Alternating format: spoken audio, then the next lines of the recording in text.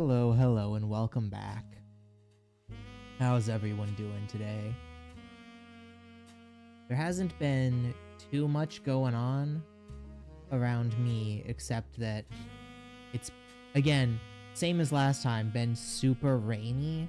So just like constantly fighting all of like, oh, if I want to go out and like go to the store, I got to now drive through the rain, which is annoying. Um, Also, I did end up getting not really transferred at work, but now I also have to consult with our new like sort of branch office. So now I have like a longer drive into work, which is super annoying. And I have to like get up early for that on days when I have to go over there. But I haven't had to go over there too often so far. Which isn't bad. Like I had to go in yesterday and probably Friday, but it looks like maybe only once or twice a week going down there, which isn't awful. I was already only going into my normal office like 3 or 4 days a week. So if like half the time I'm now just going over to the other one, that's not crazy. Although I'm not super happy about having to drive like 40 minutes in downtown traffic to get to an office for stuff that still could be done over emails. Like, this is my continual hatred of offices in general. It's just like, I don't think a single thing we do that requires us to be in an office, even though we now have 3 separate offices. And it's like, why does this exist? Like, none of us really need to be in office. We don't really do in-office meetings. If we need to do like a meeting with any clients, we go to the hospitals that they work at. Or sometimes if it's like an insurance agency, we go to the agency headquarters. Like, no one comes to our offices. So why do we have an office building? Other than as like a weird write-off for the company, I guess, which, I don't know. Be that as it may. Oh my god, and then like the worst thing for the past couple days. So this is like, what is this? This is the 12th? No, the 18th. So when was it? I think either the 25th or 26th. I ran out of eggs. I haven't been able to get like eggs at my normal supermarket for like 3 weeks. And I know that doesn't sound like a big deal, but it's annoying. It's like, you don't realize how many stuff, because I don't even eat like eggs as a dish. Like, I don't eat hard-boiled eggs. I normally don't like cook an egg in the morning, but like, I like to make pancakes. I like to make waffles. I sometimes make bread. You do not realize how much stuff requires eggs in it as a binder. And it's like, yeah, I can use like a little bit of cornstarch and water, or maybe some like whipped oil and water, but that does not taste the same. And honestly, I kind of don't like cornstarch as an alternative anyways, because when it doesn't like mix right, feels kind of bad on my tongue. It's the whole thing. Anyways, it's just like, oh, so annoying to deal with. And like, can't find eggs anywhere. And like, I can get eggs if I go to like the supermarket that's farther away, but like, I already have to drive like almost 30 minutes to get to the Walmart close to me. I know that sounds insane, but again, I live in the middle of nowhere. The closest Walmart is like a 20 to 30 minute drive depending on the traffic. I do not want to drive an extra like 15 to 20 minutes to go to a place that reliably has eggs in stock. And that's just like crazy to me. Like, why does that even exist? Oh my god. So yeah, I mean, I guess bird flu is why that exists. Plus, like, all the bad ice hiking, but whatever. Ugh. And then I used to be, able to, like, if I really, really needed some, I could buy some eggs from my neighbor. But now my neighbor isn't selling eggs anymore because they're going through all of their eggs. Ugh. I don't really want to talk to that neighbor after they shot off a bunch of guns in the middle of the day, like a week ago, which was weird. Yeah, I don't know. Middle of nowhere people drama, neighborhood drama that I just don't want to deal with. I don't know. And then, so I thought it was going to be this week that my sister was coming to stay while her house is getting fumigated, but it sounds like it's going to be next week. So I guess that's going to be the lock-in as well. They're coming over next Monday. Oh, which is going to be annoying, but we'll deal with it when it happens.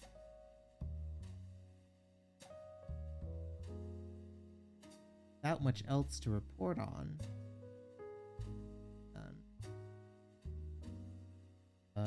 Real propensity for this. So I'm not sure. Let's get into the game, and I'm not sure how much we have left of this, because it seems like we have a pretty big amount of stuff to still uncover, but a lot of it seems to be backtracking.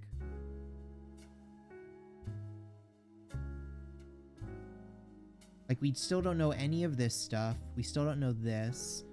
We locked in these, but we don't know, I guess, her name. And we're still missing all of this. But, you know, sometimes you find, like, one article and it reveals, like, 4 different people at once. So you take out a huge chunk of this at once. We do have a second, apparently very short game that we can sub in if this one doesn't end up being, like, at least 2.5 hours or something. But I think this will take us 3 or 4 hours, which is a good enough length. We had one new bit of news yesterday that we didn't get to.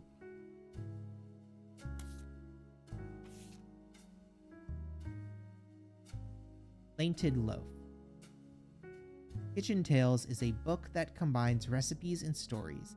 It had mild popularity, but seemed to disappear from online marketplaces in 1992. Found a scan of one story on the website. It demonstrates how to bake. Client Loaf. Plated Loaf. For years, 2 bakers, Flora and Yates, flirted. They grew their friendship and compared recipes and combined knowledge. He loved his salt and pepper beard. He adored her rosemary cheeks. They thought sweetly about one another. He was one day whisked away, conscripted to bake the army's bread. By the oil of the lamp, Flora's tears began to salt her bread. The recipe asked the reader to combine flour, yeast, sugar, olive oil, and rosemary. Combine the salt and water together and add to the mixture and whisk until the dough begins to form. It was 10 to 12 years later that they met again, seemingly by fate. Flora's unique dough had earned her a position as the king's personal baker. Yates found success as well. He baked for the kingdom's 45 diplomats. One day they returned from the Duchess's Isles with a gift.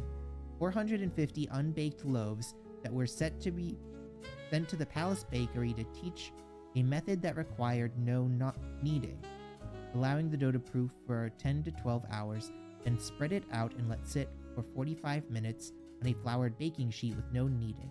Next, prepare a Dutch oven and preheat for 450 degrees. Upon seeing Yeats, Flora was both delighted and distraught. He felt as if she was torn in two.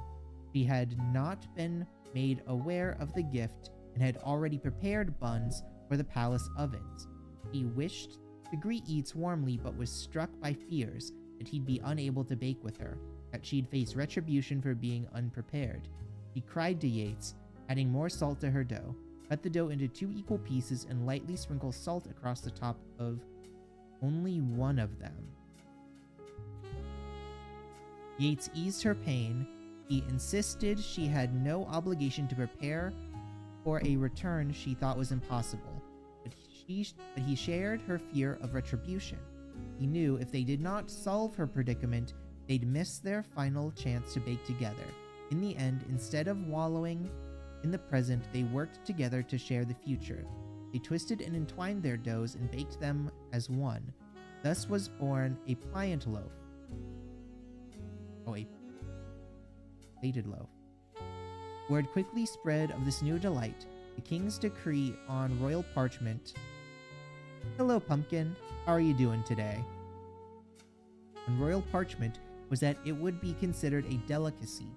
Roll and twist the pieces and entwine them, then take the twists and wrap around the inside of the Dutch oven, hot parchment. Bankrolled by the king, Flora and Yeats spent their days baking together. They traveled for 45 years, then settled down for 15 more. Their souls were golden with no regrets. Lastly, bake for 45 minutes and remove the lid and observe. Okay. So this had like no actual hints in it. I'm good. How am I? I'm doing okay. Nothing big to report around here for the last couple days, except that it's been basically impossible to buy eggs.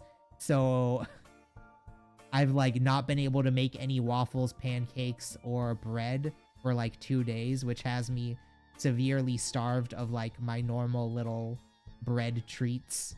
I like dough and have not been able to find it.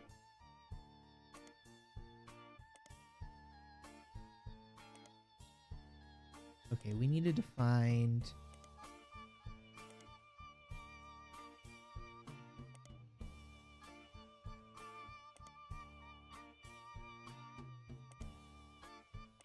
What was... Oh, maybe it was an article we read? Oh yeah, it was in here. Buy a chicken?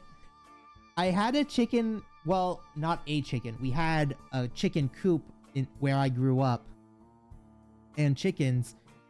And we had them for maybe like 15 years.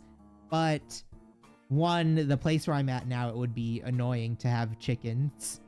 But two, like also, they would attack me. We had Rhode Island Reds, which are like the... Probably, maybe not the most vicious. They are one of the most prone to attack breeds of chickens. So they would attack me and my sisters. And I have just never liked chickens since.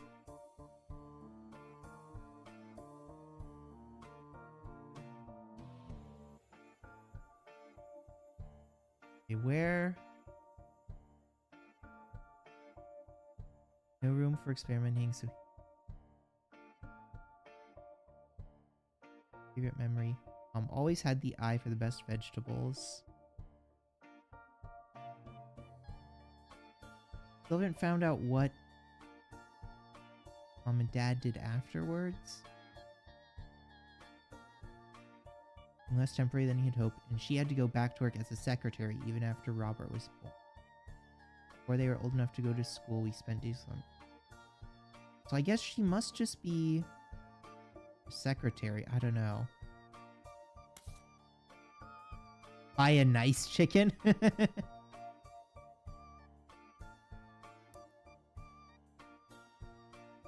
have to trying to find that at some point.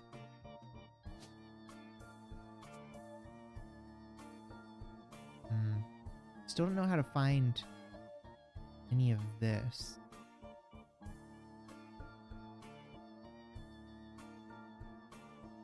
Oh, hey Glue Bar, how are you doing tonight? The missing issue of Picote by Sisley Sanchez attracted a particular group of people.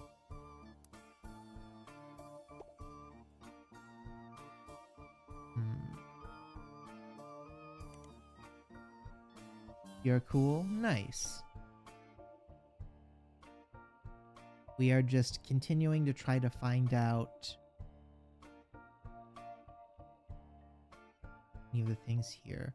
It's gonna be snowing tomorrow and the next day. You're lucky that you still have snow. Everything is just constant rain down here now, and it hasn't been flooding, but it's been so wet that it's just like, ugh. I absolutely hate it. It's annoying to drive in this heavy rain. It's annoying to go outside. It's almost like it's not quite time yet, but pretty soon it'll be so wet that like bugs start trying to crawl into my house. Ugh. An article about the canceled book by Sisley Sanchez. Fish.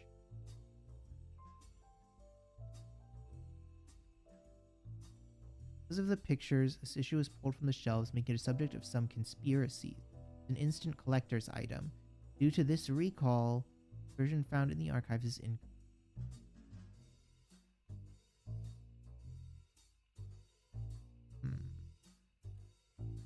I wonder if the Roottrees conspiracy site has it. If it's the subject of some conspiracy.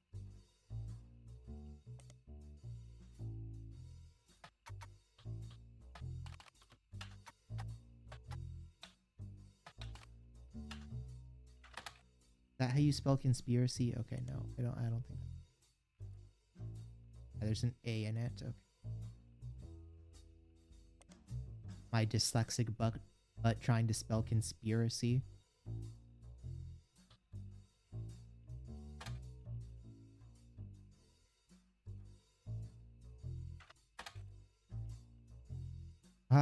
During your initial search, you came across Thomas Overwald's conspiracy page about the Roottrees. 8 months later, the page still exists and is still thriving. The visitor counter has reached 7 digits. Oh, wow. So there's been like 1 million people. Many old articles have been replaced. It seems that recent uprisings of Roottree news has left Thomas Oswald with a constant stream of events to base new theories on. More than one of the theories involves Roottrie deaths being faked. According to Oswald, statistically, when you have this many high-profile people who have died in a family, the odds are that one of them faked their death. It's just math. This newfound focus on death faking seems to have coincided with the post mentioning that he's begun believing that guy's not dead theory. In other words, my eyes have been opened. All of this is beginning to make too much sense. Snow is the worst. I hate being cold. I like snow when it's not enough to like inhibit going outside. When it's like a foot of snow and you like can't really walk around in it easily, the worst. When it's like a cute little dusting of snow and it's like, oh, this is like a white Christmas and all that kind of stuff, that's nice. But yeah, if it's so much that it's like annoying to go outside, or you have to be in like so many layers that it's just like weighing you down, not great. That is why I specifically don't live in Connecticut anymore. I left there after the first year when I was like, oh, I can't even like go up the hill to my house in the winter. One of this posts details the belief that Ron Roottree is still in charge, Gwyn Roottree's death was faked, and that Clark is only there to throw people off. Apparently, this allows Ron to travel to France to develop his new candy recipes in secret. Another is about the rapper 5P. He can't possibly be a Roottree. One of his first album songs, when he was performing under the devil name, actually mentioned that he wanted to have sex with Rihanna. Not even Sam Madison is spared. According to Overwood, the author of Six Pieces isn't real. Sam Madison is an anagram for Am Madness. They're purposefully leaving hints for us. He claims that by using Six Pieces with Lauren Roottree's book as a one-time pad, he has begun to decrypt a cipher. Most of the cipher has seemed meaningless, but he's managed to pick out the words people and vastness. and is working to figure out what that means. There is also a request at the bottom. Next year, the year 2000 is a leap year, and Overwood is looking for funds and volunteers to catch the Roottrees red-handed in Operation RT29. He specifically mentions not to volunteer if you've ever drunk Spirit Cola. He doesn't go into why. Okay, so let's look up this again. This page hasn't been updated, so that's nothing new. And was Spirit Cola something? Was that yeah, that was also a red flag.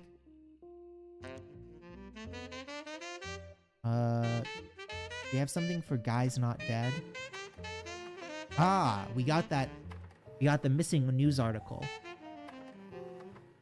The Guys Not Dead conspiracy stems from a website that focuses on clues that the Roottrees have supposedly hid all over the place.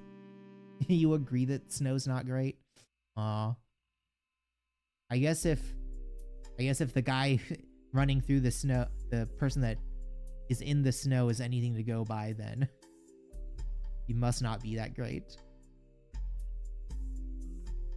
This includes candy wrappers, in-print advertisements, in the television commercials, and in their jingles, etc. The story, according to the website, is that Guy Hudson was a terrible president of the Roottrees Candy Company. I mean, that is true. But he was only a president for like 4 years. So like, I don't know how much to go by on that. And he introduced multiple failed products. Something needed to be done that would put the company immediately and instantly back in favor of the consumers. So they killed off Guy Hudson and replaced him with a new president. This move immediately garnered sympathy, and the company recovered the next year, more popular than ever. The next president stayed much further out of the limelight, and some people even theorized that he was simply Guy Hudson in an elaborate disguise, which is why he stopped appearing in public. The people who run the site were asking for help. They're certain that there's a clue to all of this that accidentally leaked in a banned article from the magazine Picote. On their page is the scan of the magazine's cover and an interview with Cicely Sanchez about Guy Hudson and some photos. They've been added to your inventory. Okay, so now we have the news article.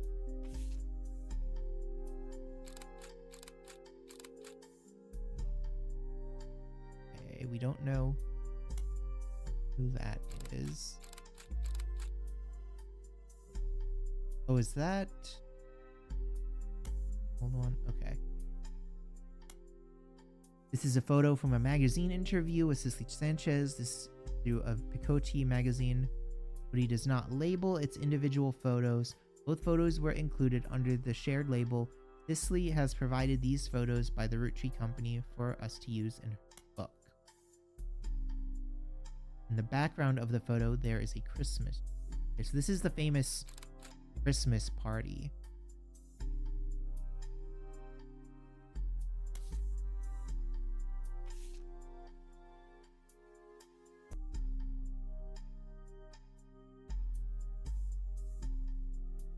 Okay. You claim to have been paid a significant amount to write a book about one of the Roottrees, Guy Hudson. He was president for a short period at the end of the 1970s, right? Yeah, I met him on New Year's Eve, actually. The last night of 1978. Guy liked to throw big parties. I was just coming off the Challenged Man.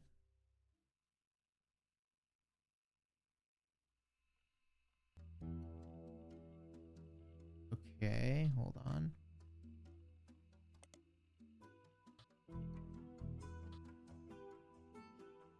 Oh, Changed Man, not Challenged. Have...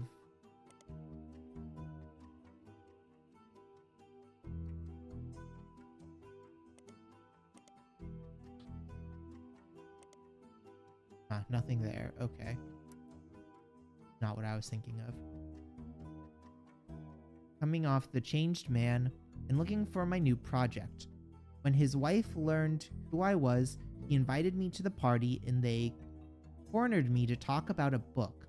That was the first time anyone recognized me for my work, and I had finally made it. The book they asked me to write sounded great, but then none of the stuff that made him interesting was allowed to stay.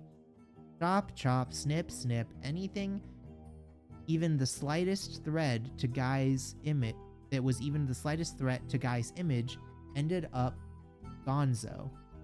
What was the stuff that made him interesting? At his core, Guy was not complicated. In fact, I think I could boil him down to two traits. First, he wanted to be seen as the second coming of the great Elias Roottrees. And second, he'd never be satisfied living the life needed to be seen that way. He had his fortune and good looks, and he really liked to exploit that to pick up women, but he couldn't let anyone else know, so it cost him a lot to cover it up. That was the only interesting aspect of Guy. He was James Bond trying to convince people he was Mr. Rogers. Mr. Rogers? Really? Maybe that's not the best metaphor, but Elias Roottrees was boring as all hell and all about family. Guy did everything he could to be seen that way. After I submitted the first draft, he sent me this garbage book, The Roottrees Legacy, with Elias on the cover. The last time he and I met, he had even switched out his orange suits for the same green ones Elias wore.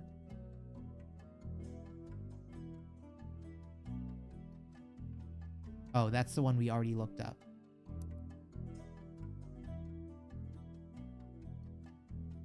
And remember fancy flavors? I knew that part of Elias' legacy was 5-piece flavors. So that's what Guy tried to do. Caviar was a disaster here, but it was actually somewhat popular in Brazil for whatever reason. In Christmas 1978, he went to Brazil to open the Roottrees Brazil factory. Guy was always hopping around the world trying to recreate that success.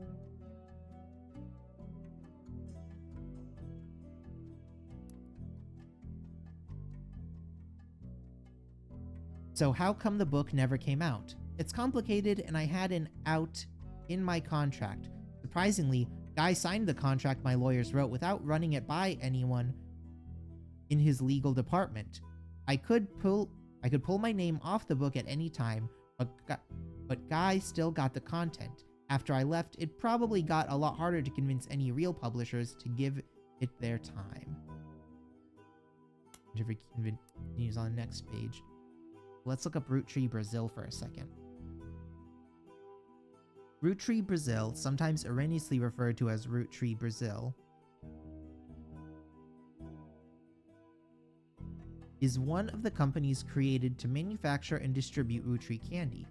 It was developed as part of the Roottrees Everywhere initiative near the beginning of 1979. Unlike some of the other Roottrees Everywhere results, Roottrees Brazil seems to have been a success. You'd use some rough translation to find out a significant amount of the information about it. Brazil was the only region with which caviar-flavored 5 pieces, at least at the end of 1978, were a hit. The primary reason for that factory still exists to this day is solely to create that flavor, which comes in its own standalone 5-piece bag with Portuguese writing. A small town named Alvalagos, near the municipality of Sao Bernardo do Campo, became the location chosen by the Roottrees Candy Company over the newly elected local politician named Edson Soares. After a newly elected local politician named Edward Soares heard that they were planning a new factory and petitioned them in early 1979. The factory was controversial as locals did not want it there. The Roottrees visited Brazil around Christmas and managed to break ground on the project. Since then, however, it has been operating relatively smoothly except for 2 incidents. The first was Fogo de Bordo in 1982, and the second was an unsuccessful strike in 1995 that involved all of the factory workers being replaced. The factory was originally built and run, according to the papers at the time, by a small company called Novo Corpacao de Doces Brazil, which literally translates to New Brazil Candy Corporation. This company no longer exists. Not much information has ever existed about it, and the Roottrees now run the Rootree Brazil entirely. Nothing on that.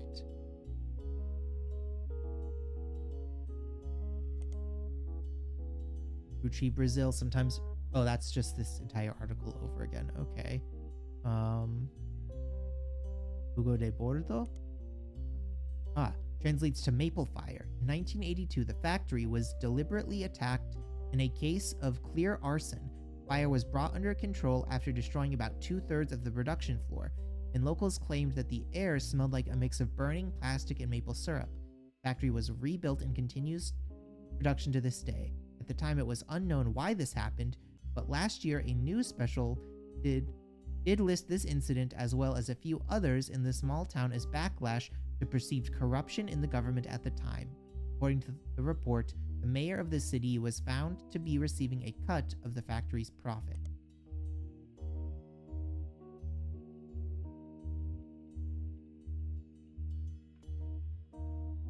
Okay, can we look up Edison Soares? Edison Soares was a Brazil politician. You find a dissertation published by a college student as part of their PhD in history. It focuses on the rise of democracy in Brazil. It seems up until 1988, Brazil was run by the military, and the politics during that time were often a hotbed of corruption and nepotism. The paper tells a few politicians of the time, including Edison Soares. Edison is a former mayor of Alagoas, Brazil. Before politics, he was a manager of an automotive manufacturing plant for a major American car company. He was put in charge of Alagoas by the military government in 1973. As mayor, he used his manufacturing background and knowledge of American business to establish new factories, distribution plants, and other business ventures in the area. This had two side effects. First, he became quite rich. Second, many locals were forcibly relocated. This did not make him a popular mayor. In what the paper speculates was a move to counteract the unpopularity, his wife Sonia was discreetly put in charge of a television station called Telerede. He often used this connection to ensure support would appear on local television, spouting his benefits and emphasizing his political victories. He remained in office until 1988, when he was defeated by in the first election after the military government was no longer in control. After this election loss, he quickly left town behind. It is not known where he has gone, but the dissertation even speculates he's likely fled to stay alive.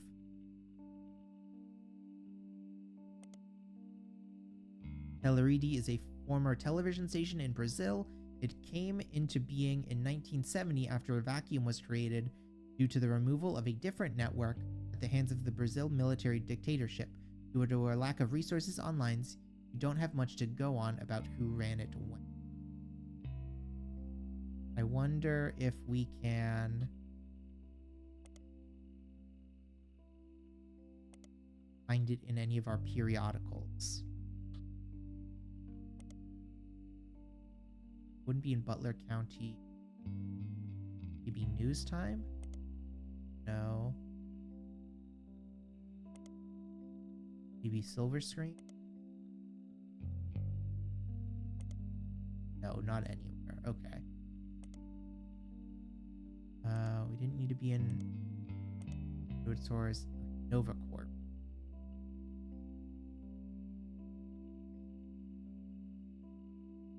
Maybe now we need to look into Alagos. São Bernardo Corpomo, or no, São Bernardo do Campo is a real place in Brazil. A game designer by the name of Jeremy Johnson looked up cities in Brazil that had a lot of manufacturing so that he could place a factory there. He did not want to offend any Brazilians with the tale he was writing that involved corruption and politicians, so the small town name he made up, Alvalgos, where the factory was located, was invented by mixing two other regions, Interlagos and Alvarenga.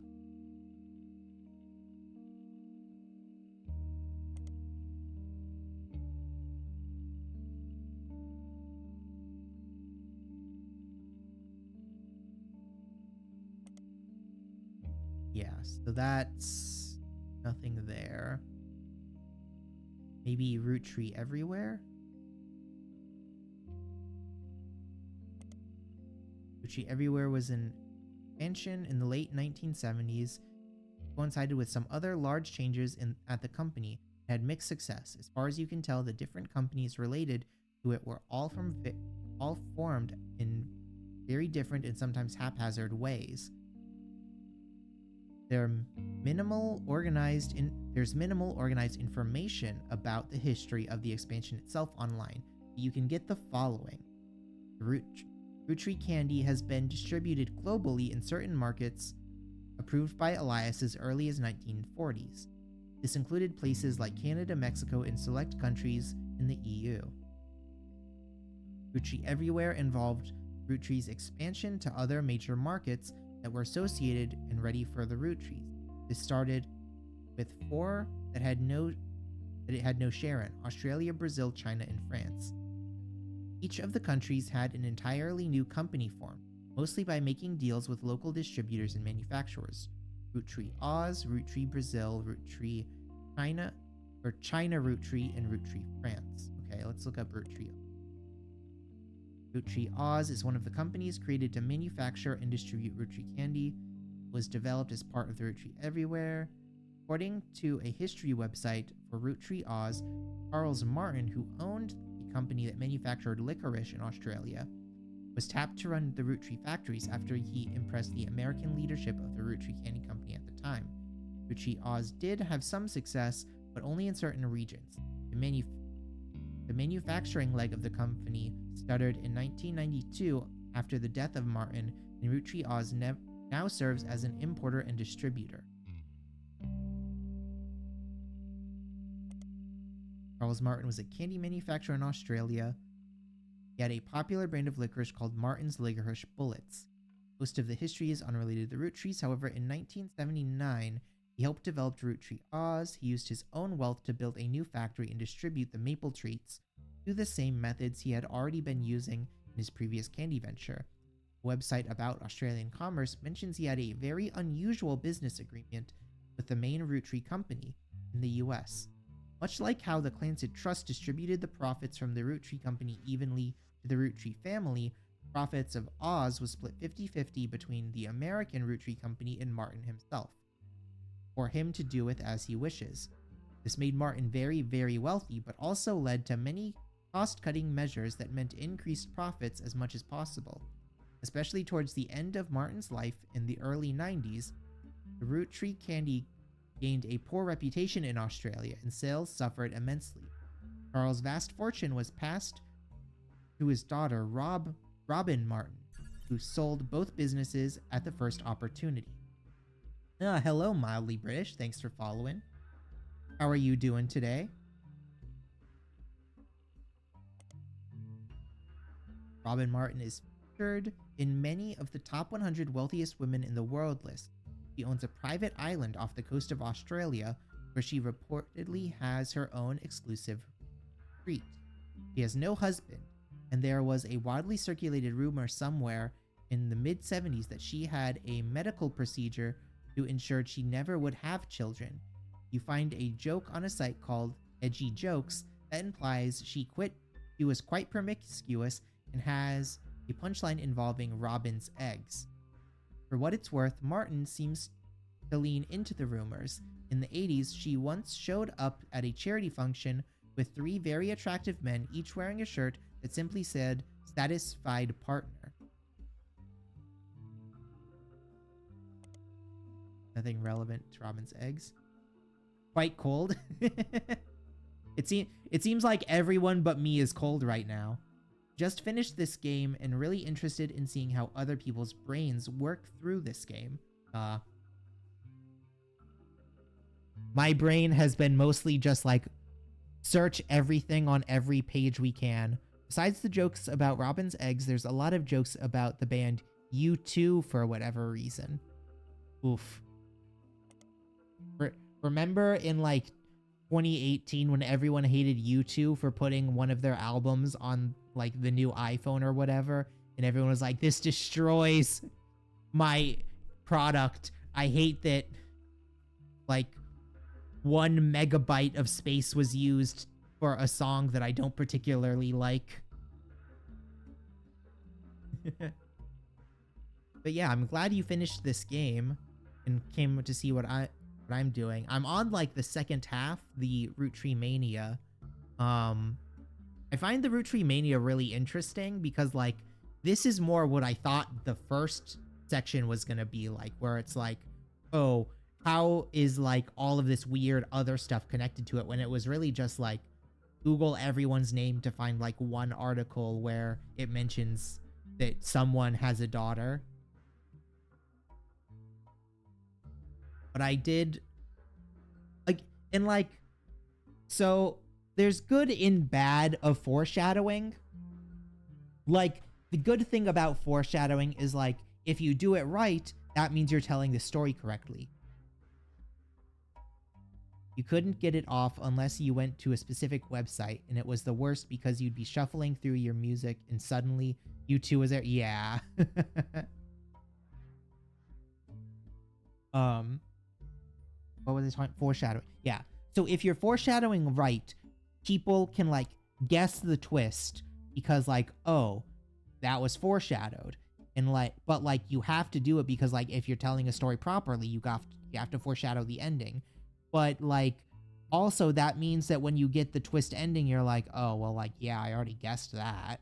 Like, so like I had already guessed that Edward Clancy was like an extra brother that was hidden for some reason.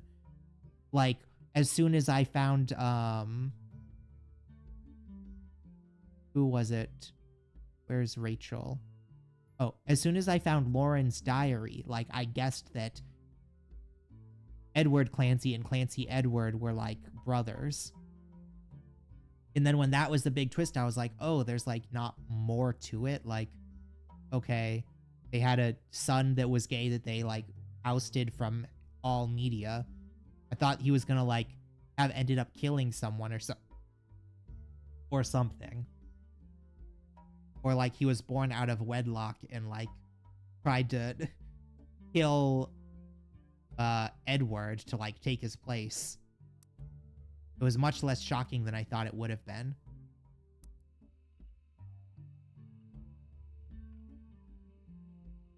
Okay, so there's nothing here. We should copy her name so that we can look at it in Business Insider. Have anything for Martin's Licorice Bullets? No, that's just back to Charles Martin. I don't think there's anything else in this website we need. I don't think we'll need anything else from Roottrees Oz. We've already looked through Roottrees Brazil. Is there anything from the China branch? China Roottrees is one of the companies created to manufacture and distribute Roottrees candy.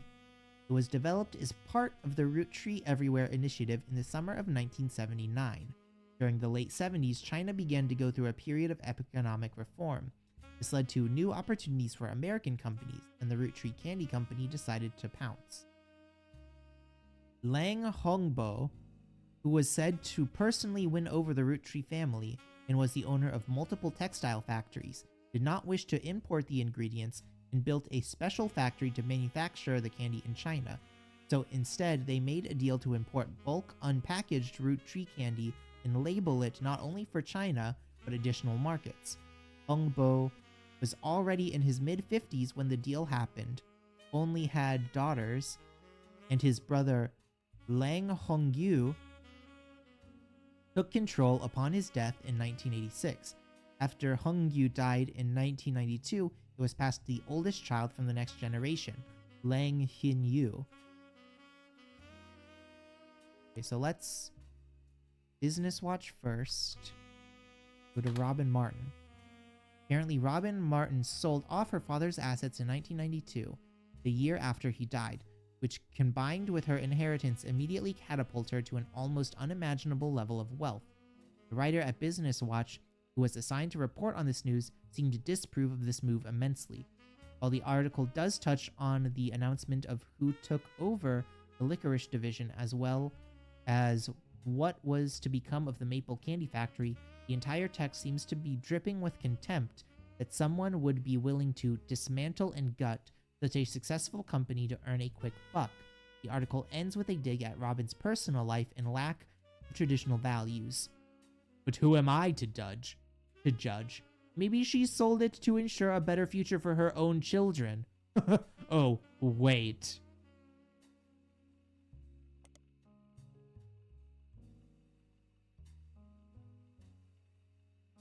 Okay, so then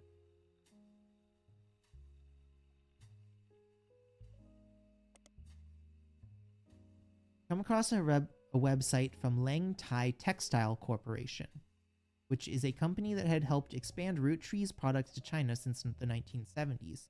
The company seems very accomplished, and their site has quotes from many different reporters and news articles listed on it in nearly every language. It also mentions quite often on websites about Chinese businesses, but those mentions are company-focused and not people-focused, and don't offer any information useful to your investigation.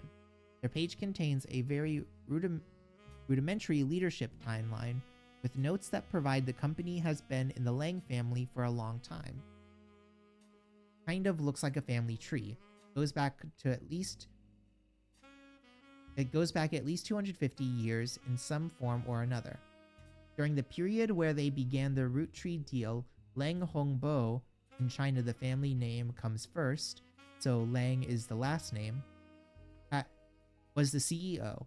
He died before the internet was widespread, so there's not much out there other than a name on this website. His younger brother, Lang Hongyu, is featured in the history section directly following him. This seems to be the only mention of the man. The current CEO, woman listed simply as Xinyu. The site doesn't list her last name, though she does appear in the family tree below Hongbo. Lang Tai has a few American logos on this page. One is the root tree logo, the other is Trans Quilts, and third is Piece of Asia. Piece of Asia is an American arm of Lang Tai, located in Pittsburgh, Pennsylvania. According to their site, the Te in Long Te translates to peaceful, so they chose their name in America to match. There are a lot of other companies listed there, too many to investigate, as very few of them seem to have any relevance. Seems Peace in Asia is nearly as accomplished as Lang Tai. They offer fabrics and clothes at wholesale prices. You don't spot anything out of the ordinary. The business is said to be owned by the husband and wife Jerry and Linda Han. Their Chinese names are listed too, and from using an online translator, it seems that Jerry is Han Jun Wei and Linda is Lang Xing Yo.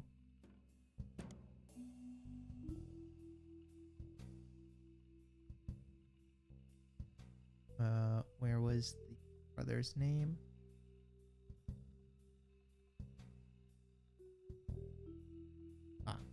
Lang Hongyu. Come across a website from Lang Tai Textile Corporations. Okay, so that's just the same thing. And that as well.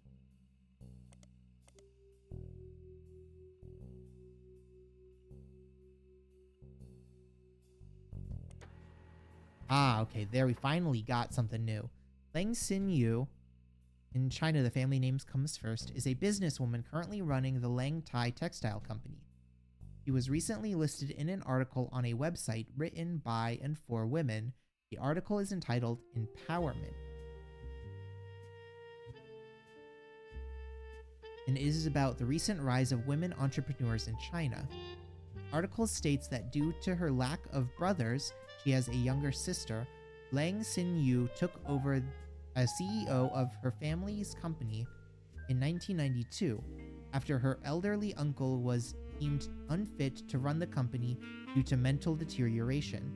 This was apparently an extremely controversial move amongst the company's employees, and some of them, the article does not state how many, quit and wrote a letter stating that she must have coerced him in his vulnerable state. Since then, the company has been performing well.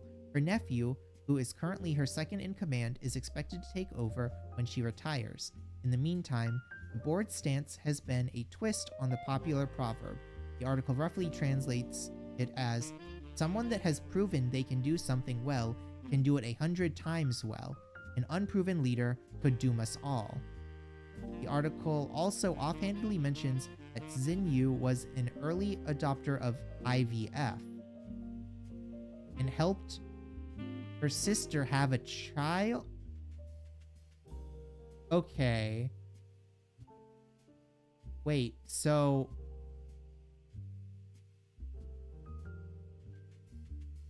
okay, hold on. I'm like thinking through that. So the nephew that she's training to be a successor, she gave birth to, but it was through IVF, so I'm guessing it was like her sister's donor egg? Oh, that is so weird.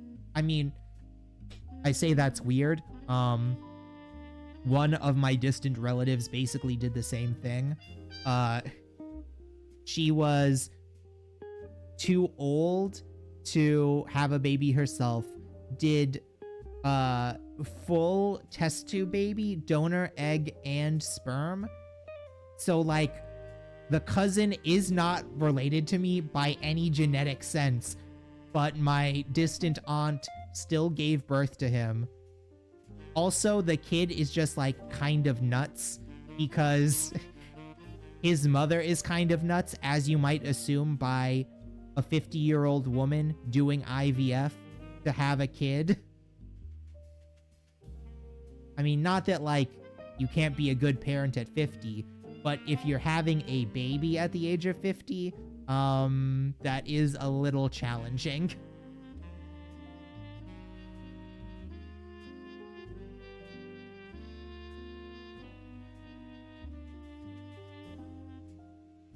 Where was I? Right, IVF, and helped her sister have a child.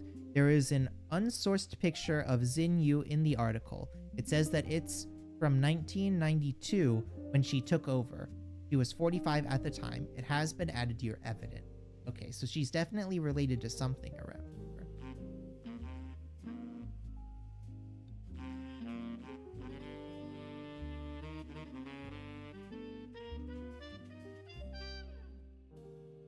Is there anything else we need to look up from in here?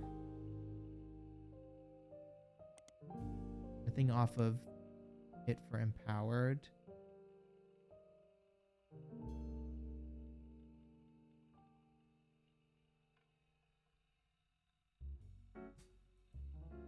The company has been performing well. Her nephew. We don't know the nephew's name yet.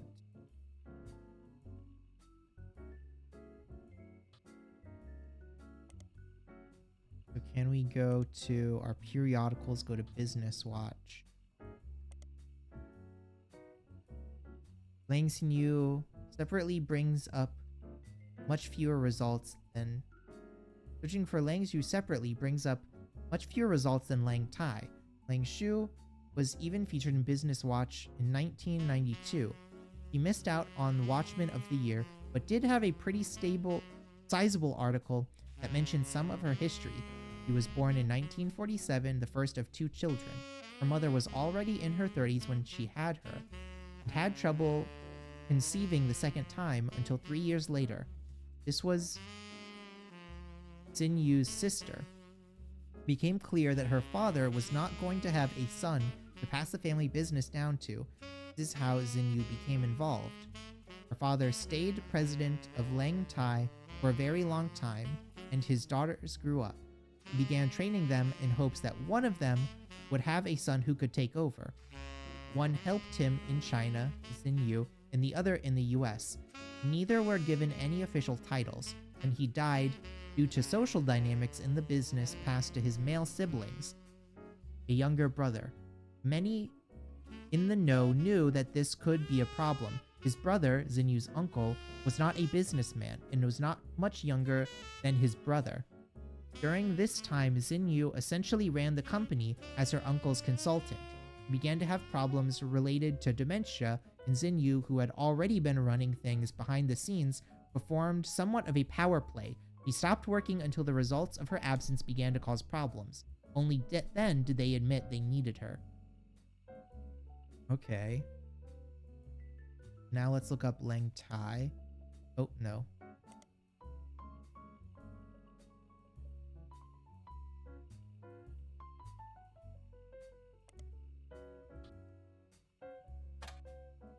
Lang Tai was mentioned in Business Watch fairly often in the last 20 years or so. There were a lot of articles about the rise of Chinese companies. Unfortunately, this makes the search results not particularly helpful. When you sort to find the oldest articles, however, one of the early mentions from October 1979 stands out as very unusual because it doesn't involve Lang Tai's business. The article details a new, at the time, medical industry. In vitro fertilization was brand new, barely a year old. After the first success of IVF birth in 1978, it seems the industry began to grow, and a featured article about different companies all over the world and the cost they could charge for their services was in Business Watch. This included a few cases of high-profile customers willing to pay a premium. Apparently, at the time, the CEO of Lang Tai was Lang Hongbo, and his younger brother, Lang Jingzhao, and her husband could not have children. So in an attempt to create a suitable heir, he paid Hui genes to have their children implanted in his older daughter, who was unmarried. The cost was apparently 380,000 yuan, or just over $1,000 USD. It's actually not crazy for in vitro at the time. Quingen, pronounced Key Genes, was a medical company with the operation in both US and China. They made international news in 1994 with a whistleblower came forward. Apparently their service in some cases was falsified. While they did often perform IVF, the whistleblower proved that a few of their customers paid for a very different service. An alibi. The company would claim they performed IVF on someone who is already pregnant to create a cover story for high-profile families who did not want to give up the child but did not want the shame of an unmarried mother. The whistleblower claimed that they had helped do this at least 6 times, but only provided proof of one case, the daughter of an American politician who is unrelated to your interests. Huijian's shut down soon after, and both founders have reportedly fled to Lebanon, where there is no extradition to either China or the US. Okay. Huijian's company was mentioned in one article. It seems that the whistle came forward to the US government about Key Genes, which was said to have been founded in China by a partnership involving American and Chinese medical specialists, who then built their medical facilities in the United States. The article mentions the whistleblower claims to perform IVF when they did not, would often be used as an excuse for an otherwise unplanned pregnancy. They'd fly their clients to America, where they would stay for an extended period of time, then return to China with news of successful IVF pregnancy. The whistleblower apparently presented the Department of Health and Human Services with credible evidence. At the time, the article was still an ongoing investigation, but Business Watch speculated, after copies of the proof were leaked to various media sources, that they couldn't imagine a world in which the company would be allowed to continue operations without facing serious legal or financial consequences. Okay.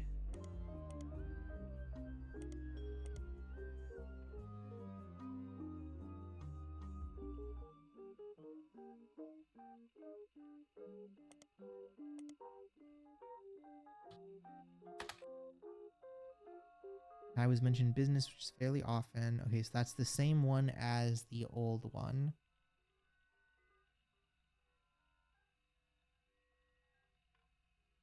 We have anything for this name? Mentioned very briefly in an article about in vitro fertilization. Article details a new at the time medical industry. Oh wait, we already looked at that, didn't we? Let's. Oh, Piece of Asia is an American company. Oh, okay, we looked at that one, but we found it through Piece of Asia.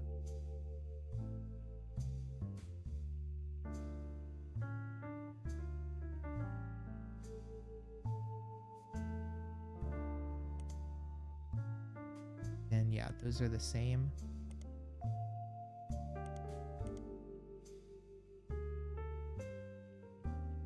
What was the brother's name? Lang Hongyu.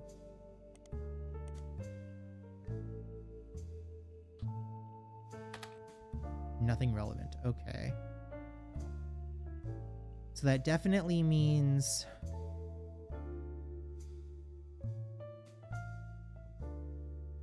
What, this is like the in vitro one?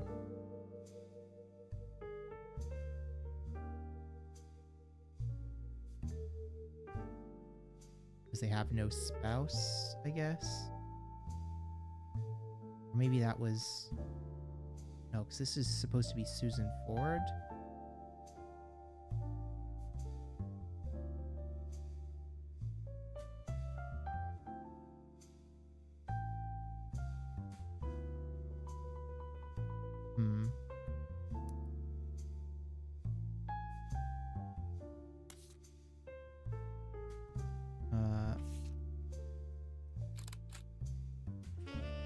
Photo of Lang Xingyu from a recent article about the growth of female entrepreneurs in China.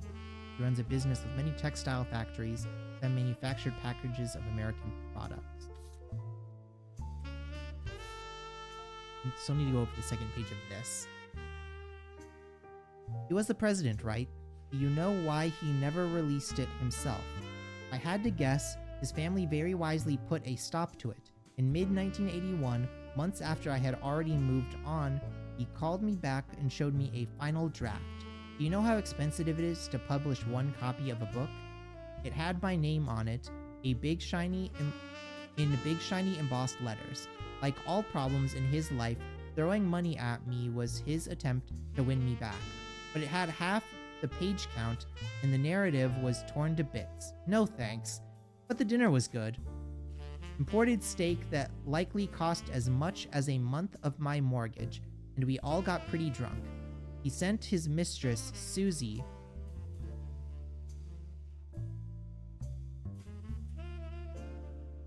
that's important.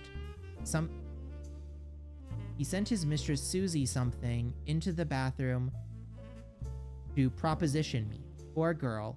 I remember her from our trips overseas. She was too good for him. Anyways, he died soon after, and that was the last it ever came up. What can you tell us about the family? Any insights into the scandals from the recent book by Sam Madsen?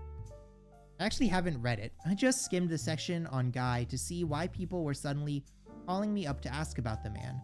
I'd say she did well for what she had to work with. She only had rumors, whereas I spent time tailing him. Sometimes he knew, sometimes he didn't. He invited me to join them when dealing with Roottrees Brazil, but I actually had people on him when he went to Australia, France, and China too. When he met with someone, I'd figure out who they were and how they were involved. Doubly so if the meeting happened when he didn't want me to be around. Despite his best efforts, I got the whole truth, including things even his family never knew. For example, the daughter of his business partner in Australia, I think her name was Robin. He and she definitely spent a few nights together, but he didn't want his family to know about it. But I did. Madison got things wrong. Sam mentions Guy's affairs and treats them like most people would logically think to treat them. Like the infidelity was the problem for Patricia. When his wife first approached me, though, it wasn't to talk. It was, if you get my meaning. On paper and in public, it was a marriage like any other, but in reality, it was more of a mutually beneficial arrangement. They both got what they wanted out of it, the same thing. And what was that? I'm assuming I only have to spell it out so you can get it in writing for the readers. Women. Patricia enjoyed the company of women, and the swinger scene made that more accessible. I'd told her I wasn't interested in her and Guy. I found out later that if I had said yes, her next question would have been whether or not her husband actually had to be there too.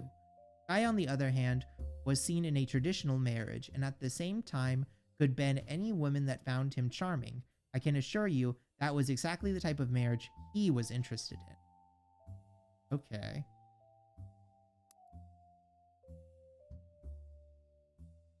So now we know, yeah, that we already knew Susan Ford.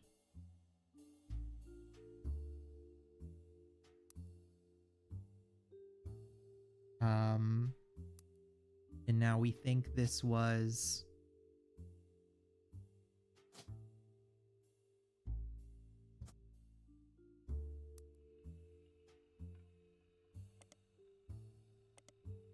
all the way at the top.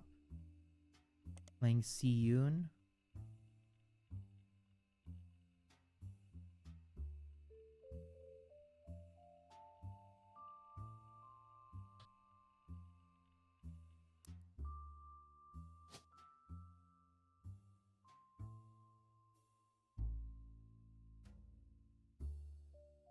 Si Yoon.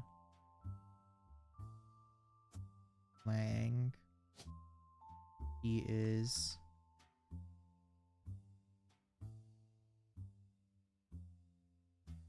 we have to. So it would have been father, the uncle, then her. He was what, the third president?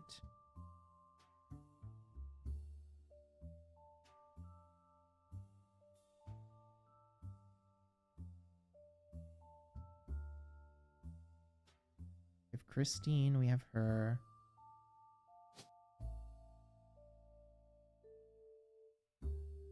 Don't have Ford. Do we know which one of these pictures was Ford?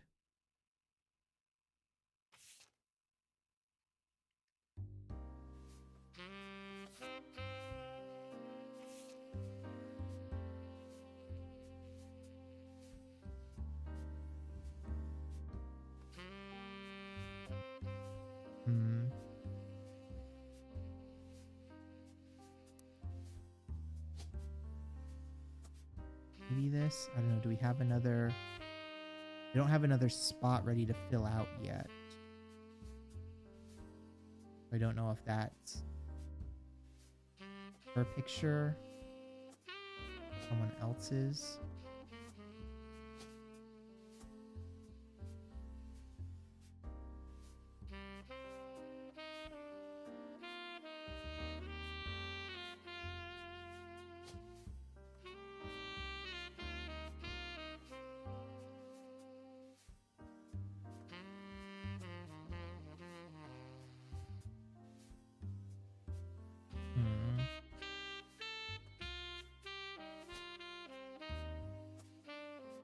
Don't have anyone else at the moment.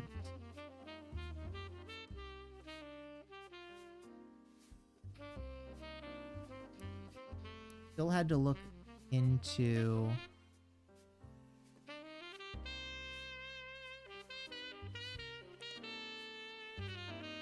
okay.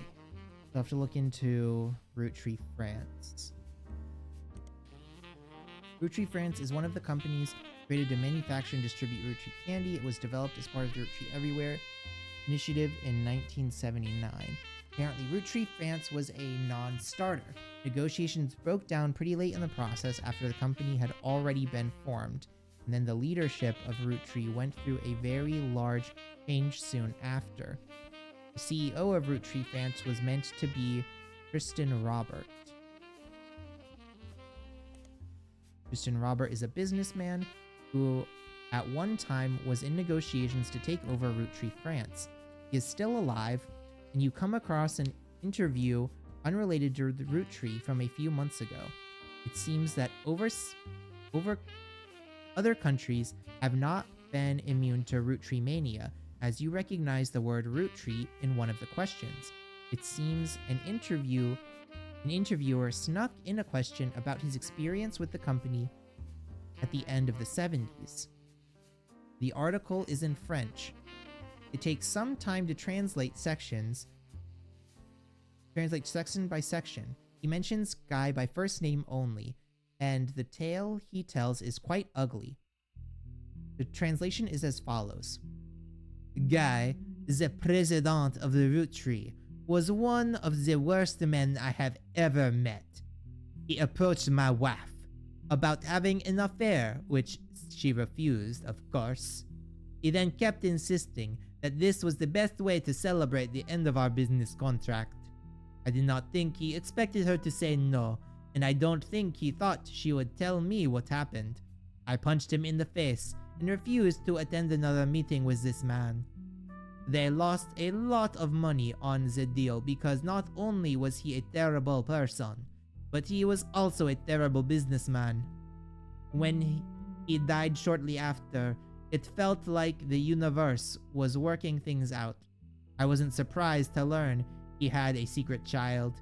He seemed to treat women like collectible pocket monsters. It seems to mention Pokemon. It seems mentioning Pokemon sidetracked the questions a bit, and the interview never returned to the subject of the Roottrees.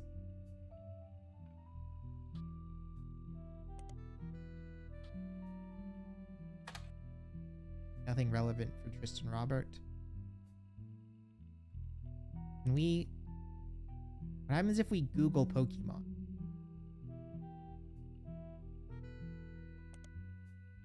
Pokemon, or Pocket Monsters, is a video game franchise made by Nintendo that premiered in different countries over the last few years. In 1997 in Japan, in 1998 in the US, and more recently other countries such as France. Besides Roottrees mania, Pokemania has swept the globe in the last year or so. It's unclear if the franchise will have any lasting presence or if it will fade like Roottrees mania has. I mean, I know this is like backfilling information, but it's so funny to have someone be like, is Pokemon gonna last? When you look forward to the future and you're like, no, it becomes like one of the most profitable things on the planet.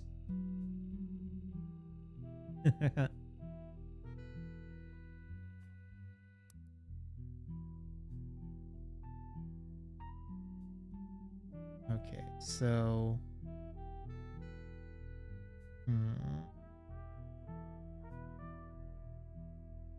what are we looking for now?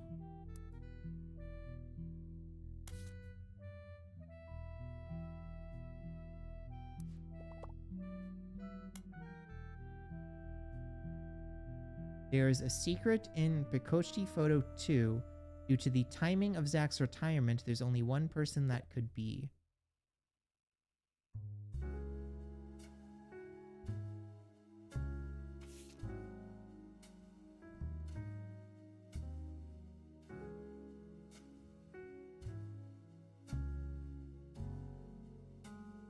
The timing of Zach's retirement.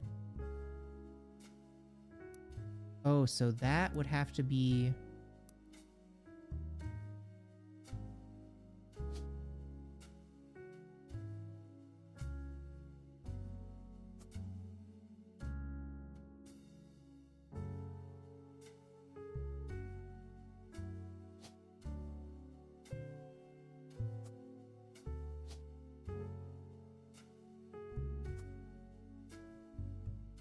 And then...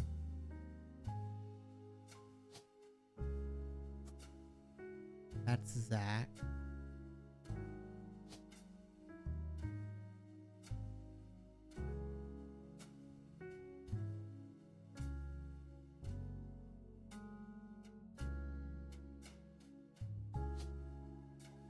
So then... that's Susan Ford, maybe?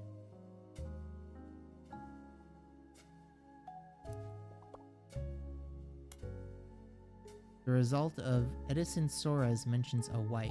Could she be involved with the Roottrees? Ah.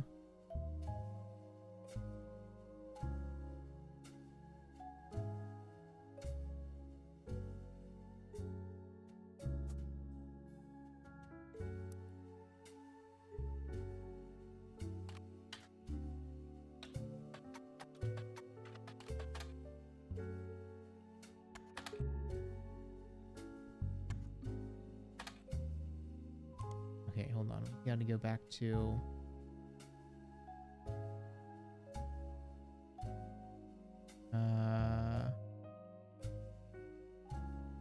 Go. We go into periodicals. Nothing in periodicals.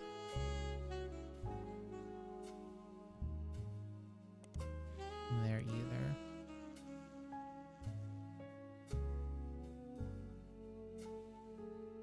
This place of Annapolis, White Witch did not make him popular mayor. Popular, his wife Sonia.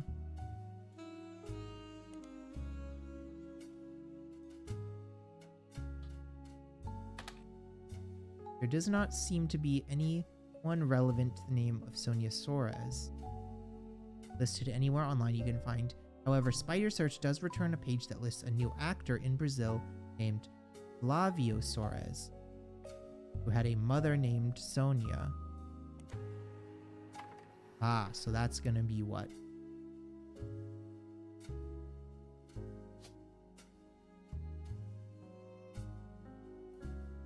Flavio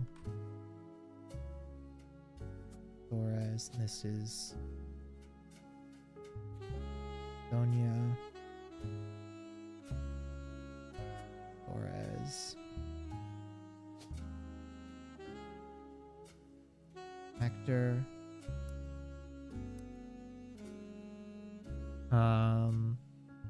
Flavio Soares is a young Brazilian newscaster with a bit of a cult following. The discourse surrounding him is, to put it on polite terms, lewd. There's a website about something called fan fiction that is a small section dedicated to him. Actually, this is the 1990s, so it wouldn't be a fan fiction website. It would be a serial zine for Star Trek, because that's like the history of fan fiction. It seems that women and some men of a wide variety of ages and writing skill tend to find him worthy of inclusion in their stories.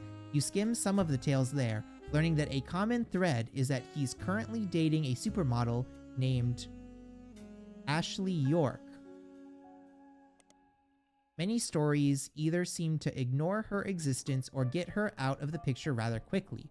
There is also other more traditional fan sites that list some things about him, including his age, 18, zodiac sign, Libra, his favorite food, grilled steak, his mother's name, Sonia. Also, it seems that Flavio translated to golden-haired. One website with a signed publicity photo of Flavio seems to confirm this. Photo has been added. Okay.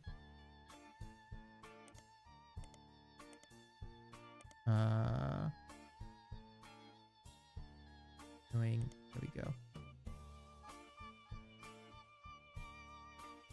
Wife Sonia was greatly put in charge of a television station. Used to connect to ensure the supportees here in the local television, supporting his beliefs. He was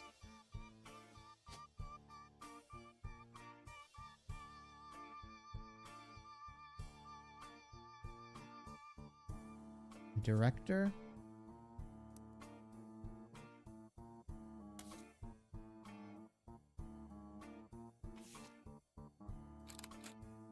Flavio Soares is a Brazilian news actor. This is a signed photo of him sent to a fan you found online. I'm guessing that's that.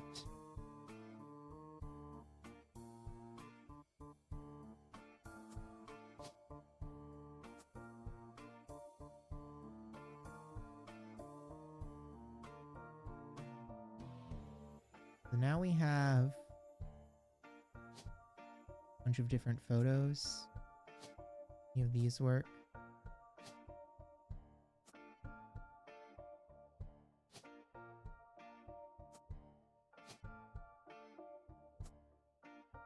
No.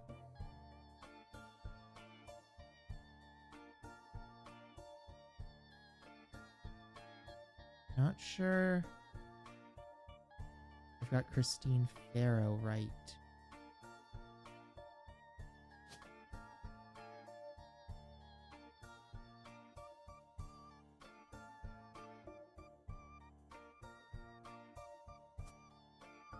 Yeah, it's not Garland.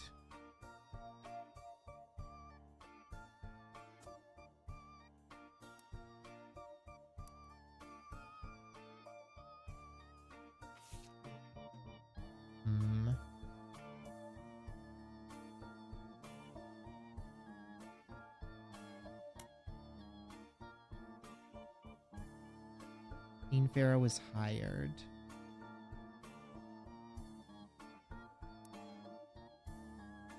That has to be Christine Farrow.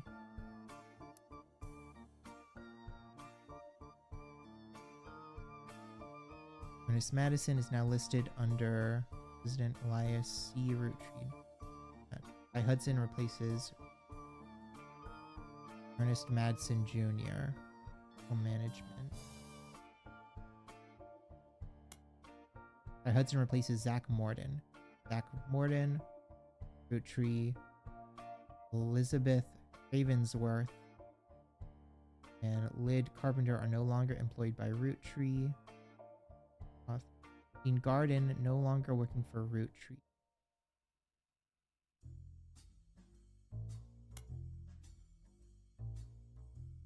Dean Farrow was hired. Dean Farrow is no longer listed amongst secretaries. Secretaries now have Christine Garland.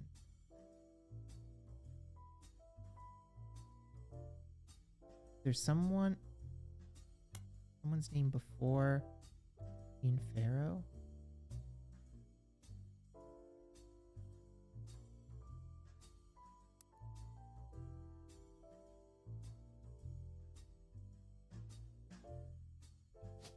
Are we burying the lead and she's not Krause? She's Ravensworth? No.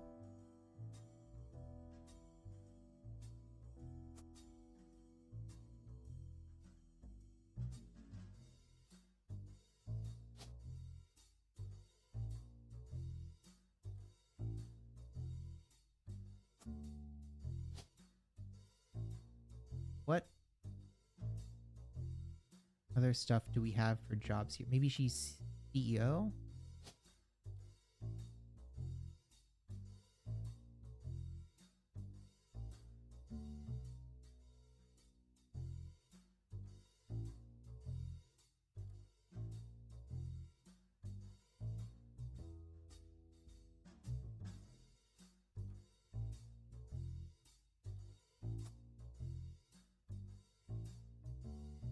And is he actor?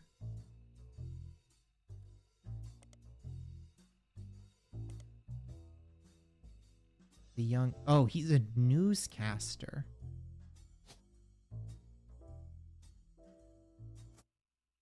Okay, there we go. Now we've got some new stuff.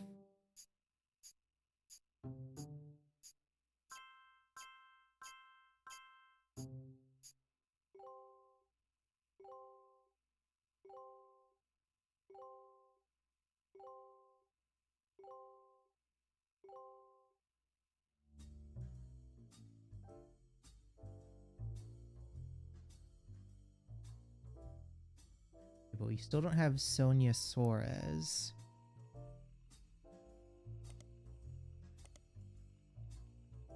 For anything. Maybe she's in one of the periodicals? Nothing there. No.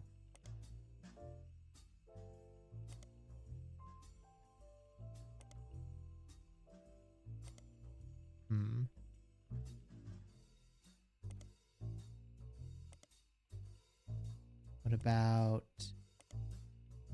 Flavio Soares with like a picture of his mother somewhere?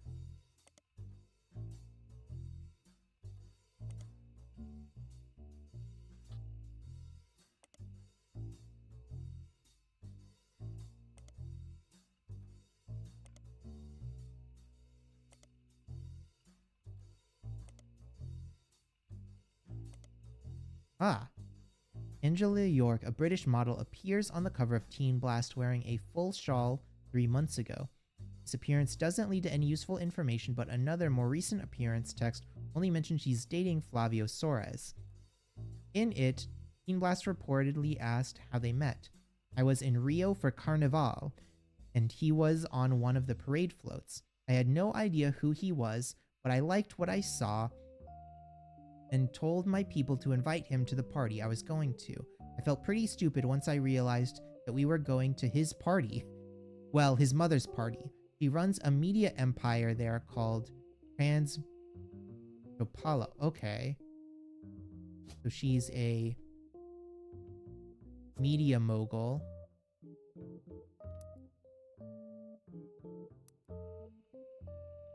Let's start with York. Pursuit model who does ads for perfume, clothing, and jewelry. She has been the subject of some controversy in the past few months, having been protested by PETA for wearing fur on the cover of some magazines. She's dating young Brazilian news anchor Flavio Soares, which has brought them both some limelight. Okay.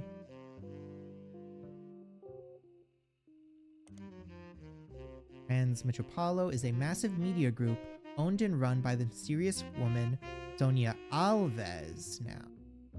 It seems Sonia Alves is a common name in Brazil, so she has shortened her name to Nina to stand out in the public's eye. According to a history page that's focused on her company and values, searchable details, Nina received a significant inheritance in 1980 and invested it in many different manufacturing businesses in her hometown in Brazil. At the time, she had just begun to learn the ins and outs of running a television network. She continued to work in television until in 1980 when Brazil began its period of reform. He felt this was the perfect opportunity to launch her own media company using her investments and connections. Now her company owns a television, networks, magazines, newspapers, and advertisements. After doing some translating of the page, Nina lists her as unmarried. She does not go into any other relationship history. Searching Nina online, you learn that she stays out of the spotlight. She doesn't even appear at shareholder meetings. She sends a proxy. So she's not Suarez, she's Alves.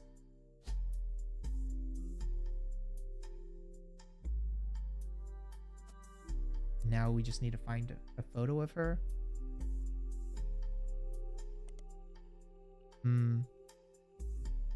Nenhum resultado relevante, which is Portuguese, so no relevant results. It seems that Sonia Alves, a fairly common name. That's just the trans Telemundo. Okay. Oh, no. Control C. And then I guess we have to go through all of the periodicals. Nothing. No. No.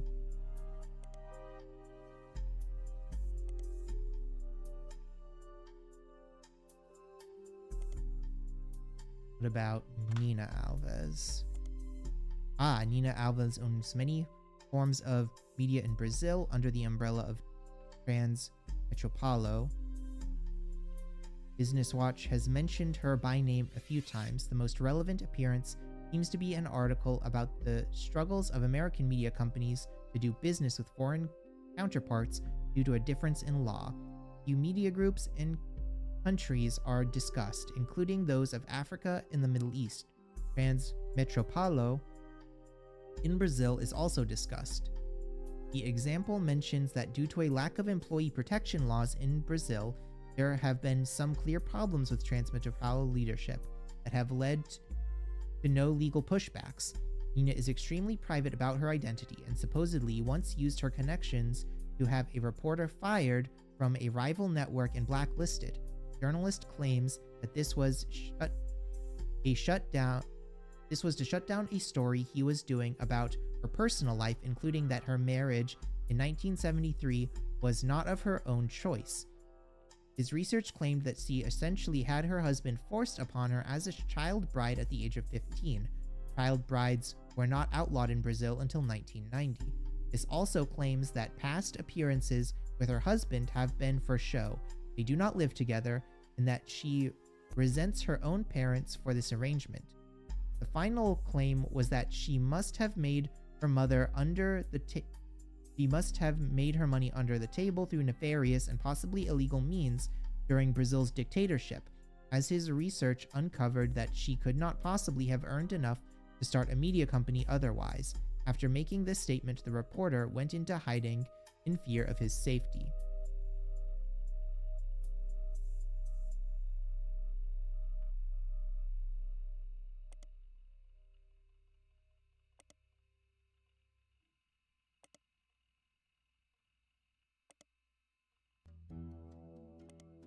Okay, nothing relevant. Any of that. So let's try Transmetropalo. Transmetropalo has come up many times in Business Week due to their status as one of the wealthiest media companies in South America.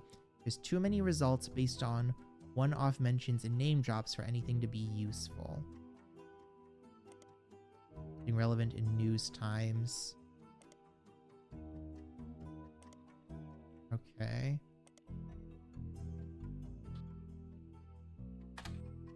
The title is a massive media group owned and run by a mysterious woman named Sonia Alves. Okay, we already went through all of that. Okay. Don't know what to do with that.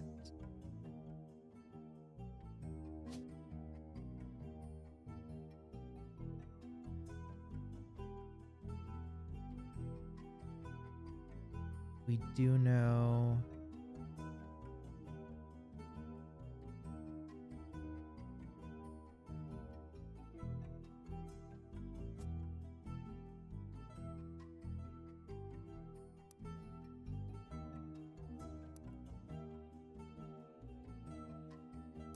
what else can we look into?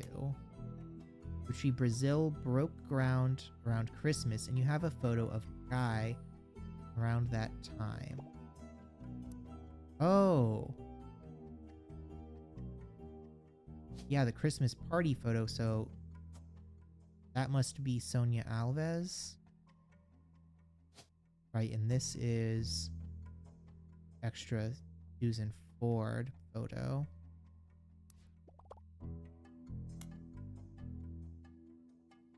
Should look into the owners of Piece of Asia.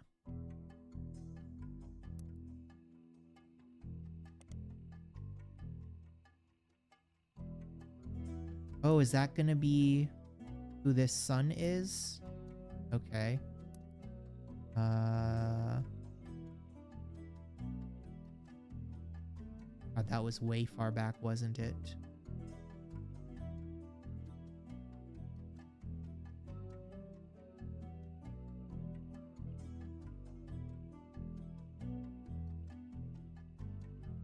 And a Roottrees, Piece of Asia. There we go. So we have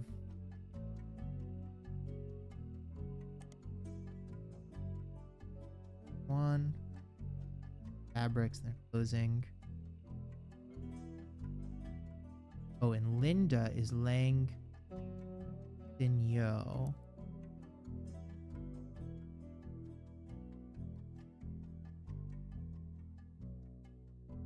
He's Lang Sinyu.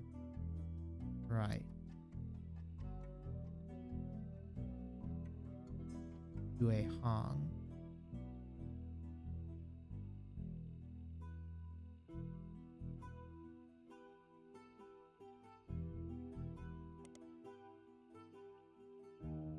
Jerry Han and Jerry, Linda, and Mike Han appear recently on a website called Tricus in Philanthropy. Under their headline, Hanging with the Hans. Hans were chosen because they donated significantly to the causes for their Chinese American culture. Jerry and Linda were both born in China and fell in love during college. Linda's father led a large company, this article never names it, after it expanded to the US. Okay, so Linda is Lang.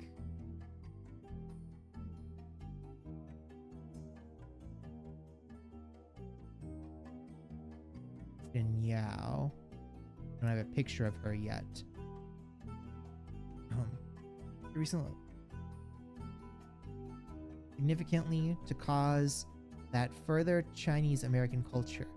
Jerry and Linda were both born in China and fell in love during college. Linda's father led a large company. Doesn't say who it is. I was absolutely terrified to move to the United States, but my big sister was desperately in love with the idea. She used to have this Butch Cassidy poster on her wall and was obsessed with Robert Redford. Somehow Jerry and I were the ones sent here, and now we couldn't possibly imagine going back. When we had Mike, we never even considered giving him a traditional name. Meanwhile, my sister stayed in China and has thrived there. She doesn't even like visiting the US anymore. Our kids are completely opposite, though. Mike couldn't wait to travel abroad as soon as he was old enough. He's actually in business school in China now, working with my sister. Our niece, who grew up there as opposed, is the opposite. She couldn't wait to get here. She started calling herself Lucy Lang. In high school, out here as soon as she graduated. The name change apparently drove my sister absolutely loco. Oh, so she's...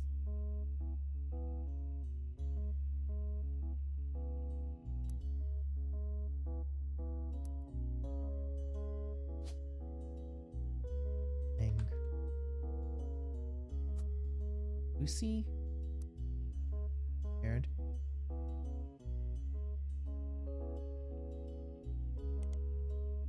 Lucy Lang is not exactly a common name, but it's not the most uncommon you've come across either. There are a few that come up with any searchable details, so it might be possible to narrow down the possibilities. Lucy Lang is mentioned on a robotics website as part of Team Talonclaw. Team Talonclaw are one of the only 2 teams from the US to participate in the new robot-based show in the UK. Another Lucy Lang is part of a small women's a cappella group in Los Angeles called Jin and Ton X. The third Lucy Lang works in New York for a business called Corporate Synergies Solutions Unlimited.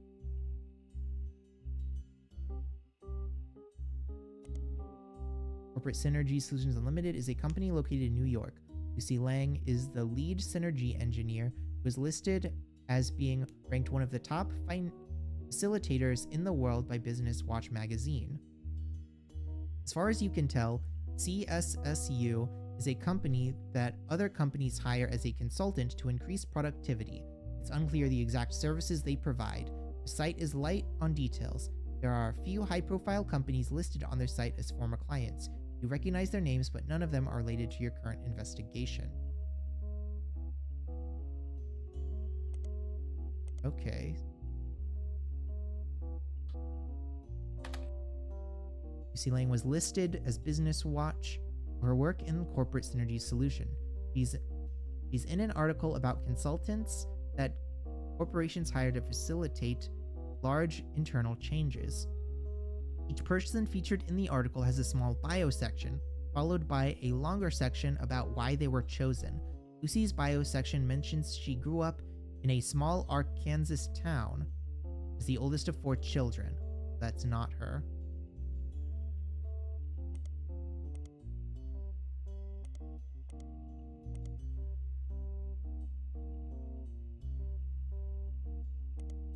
Gin and Tonics are a college a cappella group out of Los Angeles. Lucy Lang is listed as a soprano. There doesn't seem to be much else about her other than her name, and she performs as a soloist in a song called Like the Wind. The group were featured on a CD compilation called Boca, performing a cover of a popular boy band song. It doesn't seem relevant to your search. Subways of Your Mind by Fex is an early 1890s pop song. It was a #1 hit in many countries, although it peaked at 6 in the US. It's still played to this day. One reviewer of the Times quoted as saying, "Subways of Your Mind is one of those rare songs that feels like it has always existed, and the artist just plucked it fully formed from the collective ether. It's hard to imagine a world in which this modern classic won't become a regular part of our audio landscape for the next 100 years. What a sad, empty world that would be." Bex had many follow-ups that were just as popular in European countries, although their continued success was significantly more limited in the United States, due to a Subway of Your Mind famously starting the catchy opening phrase, "Like the Wind," and perhaps also due to its somewhat lengthy title. Those seeking it out or requesting it often search "Like the Wind." Many lyric sites and music hosting sites even label it incorrectly, making this mistake even more common. When searching the combinations of "Like the Wind" and attempting to narrow it, found the results to include the Roottrees, you find an obscure Irish brand called the U2, which cited both Fex and Jim and Diamond as inspirations. As far as you can tell, neither Fex nor Subways has anything to do with your search, and seeing as U2 is relatively unknown by anyone outside of Dublin, the connection seems to be an odd coincidence. Oh my god. The bashing of U2 as a relatively unknown band is so funny.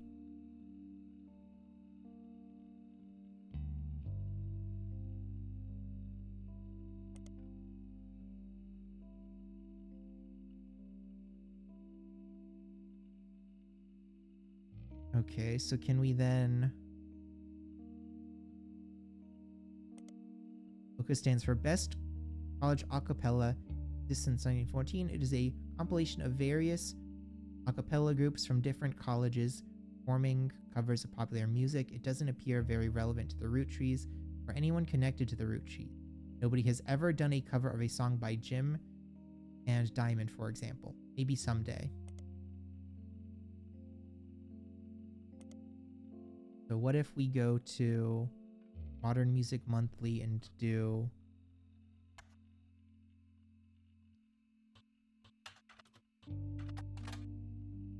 no results for Lucy Lang. What about Gin and Tonics? No. What about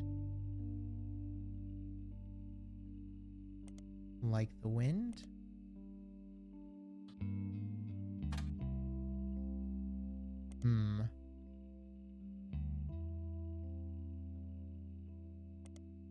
What about Boca? No. Like the Wind wasn't its real name. It was actually Subways of Your Mind. No. Okay. What about FEX? Nothing in FEX. Oh my god. Like literally nothing? Nowhere? No one?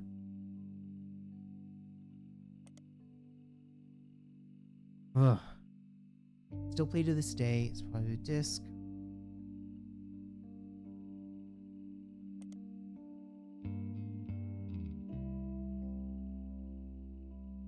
Next single, Talking Hands, only reached number 20, and their single Modern Danger failed to chart at all.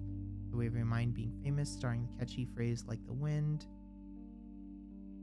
Yeah, I don't know where to go from there then. That's a lot of Lucy Langs. Nothing to do but look at them all and see what you can... Oh, right. There was another Lucy Lang. Isn't there? Mentioned as a robotics website under Team Talon-Claw.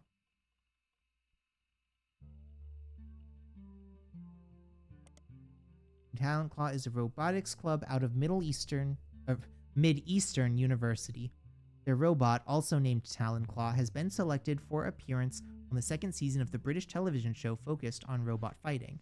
A small blurb mentions their robot fighting league has existed for a few years, but there have been recent moves to televise it. Talon-Claw was one of the 2 teams selected from the US.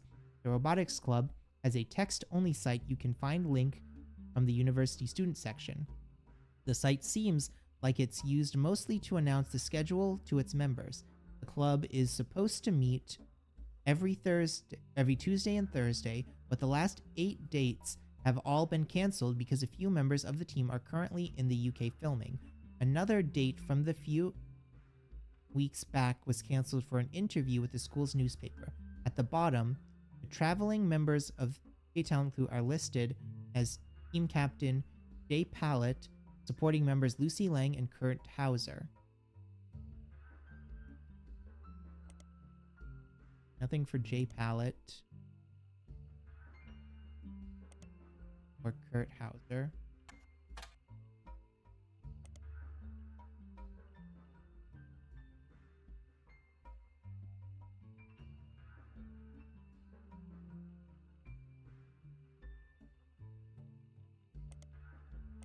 What if we go to...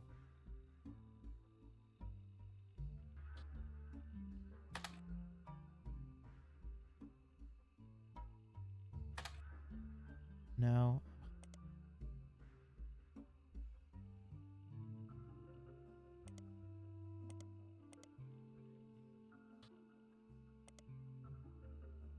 Teen Blast. OT. Maybe News Time? Let's watch.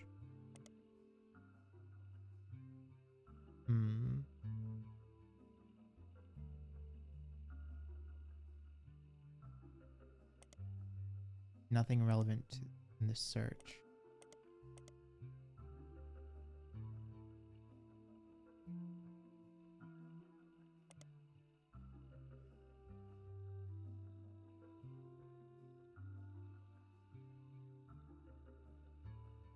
We already looked that one up before.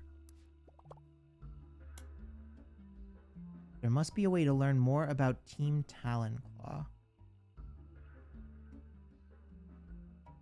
Yeah, that's what we were trying to do, but... Small Blow exists for a few years, and recent moves to televise it.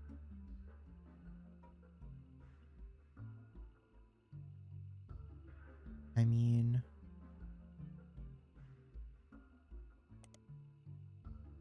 It wouldn't be... I don't know. Wouldn't be in Team Blast.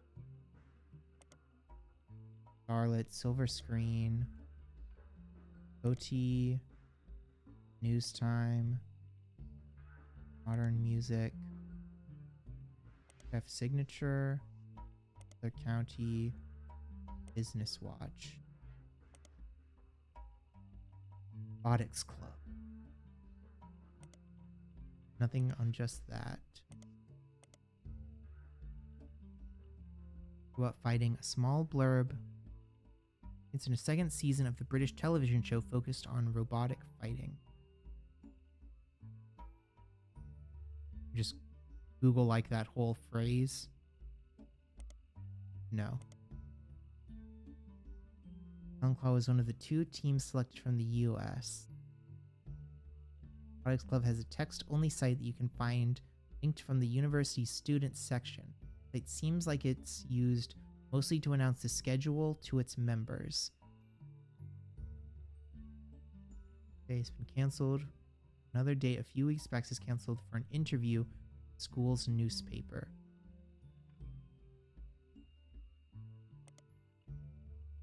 Okay, so what? Gotta go. Right, gotta go here. And then its newspaper was like towards the bottom. Edgerald? There we go. In a period. Now that's a Okay, we looked this up in the last thing, and that, like, didn't matter, I'm pretty sure.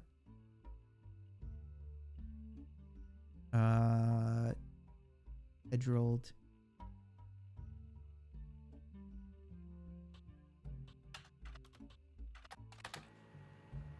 The Herald has a story about the school's robotics team, Team Talonclaw. It lists three student members, and talks a bit about each of their histories, including their interest in robotics. The only one that catches your attention is Lucy Lang. She grew up in China as Min Lang, but came to the US specifically to attend university.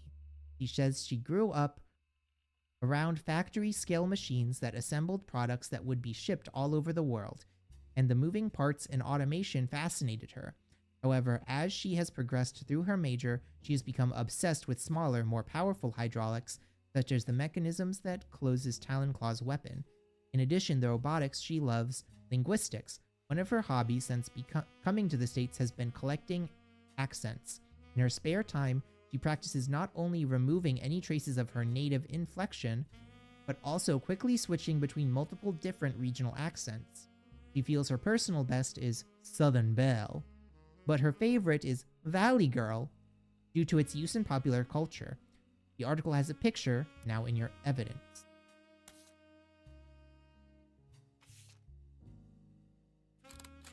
Oh, that's not a talent. That's like a weird executioner axe, just like whapping down on people. That's gonna... It's crazy. College student.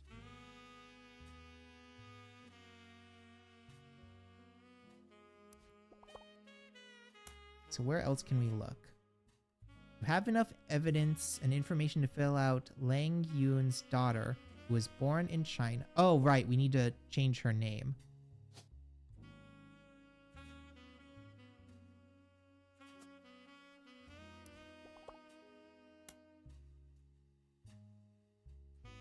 The Billy Simmons incident might have been covered in other sources. Right. So we looked through a bunch of periodicals about it.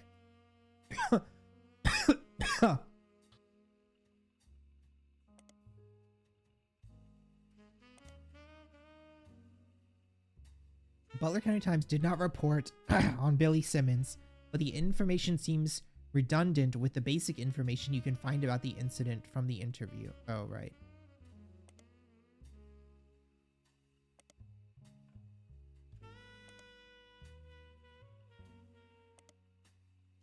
Newstime did a small piece about the fight between Sims and Crocodile, but tried to approach it from the perspective of their goal was to paint a picture of the two men involved from others who knew them best. Not only did they manage to interview Simmons' wife, Clara, as well as multiple staff members at the school, they hunted down Colleen Webb. Do we have that listed? Yes, we did.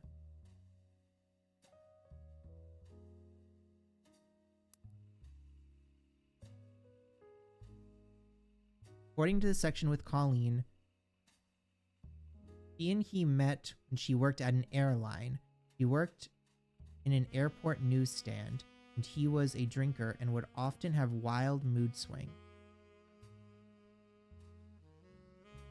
When he was charged with assault of a fellow pilot in 1972 and lost his job, they divorced. At the time she was pregnant with their second daughter, he felt as if she needed to get out before things got worse. He left and moved to San Diego to live with her sister and told her oldest that her dad had to fly planes for the army. She raised them both by herself, although she never went through the trouble of changing their names legally. They used the Webb name so that nobody would connect them to her ex-husband.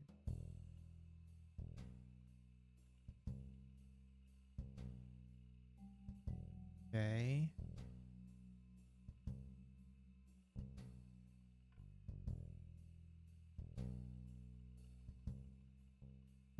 Do we have anything on Colleen Webb?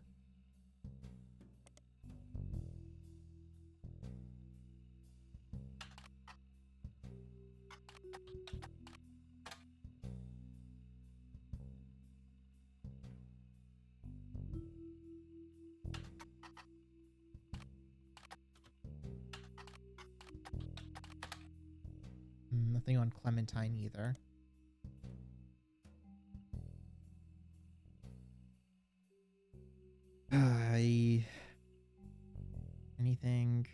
Anything else?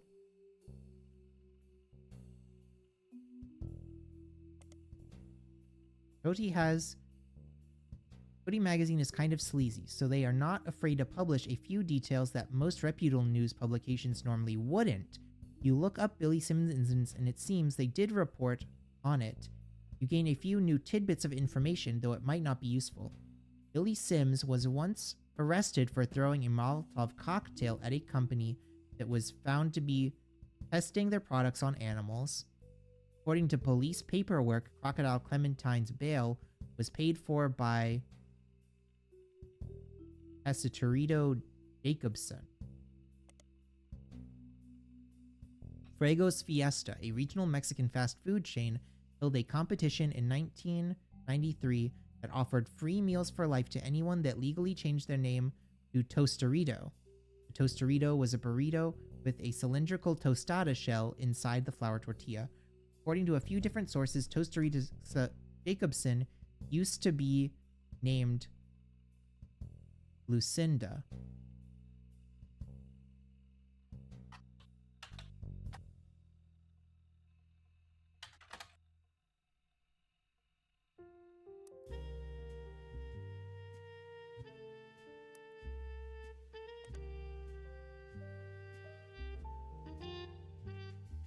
It was fairly expensive. Gautier interviewed other students that were at the events to find out if anyone knew anything, and the word going around was that Mark Clementine showed up because his daughter Mary was graduating that night. So that's Mary. And this is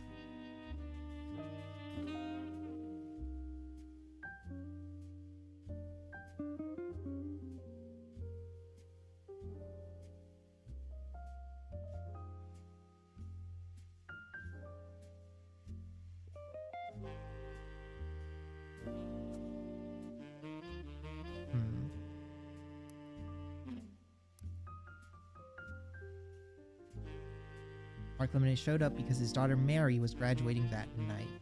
Okay.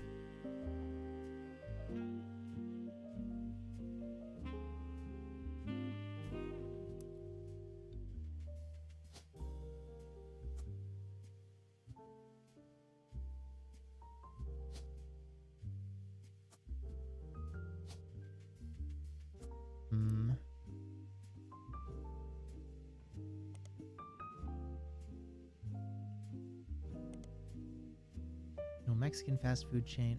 Okay.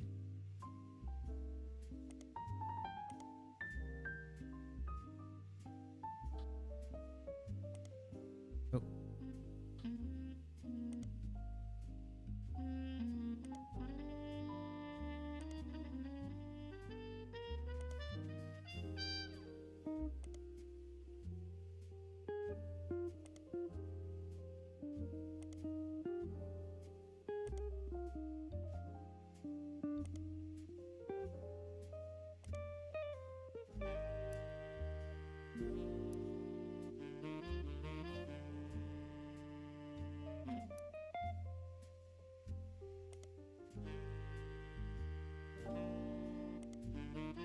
Ugh.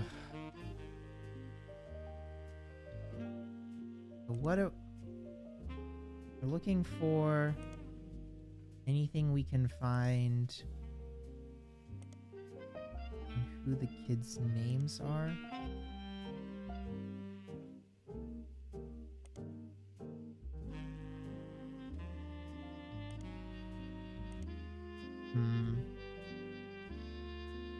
We didn't get anything for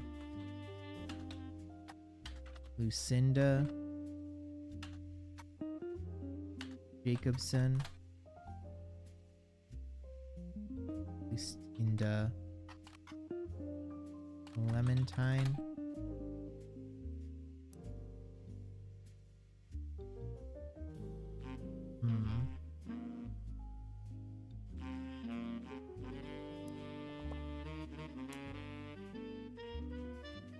You can piece together the name of one of Crocodile Clementine's children.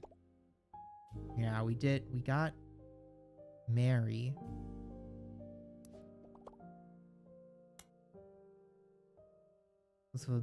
Yeah.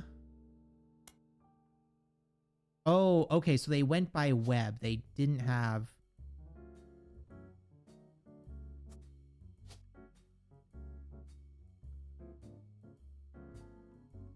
Didn't have Clementine as their last name.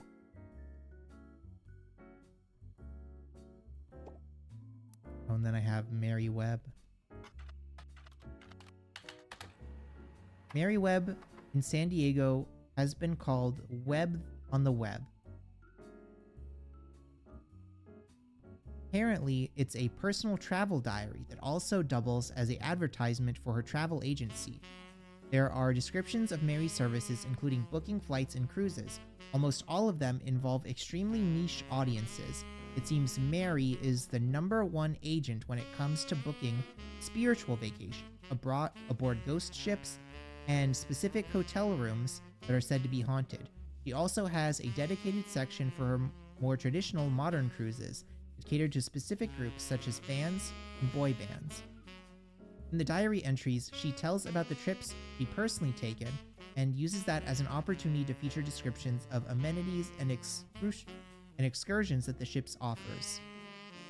Even when you're on them, be a specific band or ghost. There's also pictures of ships, hotels, landmarks, and places she's visited, as well as a picture of Mary herself with a ship in the background.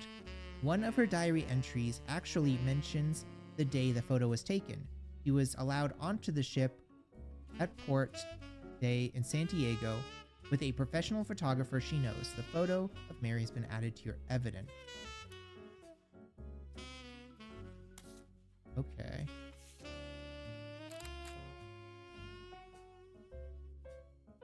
He's a travel agent. Company called Corporate Compulsion photograph is listed on the Corporate Compulsion Photography is a photography studio that has listed on a few different sites for businesses in San Diego. It seems to have been possible to hire them to take professional quality photos for businesses of all sorts. As far as you can tell, it apparently no longer exists. The company is also mentioned on a photography site with some IRC chat logs. It seems that the site is the personal page of a member of an IRC photography channel. They have archives and logs that they have been saving since 1993. One of them, in 1996, when Val, the former head photographer, did a Q&A with their users about taking pictures for professional materials and print ads. Most of the questions and answers are pretty technical. They not only seem irrelevant, but generally go over your head. One of the questions, however, mentions that Val was on the cover of Telephoto and asks about Iraq. The question was quickly shut down by a person running the Q&A who says Val does not wish to answer any questions from his photojournalism day, nor does he wish to talk about LBP. Please keep this to the subject of commercial photography. The photography magazine. Okay. When you search LBP, you get a wide variety of results. LBP seems to stand for Lebanese pound, also known as the lira, lower back pain, lead-based paint, low blood pressure, Louisiana Board of Pharmacy, and Long Beach, Pennsylvania. Some businesses also have the acronym of LBP.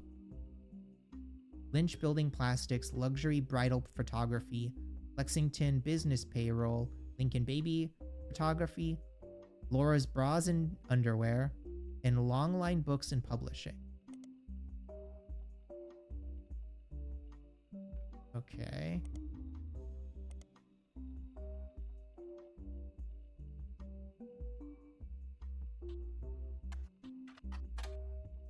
Val. Iraq. LBP. Okay. Telephoto and mentions Val was on the cover of photo. I does not wish to answer any questions about photojournalism days. He wished to talk about LBP. So do we have to like do that? Nothing from that.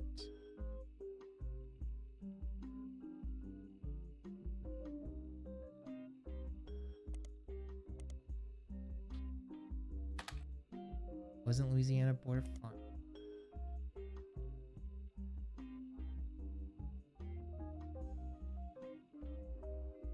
Maybe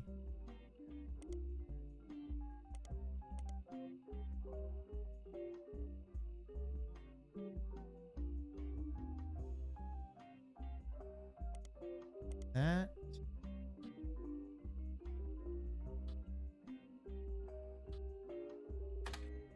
Nothing for that. I mean, luxury bridal photography does sound like it would be something involved. Oop, running low on power. Hold on, let me plug in my phone. Yep.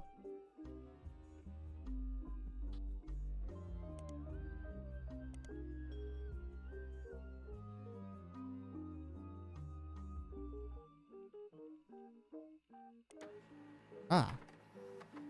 Lincoln Baby Photography seems to have a solid lead, as it mentions a Val, an award-winning photographer, on the page. It's a business in Beacon, New York.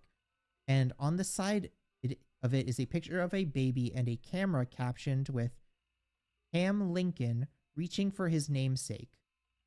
I guess he takes after his father, Val. At the bottom, the website says copyright 1999 to 1999. Picture's been added to your evidence, okay?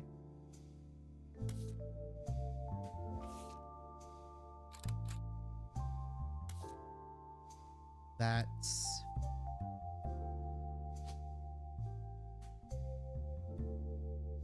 Am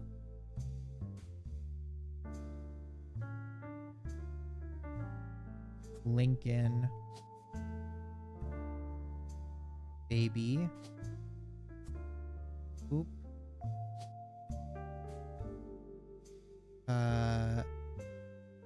Last name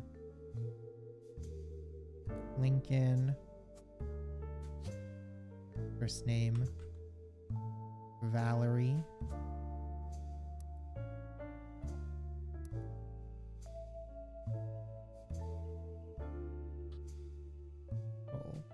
C, and then periodicals. Wait, but this doesn't have...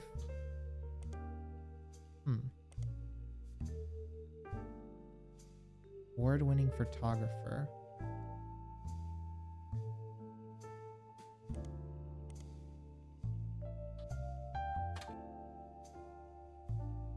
What about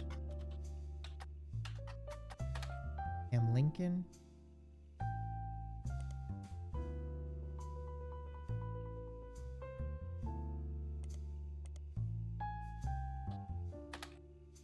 No. Ah, Val Lincoln was featured in Telephoto, the cover, which featured one of his photos, as well as portions of the article have been added to your evidence.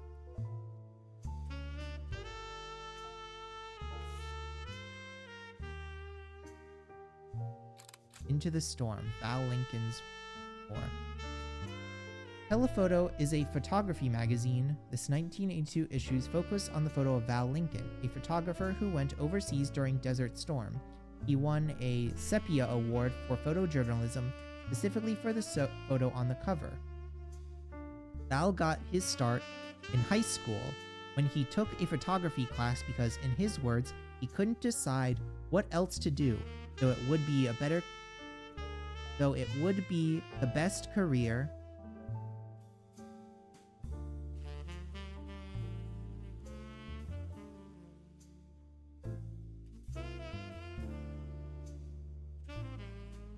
It would be though it would be a best career in the world to shoot for Playboy. But he quickly found he had a knack for it and began to skip lunch and his free periods to spend time in a dark room.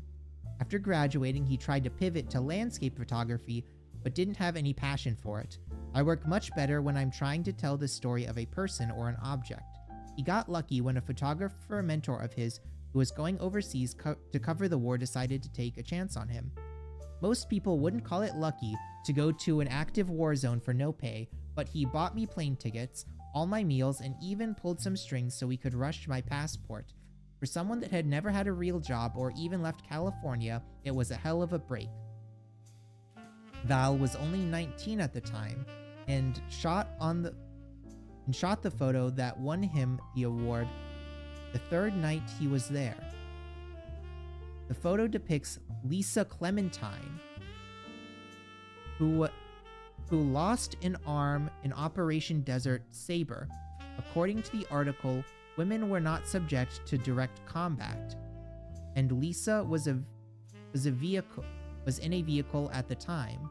The vehicle had to pull over suddenly when the road ahead was partially destroyed, and she and a fellow soldier were severely injured by a landmine. Val says, I ran into Lisa after the surgery and took this picture. Then, until she shipped out, I kept finding excuses to go back and take more pictures of her. I guess it was fate, because that photo that won me an award got me into your magazine and also led me to my engagement. Just earlier this week, she agreed to become Mrs. Lincoln.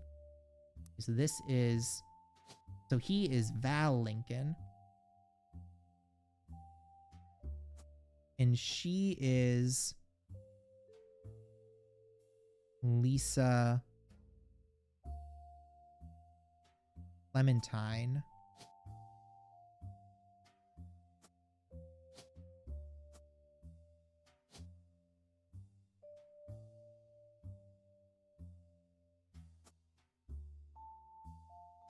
She is a military. He's a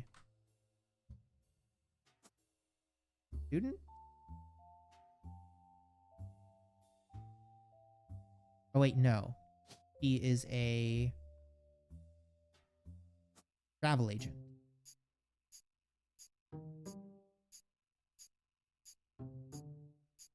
Oh man, we're halfway there.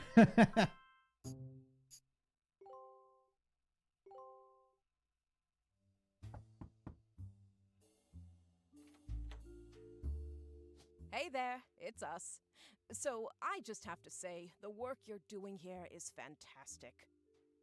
So fantastic, in fact. There goes Clark. Always the bad cop. Go ahead. Well, our law firm, Ruby Legal Enterprises, is having trouble keeping up. They're actually begging us to stop submitting new Roottrees. They said it's getting difficult to verify your progress. Well, consider that a good thing. I told Clark you'd get results. She says that like I didn't believe her. Regardless, the bad news is it's going to take 5 potential tree additions before anyone locks in from now on. Good luck. And keep up the good work.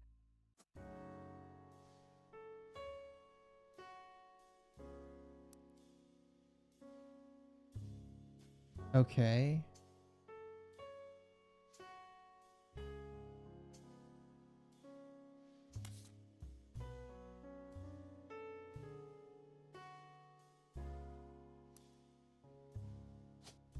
She's not in the military anymore. She just like a housewife now.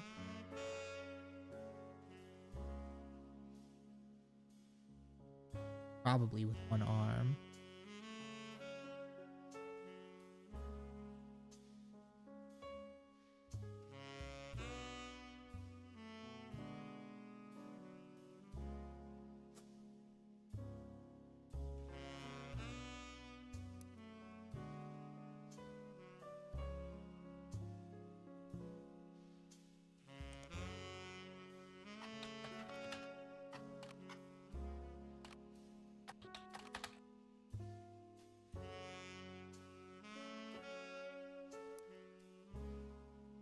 Lisa Lincoln?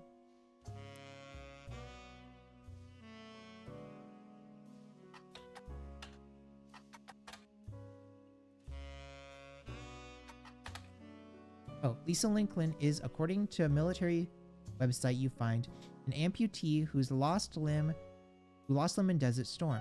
He runs a support group for fellow veterans in Beacon, New York. He makes another appearance listed as a professor at West Point, a military college. He teaches classes that contribute to their environmental engineering major.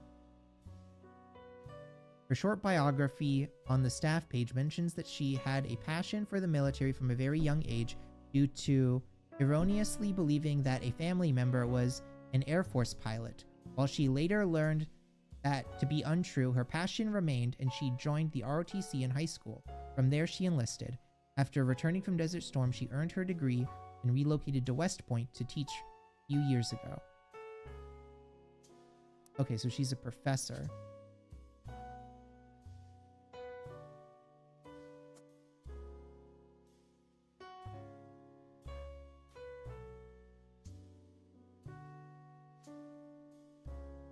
I feel like there's something with Susan that is gonna break out pretty soon as we find out, like,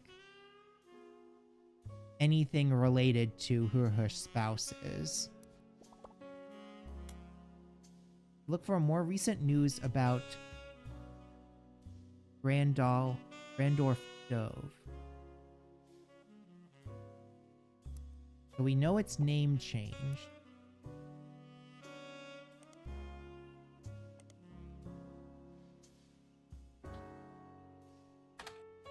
Grandorf Dove was a school for the deaf near Butler and was regularly listed in articles within their local schools.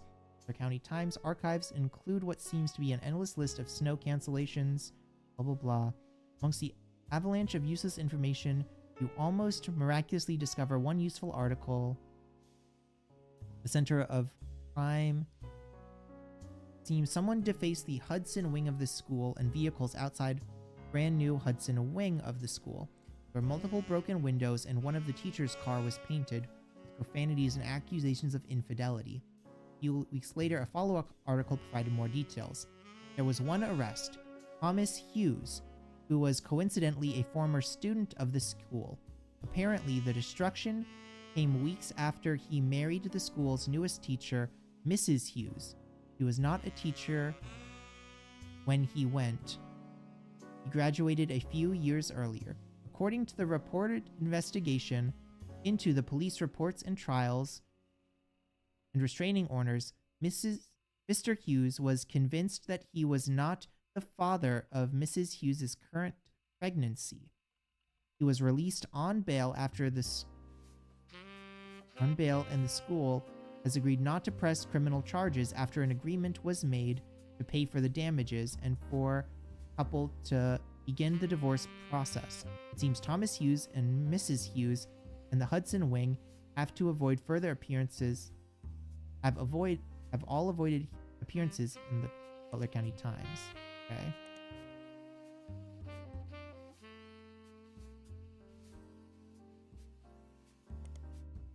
Hudson wing is an expansion. Gandalf Dove, yeah.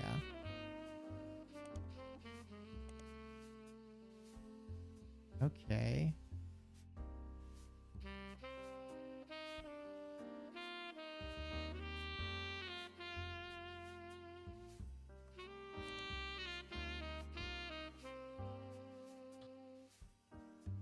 Oh, wait, no. Many times.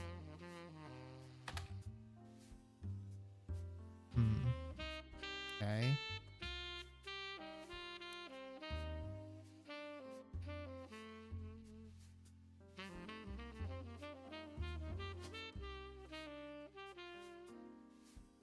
Last name.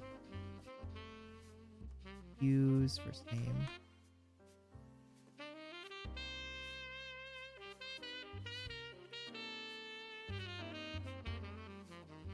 Huh. They don't have a Thomas listed here?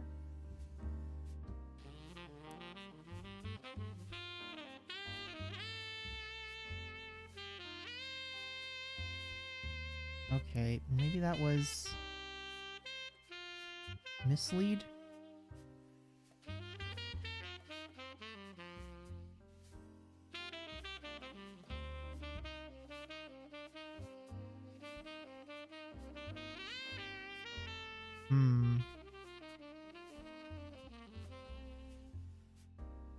Feel like this is important.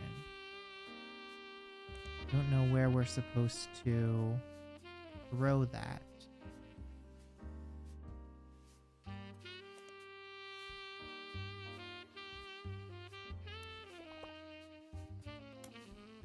According to Spider Search, the school changed its name.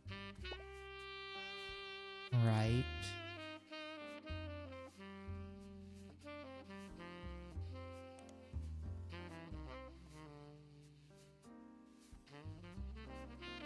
Renamed better represent the school's purpose. Correct an embarrassing lack of effort and awareness demonstrate. Principal is Miss Ford. Miss Ford by also mentioned she is not deaf herself, but rather learned sign language to communicate with the deaf. Mentions she was responsible for securing the funding for the Hudson Wing.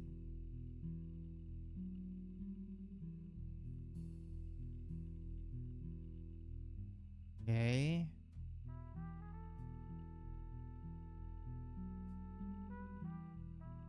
We need to like search that up in the periodicals. Gandalf School for the Deaf has made a few odd appearances here and there in Butler County Times since 1990.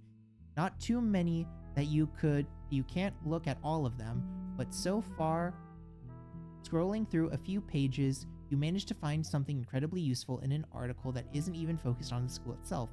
Local students provide key evidence in scientific study. The article from March of this year mentions that Ford sisters, who attended the public school in Butler County, are one of only a handful of identical twins in the world who suffer from two different genetic issues. One of them has asthma, and the other has deadly allergy to peanuts. Their mother, Miss Susie Ford, who is principal at the nearby Gandalf School for the Deaf, was originally contacted by research looking to identify if there were any sets of twins where one was born deaf and the other was not. While she did not have any twins attending her school, she asked if her daughters, Melissa and Heather, could be useful, and it turns out they were. She says they couldn't be more different. My youngest, we all call her that even though it's only by 15 minutes, is shy, but essentially hasn't stopped running from the moment she learned to scamper. Asthma has kept her sister off the soccer field, but she's the definition of an extrovert, and is even performing in the local production of Is There a Life After High School later this year. The article includes a picture of the girls added to your evidence.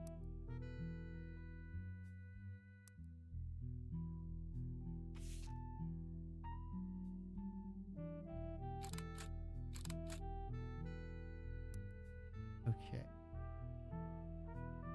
Can be more different. My youngest is shy, but essentially hasn't stopped running from the moment she's... Okay, so the younger one has the inhaler. Older one has the EpiPen.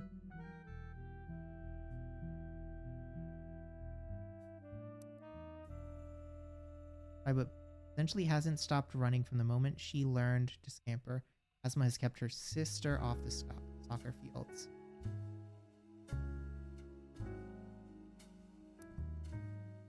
Oh, wait, no, the older one has asthma. The younger one has... And they're... Melissa and Heather. And they're...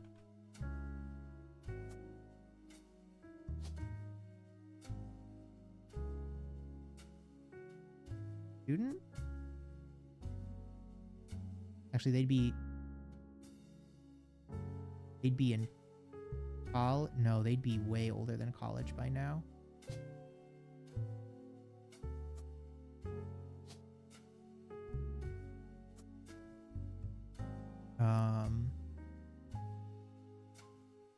Butler County Times, the Ford twins were used as part of a nationwide study on how allergies and other diseases affect twins differently. The twin on the left is holding an inhaler, and the twin on the right an EpiPen. Can we look up forged twins? No. What about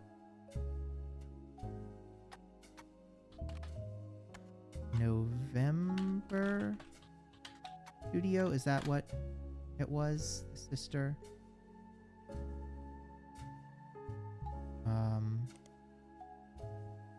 And we have to go like far back to one of the updates to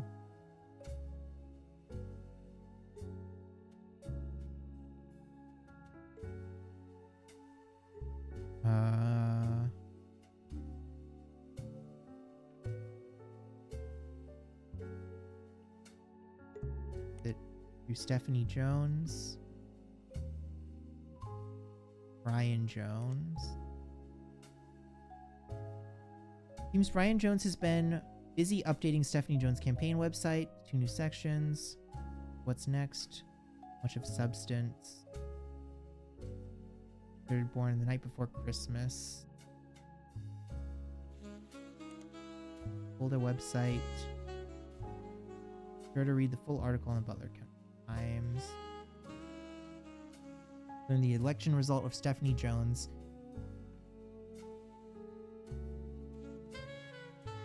Stephanie has a bare-bone website on her campaign. It is a simple picture of her campaign mailer. Inside says, be sure to read the full article. How did we get Butler County Times?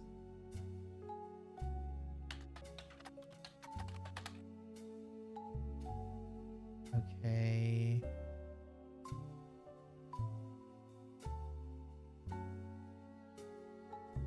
Okay.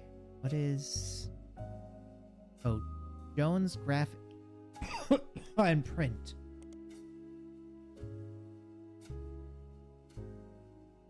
Print's website is unchanged except it lists a few new clients.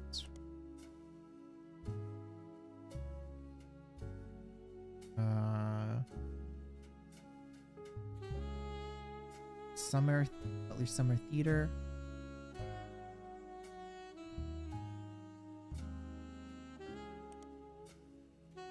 That's November Studios. Visit November Studios website for old time's sake. And what's this? The website now lists the hours of November Studios. They open at 1 p.m. most weekdays but are closed on Wednesdays. This changes everything. You lament that this incredibly vital information wasn't available. Okay. I thought that was gonna have...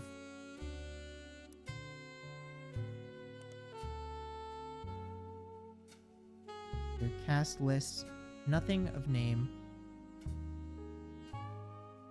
Butler Summer Theater performs plays and musicals during the summer. It makes sense. Currently summer, there are selling tickets to their musical Cabaret.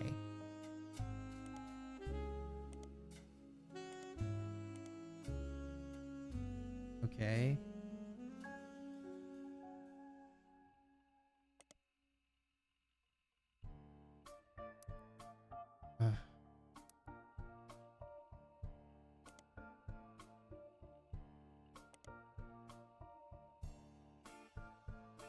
None of that was what I was looking for.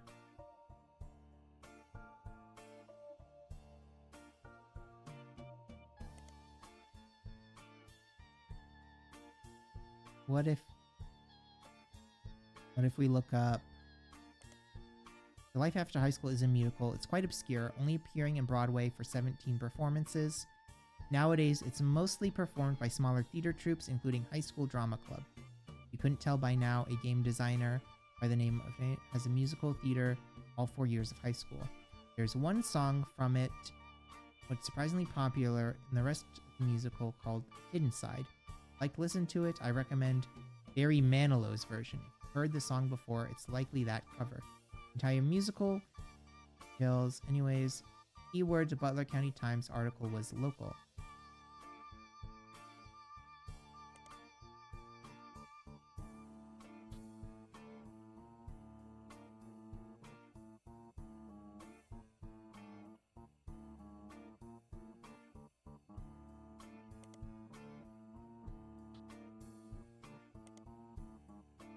It seems the high school in Butler County performances Theater Life After School at the end of April. Cast list mentions some names including Heather Ford. Okay. Heather. So that's Inhaler.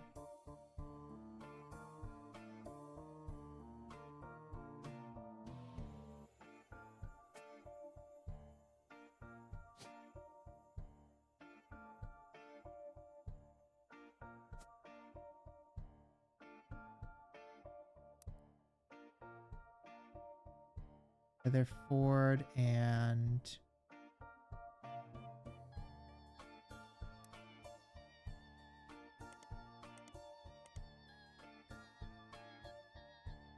as Melissa.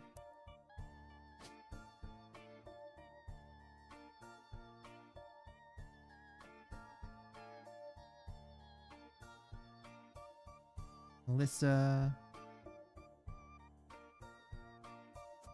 Ford. This is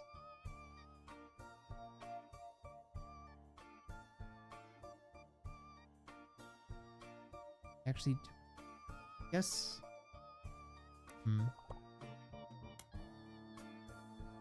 You can fill in Susan Ford's daughters now.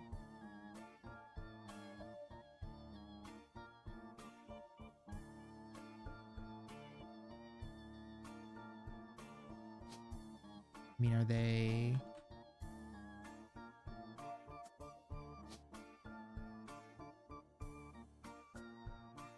students? Look up the author of Family Man.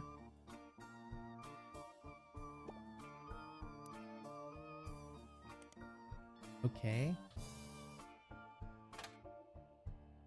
Family Man, A Roottrees Legacy by Bess Williams was a very poorly received book about Elias Roottrees. Oh, Bess is probably short for Elizabeth. There are very few copies of the original published in 1920, but it was recently refurbished. How many printed? Not work. Okay. Williams was an author born in 1880s. He lived just outside of Miami and died tragically young in a major hurricane that struck the area in 1926. Bess has a major history with the Roottrees. Her only notable book, Family Man, is widely considered a blatant propaganda by Elias Roottrees. It's been all but forgotten until recently, when it was re-released during the height of Roottrees mania. There's a site dedicated to the hurricane statistics and also mentions Bess Roottrees. The Backdoral Library, not far from where she lives, was partially destroyed in the hurricane. When they rebuilt, they named the nonfiction section after her. The library was expanded again in 1950, when they closed in 1963, when multiple larger libraries opened in the surrounding area that made it redundant.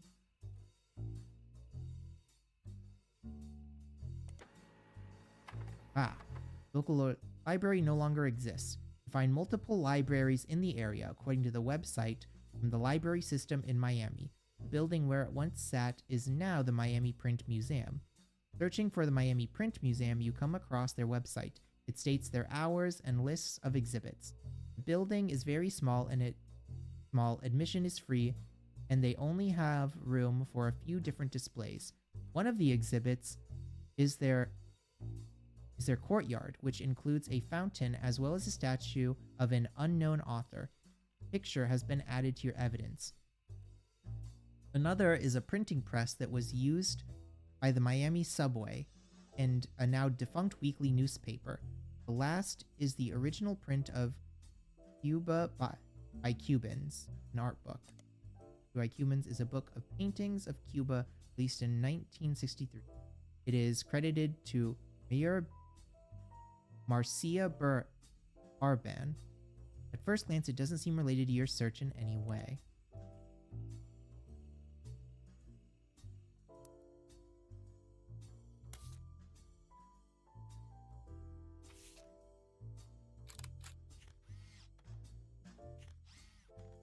This is a statue found in Miami Print Museum. sits in the courtyard and according to their site is said to be of an unknown author. That's probably S. Williams? Elizabeth Williams.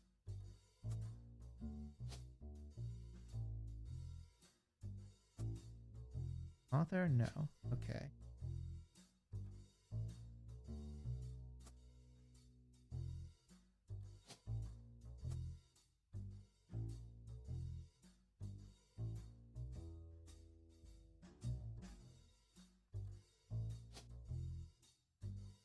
That's not Catherine Garrett, because Catherine Garrett is...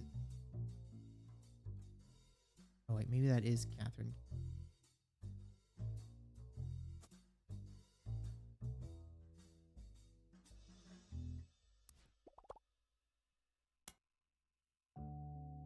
Cited for Ricardo Library, you found mention of a newspaper you should look for. Okay. Printing press used by the Miami Sunday. Oh, okay. Miami Sunday. Miami Sunday has no records that you can find online in or in your periodical search. It's merged with another periodical and became the Miami Mercury Sunday. The Miami Mercury Sunday was a newspaper that lasted only a year in 1945 and 1950. Find a small website about the quirky printing history facts. Mentions Miami Mercury Sunday was the outcome of merging two smaller failing newspapers. This resulted in one larger failing newspaper, which was only notable to the author because by combining the names in the way they did, it was tied for the longest title for an American newspaper at the time, with a newspaper in Jefferson, Texas. In Texas, a real place with a real newspaper called the Jefferson Jimplecute. As far as you can tell, nobody you've been investigating lives in.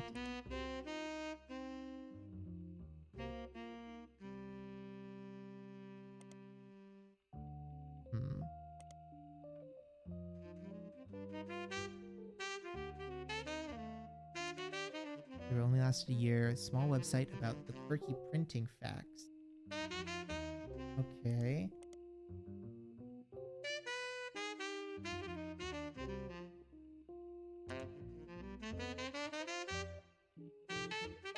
Sunday. Irrelevant. What about...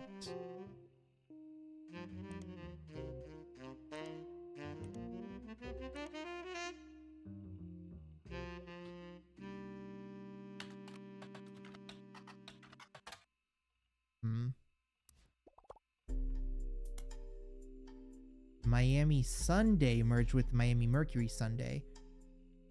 That was short-lived. You want information on the events from before the merger. What about the Miami Mercury then?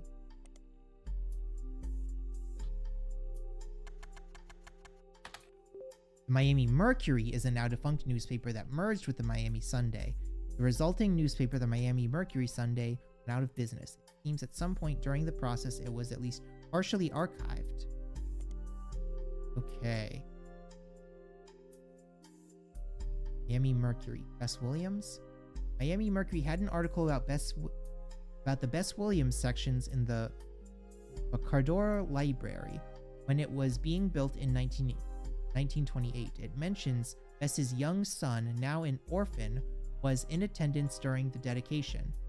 It also had a later mention from 1949, the last year the paper existed, about a bidding war for the planned expansion of the library in 1950. The bidding was won by Wildcat Construction and included a new statue, fountain, and a second room that would double as a shelf cabinet. Wildcat Construction is listed in some historical records as having worked on many buildings in Miami, Florida area. It seems to have ceased operation in 1960. Okay.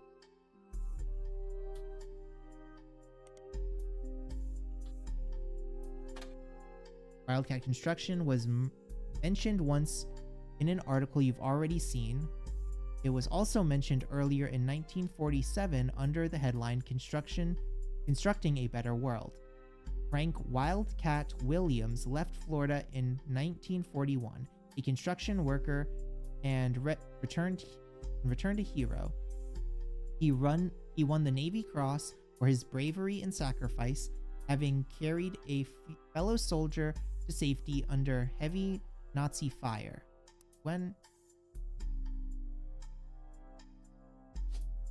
So this has to be Bess Williams. He was an author.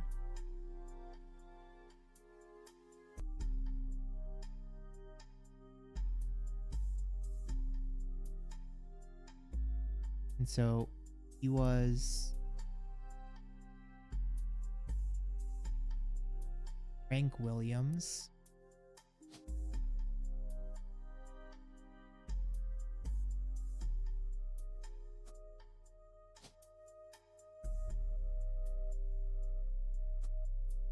Worked in construction.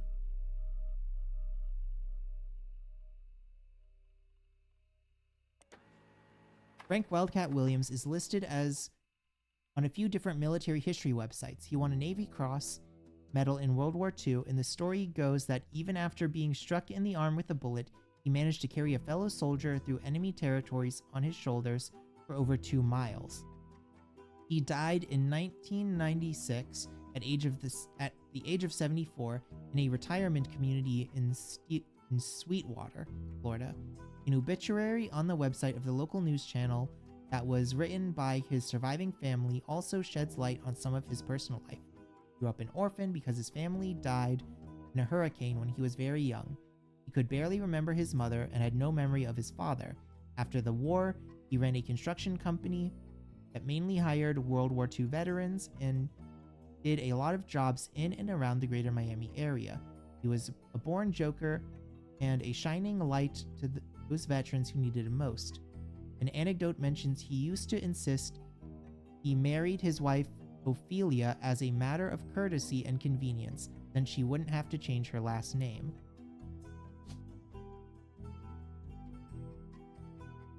Ophelia Williams.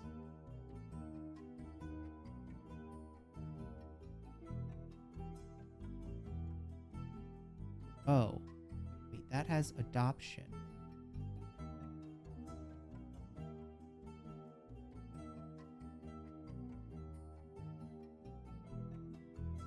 So maybe this is...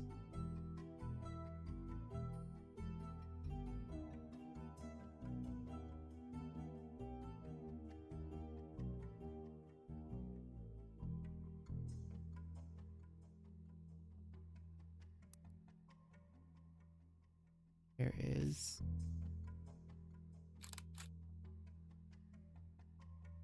He juggling hammers?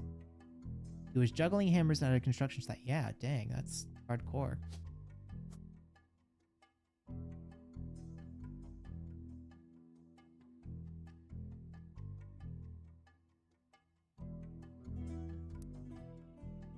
Okay, he died in 1987 in a retired community in Stillwater, Florida. An obituary on the website of a local news channel. Wife, a matter of courtesy. Photograph his attack of Frank in his youth juggling hammers in front of one of his construction sites, as he often known to do. According to the article, he is survived by Ophelia as well as his daughter, Barb and Sharon Williams.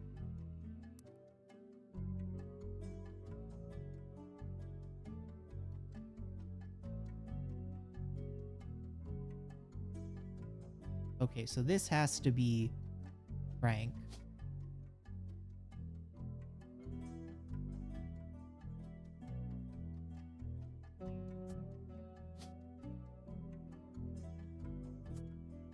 Construction, which means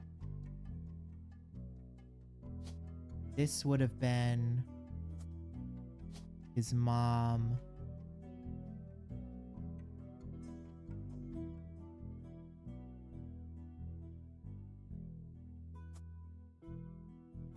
Elizabeth Williams.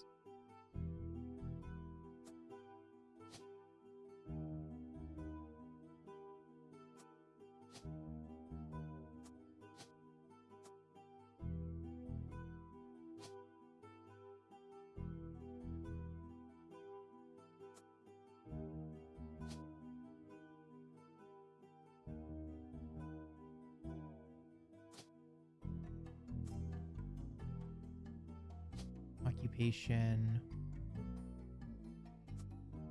Author.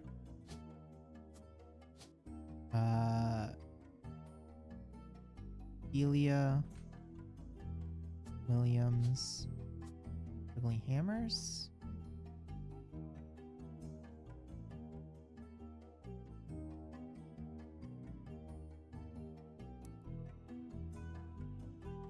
Barb and Shannon Williams.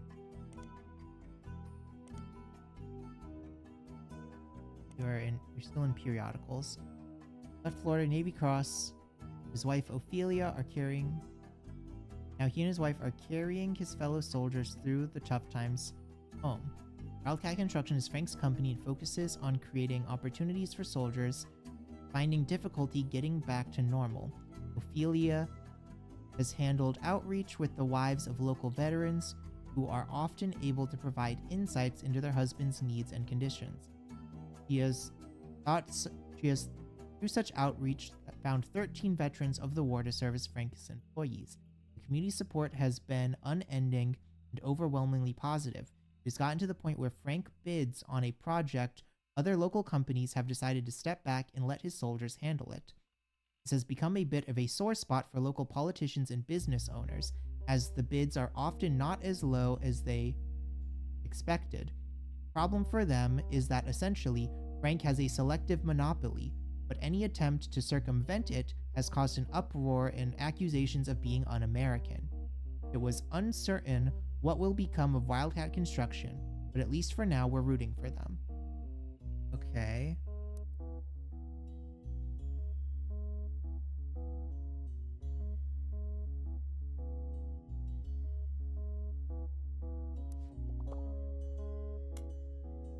S. Williams had a child who was orphaned and worked closely with Elias in the books.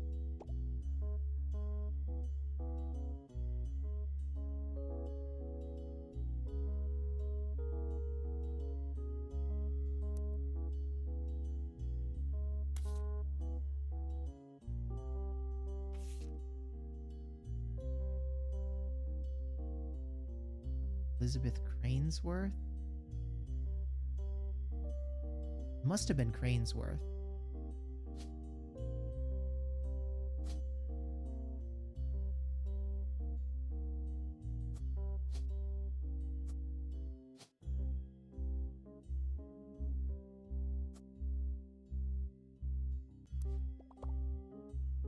S. Williams had a child who was orphaned and worked closely with Elias on his book.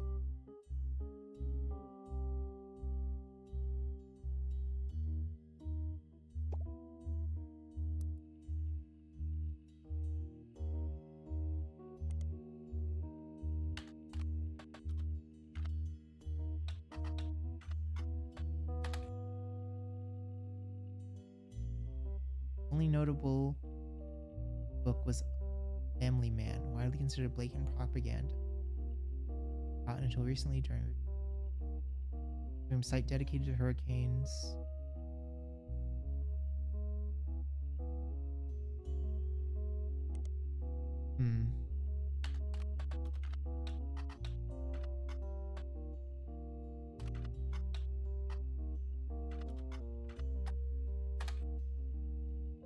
Softcore nonfiction reprinted about life's community. During the first search, the book had a picture of the farm on the cover. This version apparently includes a portrait of Elias.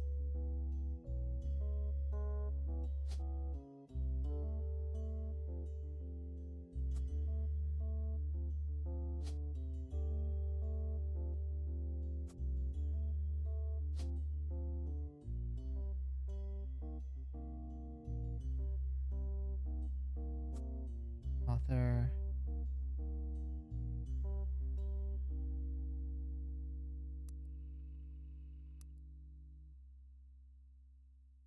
With Cranesworth, Beth Knox, Collins, Samantha Madison. Farming and manufacturing. Michael Crane.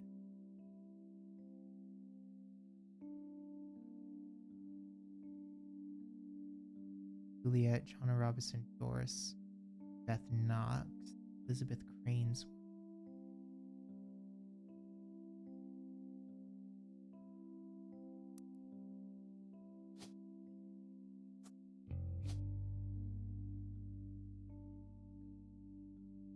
Elizabeth. No, that's still doesn't seem to be alright.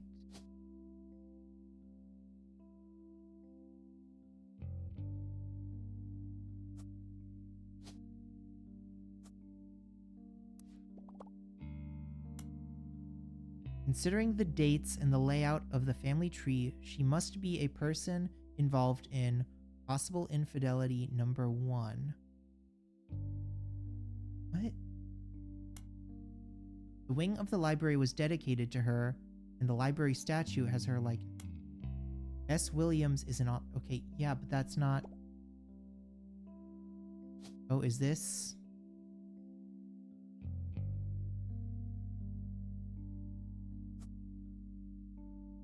Wait, what?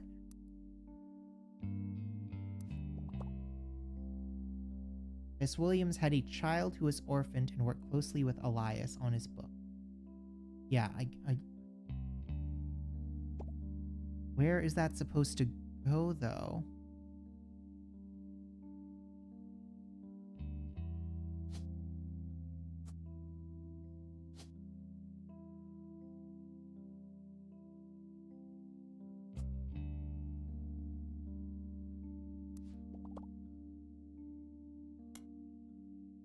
Frank Williams. I'm feeling Frank Williams on the tree now.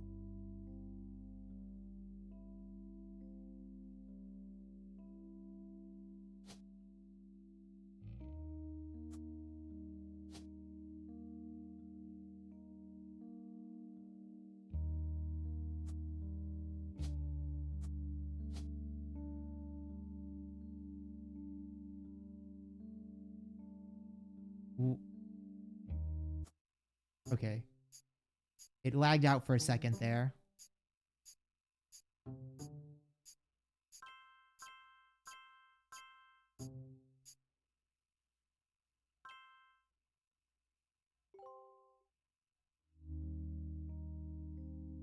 So his wife was Ophelia.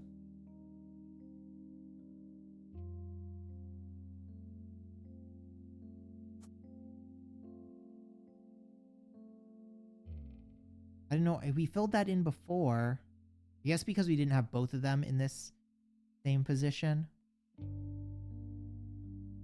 Didn't want to play along. Also, that was this.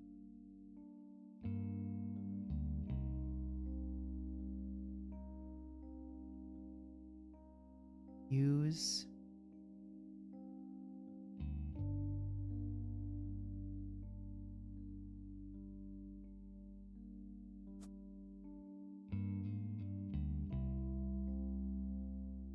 Okay, so he had 2 daughters.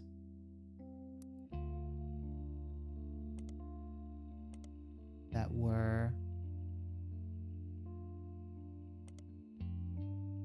Barb and Sharon Williams.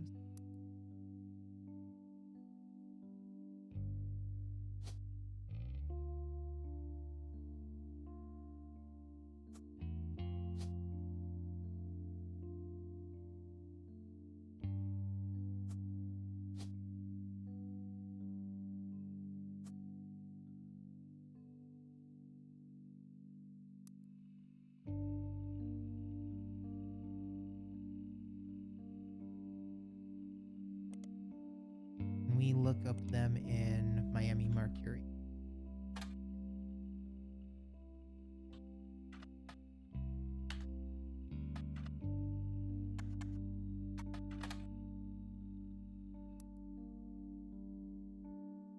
Barbara.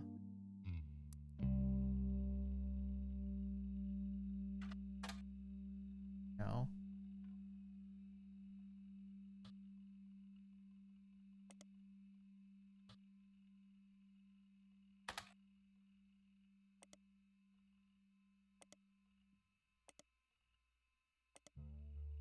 And nothing from just a regular shirt search. What about on our periodical?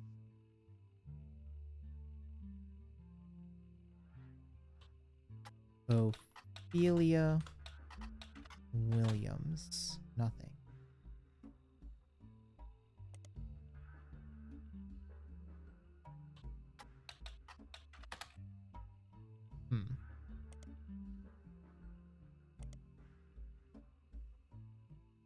Retirement community in Sweetwater.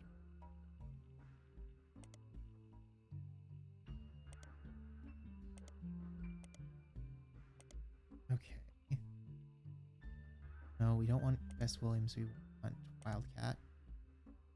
Navy Cross Medal in World War II. 2. Personal life. 2. An anecdote mentions Corner Joker, Shining Light. That obituary on the website, local news channel. Written by the surviving family.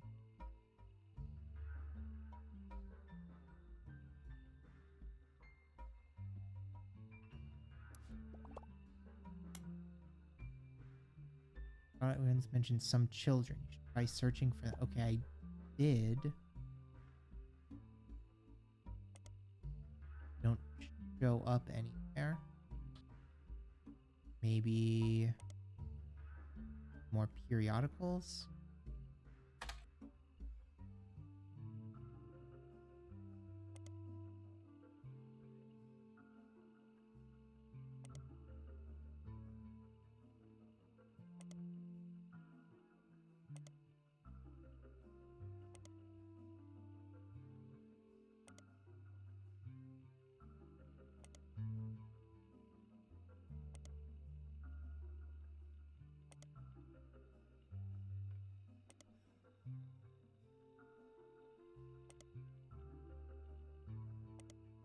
Not getting like anything,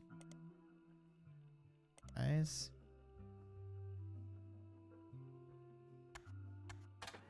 Oh, Barb. Well, okay. I'm supposed to use her abbreviated name. Okay, that does kind of flush out. Barb Williams is a motivational speaker. She has a website that explains the services she offers. Her company's address is listed in Coconut Grove, Florida. Flyer has been added to your.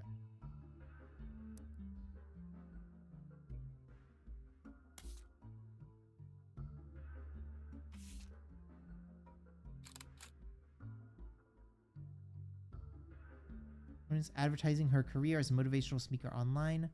Flyer includes 3 different testimonials from Greta Jones, from WKTV12, Vic Emis from the Kikkiwa Falls Gazette, and Elizabeth Crosby, Superintendent of Baton County.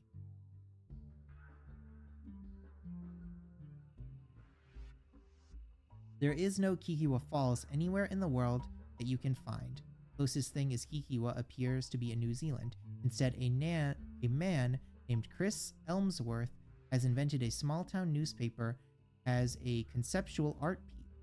Kikkiwa Falls Gazette is a series of online articles about small restaurants, shows, and other tourist attractions all across the United States. This is presented as a monthly newspaper of small-town America. That makes the Kikkiwa Falls Gazette a bit strange, is that amongst the articles detailing the real locations are occasional stories that present outlandish, inflammatory concepts in extremely mundane ways. For example, the homepage right now is an article entitled Mermaids Strike Back Against Lobster Farm, that using very dry language details the idea that mermaids in Maine have begun to unionize to support in support of better benefits. There are no punchlines, and the articles are not marked any differently from the rest. Unfortunately, each current issue of the paper is presented on the homepage. There are no archives of older issues.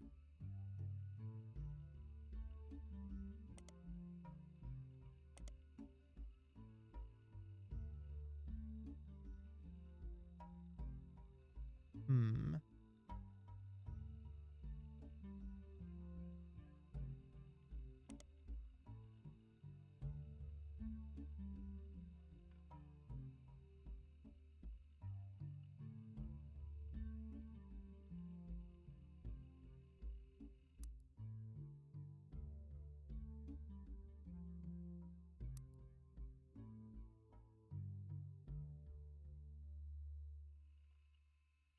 Greta Jones is, according to a flyer in your possession, the morning news anchor of channel WQTV-12. Unfortunately, WQTV-12 has no online web presence whatsoever.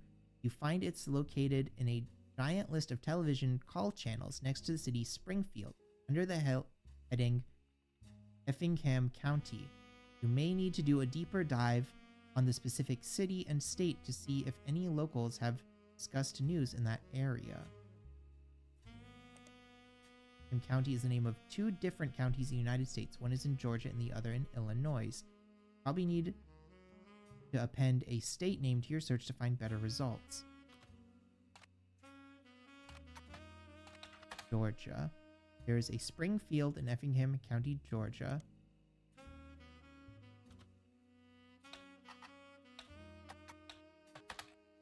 Springfield is the capital of Illinois, but after perusing some of the results, you find that it is not located in Effingham County.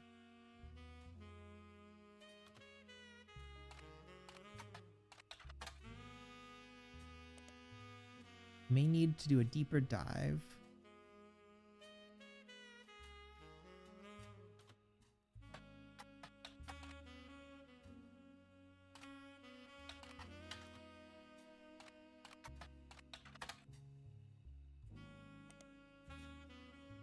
Okay.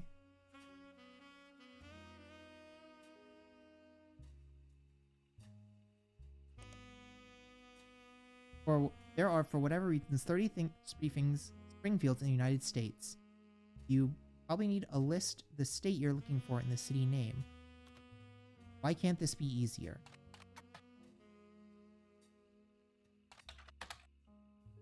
When refining your search to television in and around Springfield, Georgia, you come across a website that lists different channels available there. The list seems to not only feature broadcasts with female news anchors. List seems to only feature broadcasts with female news anchors. The person who runs the website has ranked each using 3 categories. None are relevant to journalism. One of the entries is Channel 12, and the new anchor listed is Greta Flores. Greta Flores is a news anchor who apparently used to be Greta Jones before her divorce. Compared to the ordeal you've gone through to simply figure out her current name, it's easier than you expected to find that she has a website of her accomplishments. She was apparently MC for an all-female speaking tour in 1977. The tour is called Storytellers of Sisterhood, the Mothers and Daughters of Earth. You do a search for it, and it seems some of the stories were copied into a book simply titled 25 Stories of Sisterhood by Alana Hale.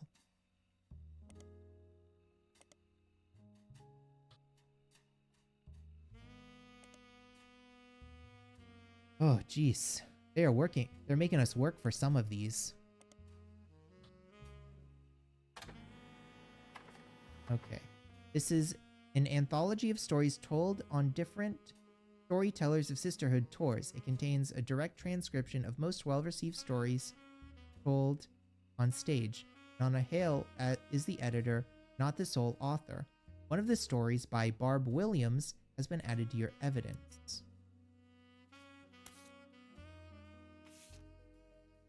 Barb Williams had the transcript of a story she told on stage published in a book.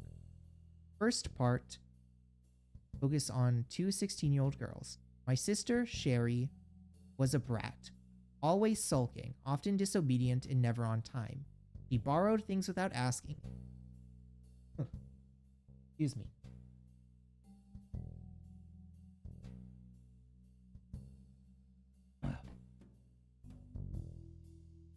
Ugh. She borrowed things without asking.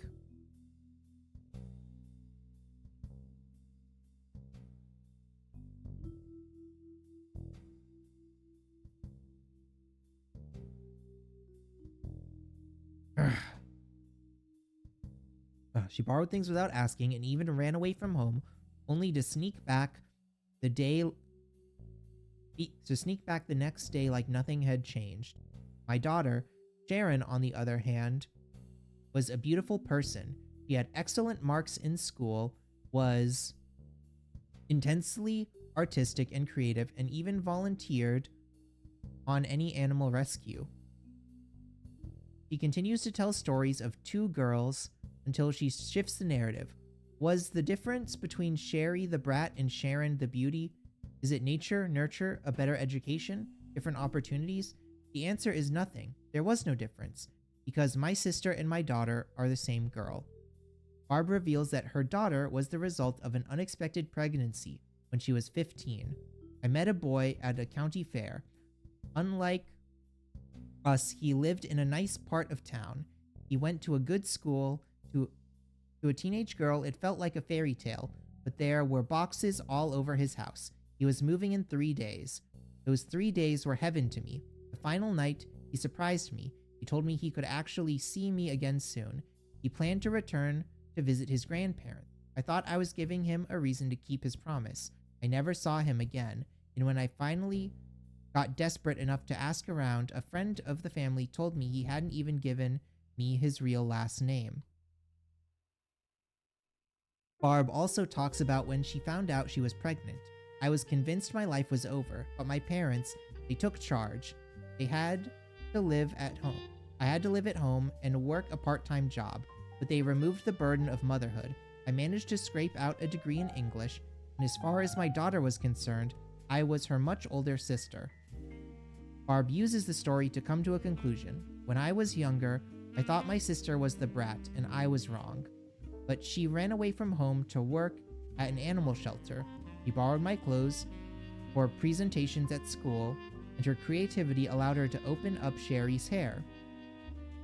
It took me far too long to realize the beauty was always there too. In fact, the brat and the beauty exist in all of us. It was my inner brat that kept me blind to the truth, and I'd like to say it's the beauty in me that's finally able to see what I was missing. I implore you to call upon the beauty in yourself whenever the brat tries to take hold.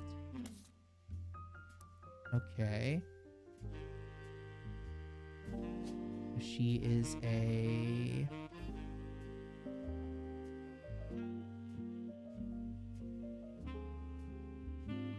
motivational speaker, public speaker.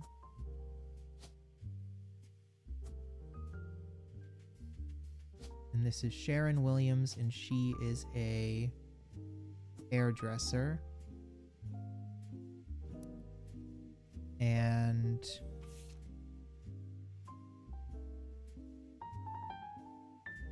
Sherry's hair. There's a Sherry's Hair in Orlando. The owner of the business is listed as Jerry Yasterozemski. Sherry has a large van and at weekends can bring the style of Brittany, Christina, or even the Rachel to your door. And About Sherry section is very, very long and presented as one paragraph with multiple run-on sentences and no pictures. You get the sense that if she were to do your hair, she'd be doing a lot of talking. It mentions that her husband, Pete, was her late husband's college roommate.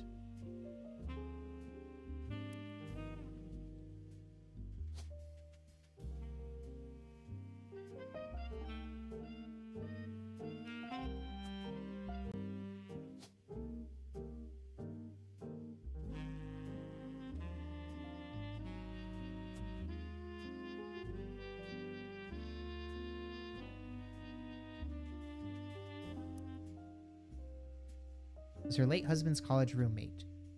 He and he never spent any significant time together until she became a widow, and they built a charity together. They left the charity behind because it was growing beyond their ability to run it. She also brags about her kids, Tony, Mark, and Cricket. Her oldest, Tony,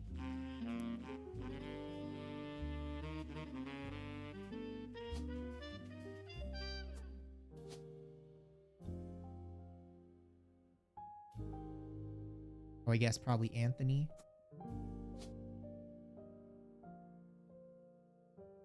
Mark with a K?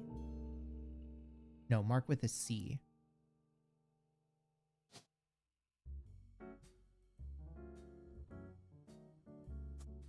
And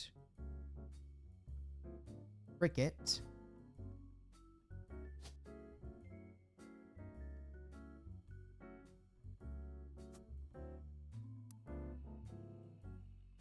Her oldest, Tony, seems to get the short end of the stick. His two listed accomplishments are that he's the oldest and he's a straight A student. Okay.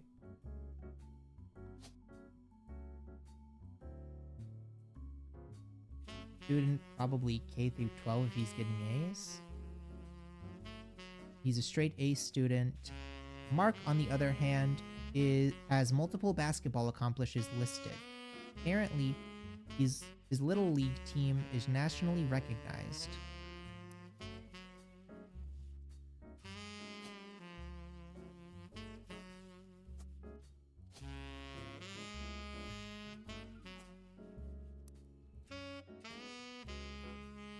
Cricket York is near the end and has an entire section dedicated to her.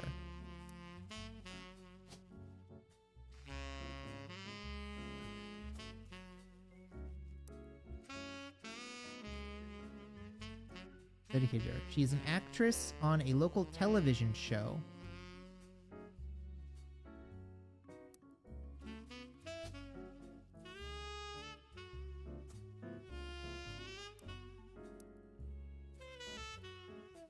She's an actress on a local television show called Liberty Library, and the reason Sherry relocated from Miami to Orlando, Sherry, in addition to being hireable to come do your hair, is a stylist for the show.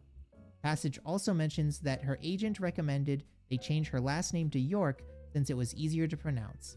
The rest of the section describes how she got the part, but it seems unimportant to your shirt. Okay, so that... Yeah, so that is Yarozominski, whatever. Okay, so what about...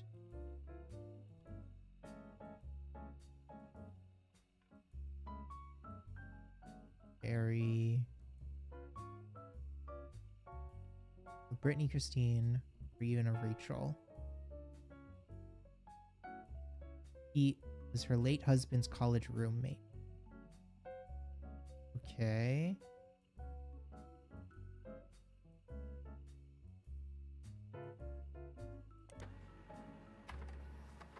Liberty Library is a children's show filmed at a studio in Orlando, Florida.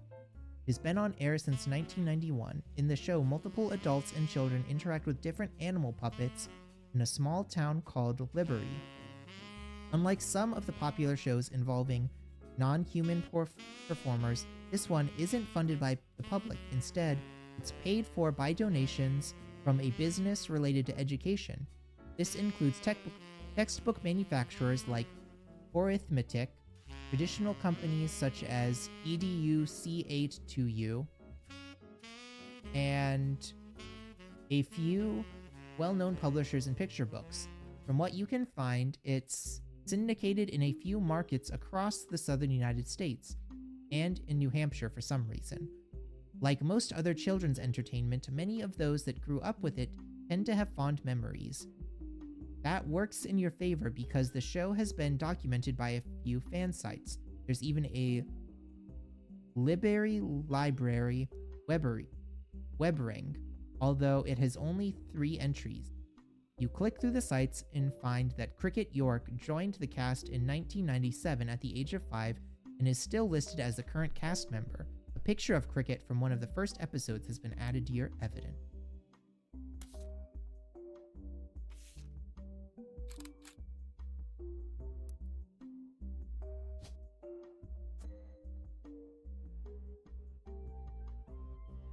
Okay.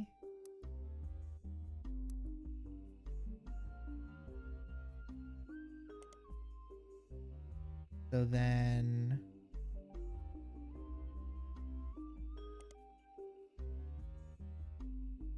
what about Mark William? No.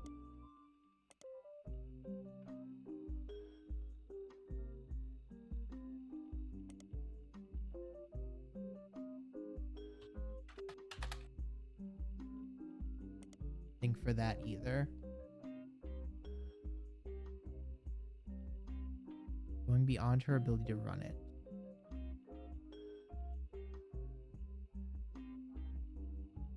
Okay, what about eat then?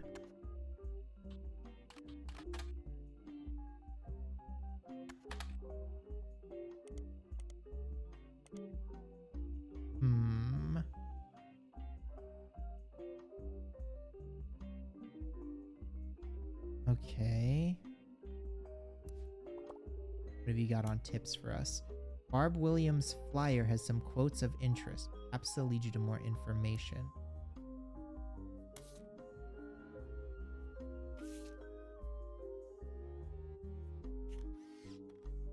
The lesson that anyone can take something away from.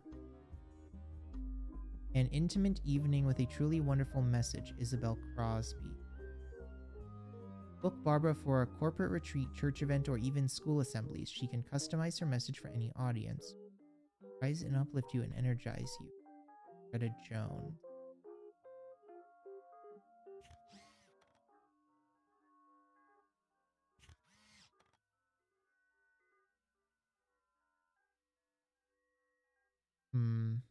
Not sure what it's getting at with that. Try to search Vix Elmsworth. Oh. Did we not do that before?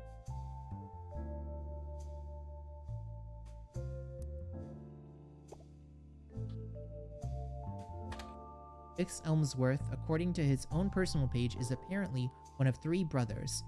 All 3 of them are contributors to the newspaper. Yeah, we only looked up Ikawa Falls. And he tends to focus more on the southeastern United States. All of the articles he's written are archived on his site, including the long-form versions of the review of Barbara Williams' motivational show. According to Victor, he had seen Barb talk more than once. On this particular occasion, Barb's talk was at a very large church, and was clear she was an expert at matching the presentation of her concepts for any particular crowd, because she received a standing ovation. Barb started with a story about loss, specifically the loss of a bicyclist who had been hit by a car. She spoke about the death of any person as the darkness in their loved ones, a cold, empty void that begins to creep into space where there once was light. Because the light could never return exactly how it once was, she says that the only option is to nurture a new source of light and to help fight back the darkness. Her conclusion was that finding the hidden meanings in tragedy is the most important thing we can do.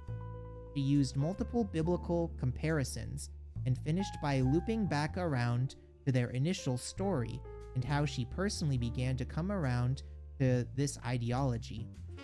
The biker who died was her son-in-law. The Lanes Across America charity was created to fill in the newfound darkness her daughter experienced.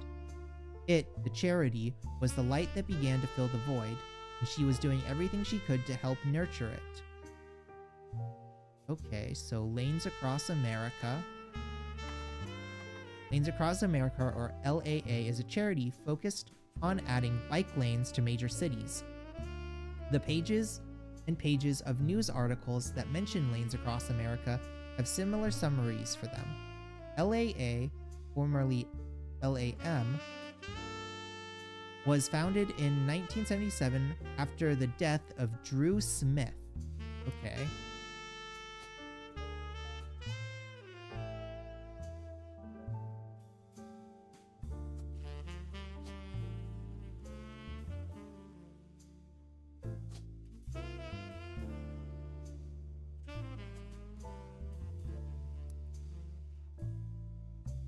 There we go. Drew Smith. Drew was biking home from work when he was hit by a car. Each year since, Lanes Across America has grown, and they now have offices in over 12 major metropolitan areas, including Miami, where the charity began. The website of the charity has a picture of Drew. A photo has been added to your evidence. Okay. Oh, and then we go with Mark Smith. No, still no relevance. Okay.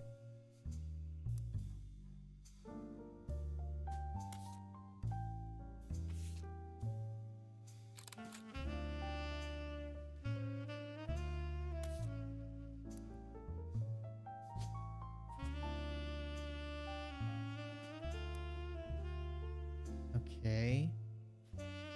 Can we look up Drew Smith? What about Sharon Smith? Nothing. Oh, Sharon with one R. What about Jerry? Jerry Smith? Okay, nothing.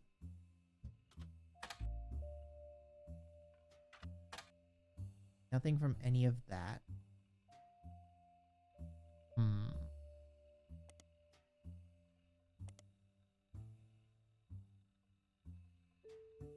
Drew Smith. Oh, can we look up in our periodicals?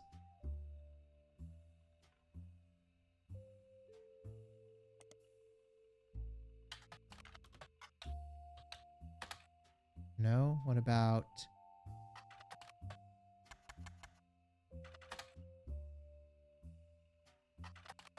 Lanes Across America in the Miami Mercury? News time?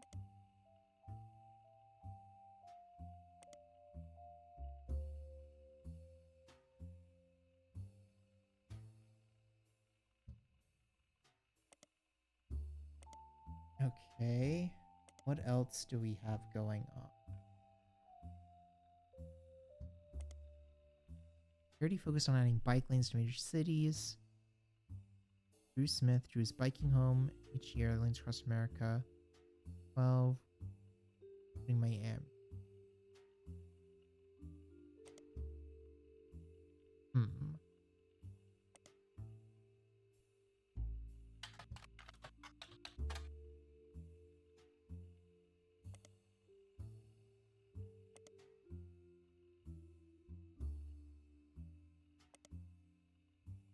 Can we look up Cricket York? No. Yeah, I wouldn't think Teen Blast would have a children's show thing in it.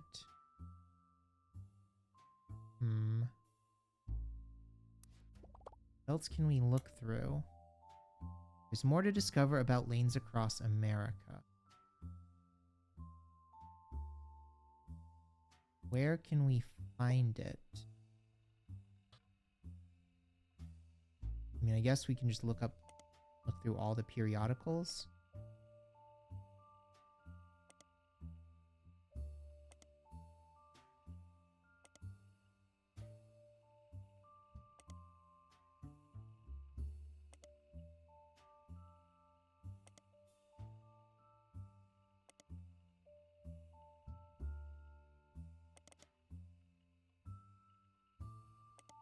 Nothing in there. Ugh. What about lamb? According to the directory, the results pop up at the top of your search. Search what lamb means to hit something. Apparently, lamb is too common a term.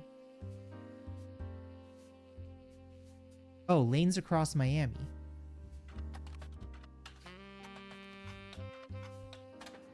There we go. Searching for lanes across Miami does narrow down the pages and pages of articles you found earlier to one of those with more in-depth history about the charity. You find some additional information. LAM was formed in 1987 and became Lanes Across America in 1994. Founder was Sharon Smith after the death of her husband. Sharon and some other board members stepped down in 1992 and the current leadership took over. One of the oldest articles has a full uncropped version of the same wedding photo from LAA website. It seems that after Sharon left LAM, they began to crop her and the rest of her wedding party out of the photo, focused solely on Drew, who is the face of the charity. The full photo has been added in. Okay.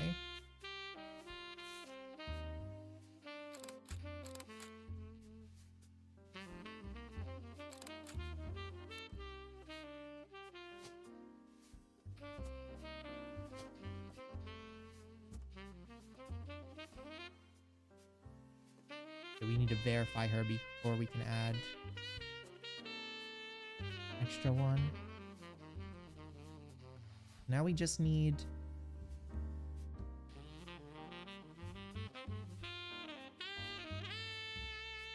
this.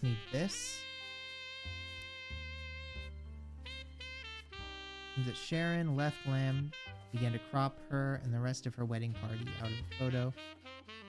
Drew.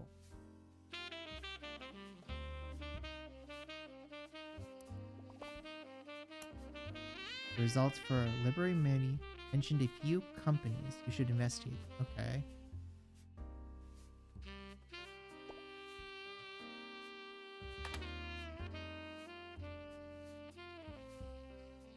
Arithmetic.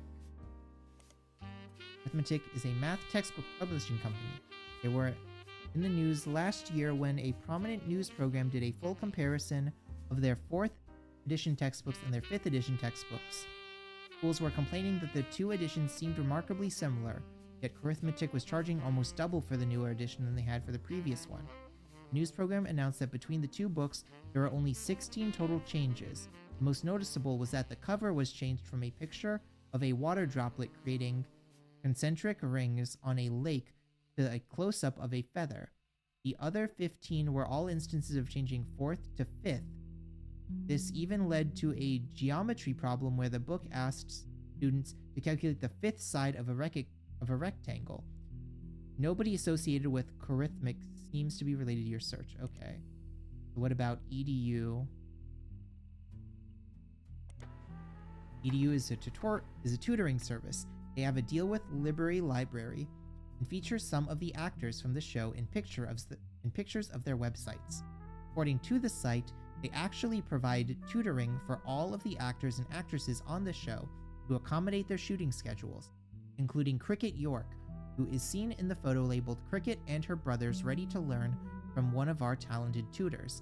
They don't find much else about EDU C8TU, except that there seems to be a small subsection of Liberty fans who are deeply unsettled by the company's logo, which would appear after the credits in each episode. One writes, I was terrified of the little girl in the EDU logo. He looked like some kind of demon doll, and I'd race to the TV every day to switch off the dial before the creepy laugh came. Ooh. Yeah, that's weird.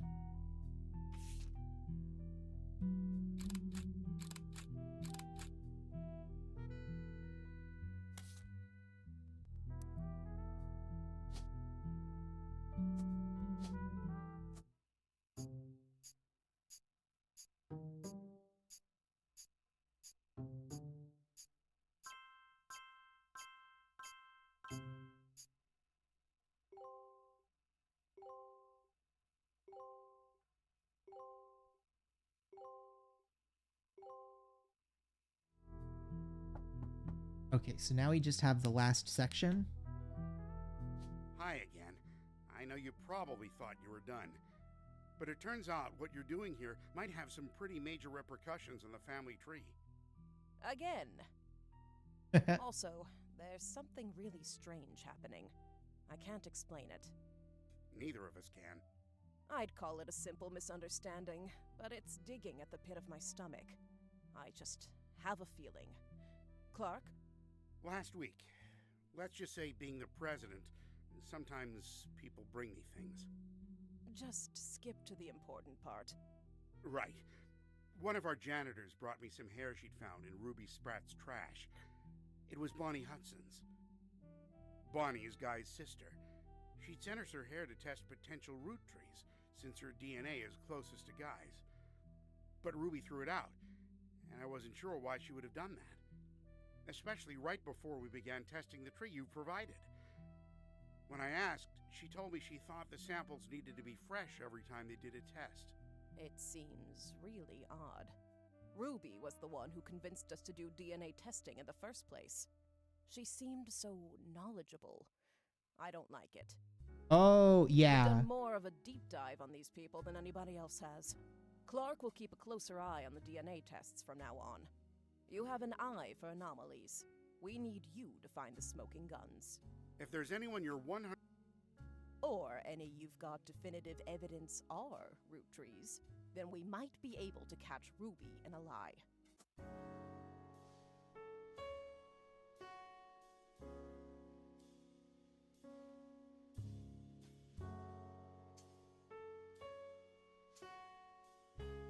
Inconsistency. Now the time to review all possible root trees and input your deduction. You'll then be able to end your search and reveal the truth. You have 13 possible root trees left to identify. Wait, what? Oh.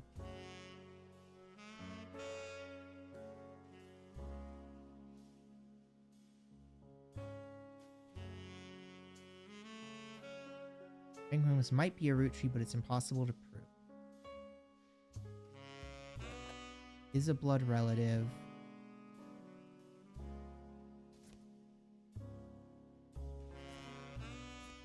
Okay. Is a blood relative. Is a blood relative.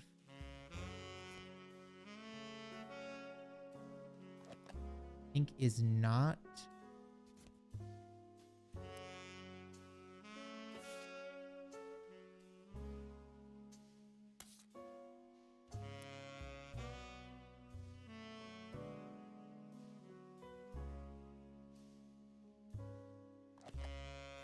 Is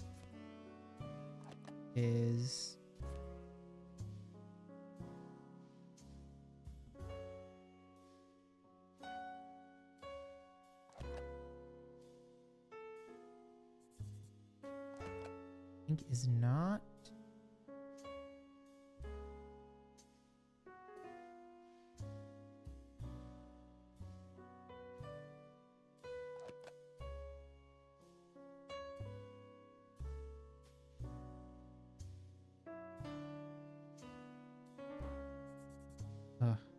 This is annoying.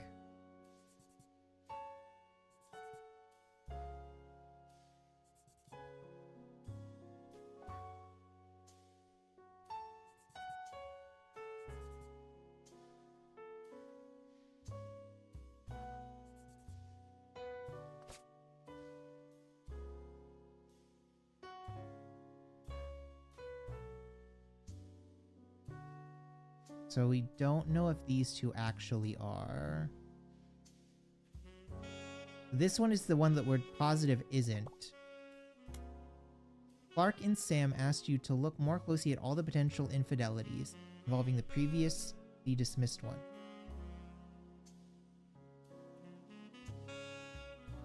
Oh, who did we dismiss?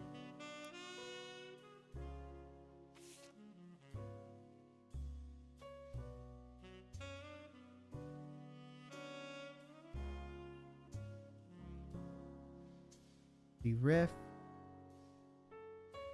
Park Refugee, Larox, 5 Ps. Mania. Timed in. Anonymous and Jane Doe. In July, an anonymous woman who the press began to refer to as Anonymom appeared in interviews with her voice disguised. She claimed to be Jane Doe Roottree. True, this would make the daughter another secret Roottrie and therefore entitled to a share of trust. Nobody knew at the time. It turned out to be the last chapter of Roottrie Mania. As more of Anonymom's story came out, people began to notice how much five-piece the court public opinion began to turn. From the ones the DNA test proved that her daughter was not a Roottrie. The final event caused public disappointment and smugness from the doubters and countless accusations of the entire ordeal being an elaborate hoax. So, Anonymom and Jane Doe. They happened before the China trip, but after Christine.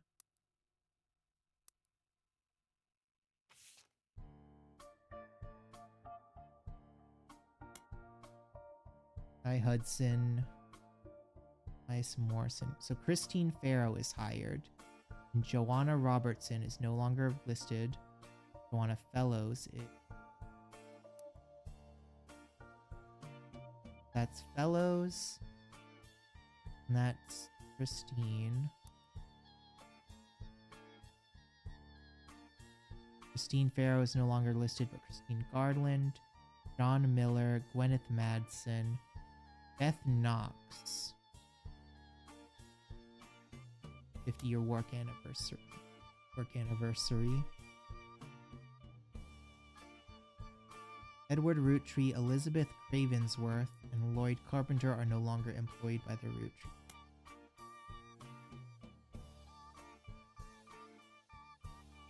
Susan Ford is no longer employed by the Madison Jr. no longer works in that department. Secretary. Angela Ingram, Lyda Lewis, and Catherine Garrett are no longer employed by the Roottree.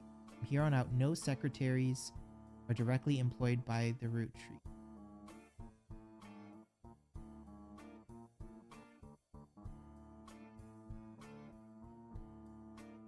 Okay. Who's Linda Lewis? Nothing from that. Nothing for Angela Ingram? No.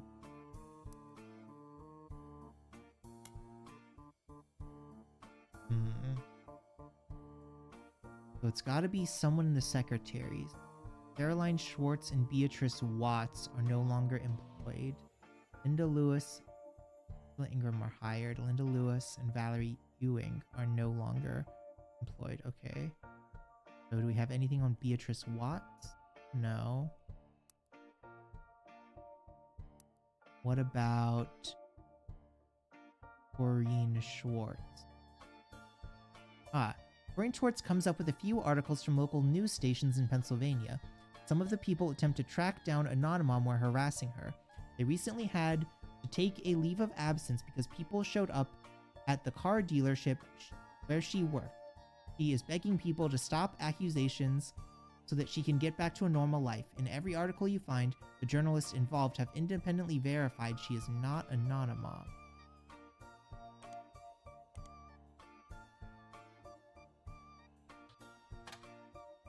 Schwartz resides in Pennsylvania, although it appears she lives beyond Butler County limits. The only article about her appeared within the last month. She was named in a national tabloid who will have come to her place of work to accuse her of being Anonymom. The article explains that it is impossible for her to be Anonymom because her only child is still in middle school, unless her son's gestation period was approximately 10 years. Okay. And either of them...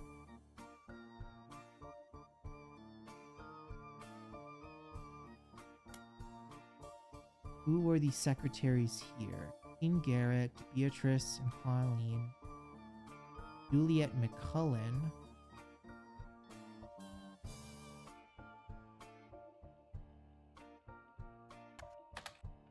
Nothing for Juliet McCullen. What about Doris Mays?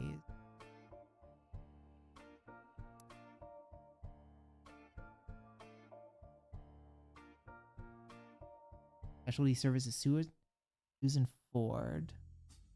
Robert Logan no longer employed by Root.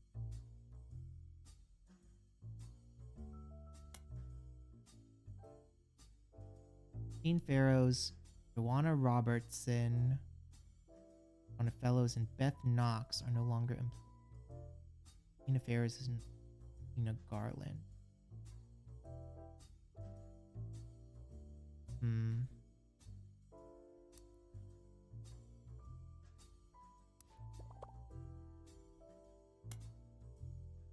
A misinfidelity will be outlined under notable events.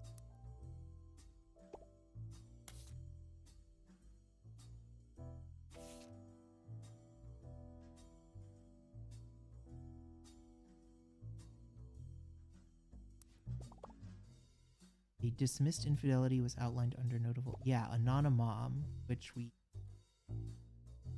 Anonymom and Jane Doe Root. So can we.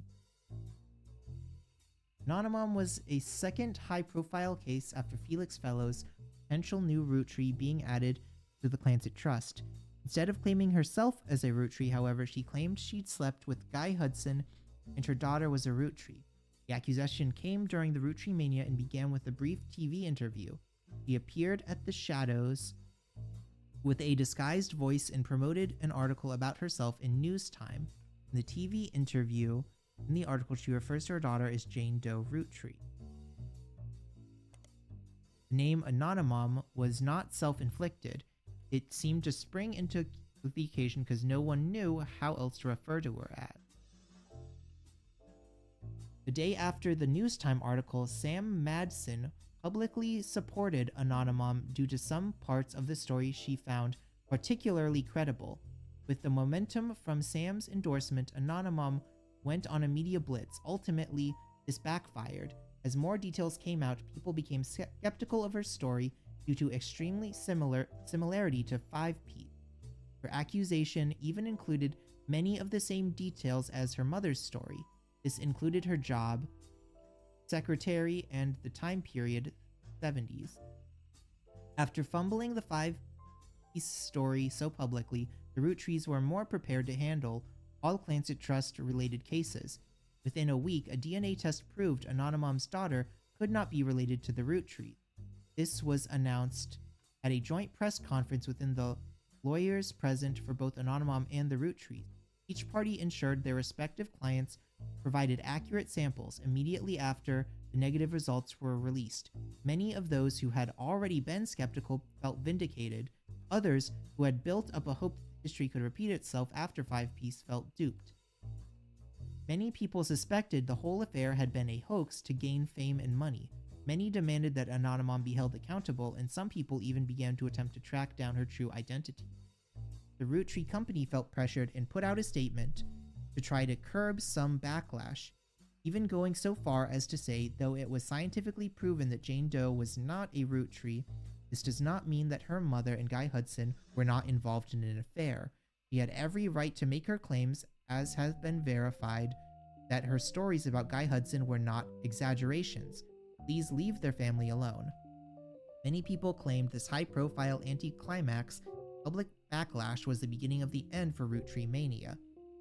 Since much of the fun shared fascination about secret Roottrees, others think that, like any fad, it just ran its course naturally. Regardless, it was the final notable event released to the release of 6 pieces, and things went back to normal. Jane Doe Roottree has already been eliminated as a potential Roottree by the company lawyers, who are the ones verifying your work. Anonymom's affair do not appear in your update.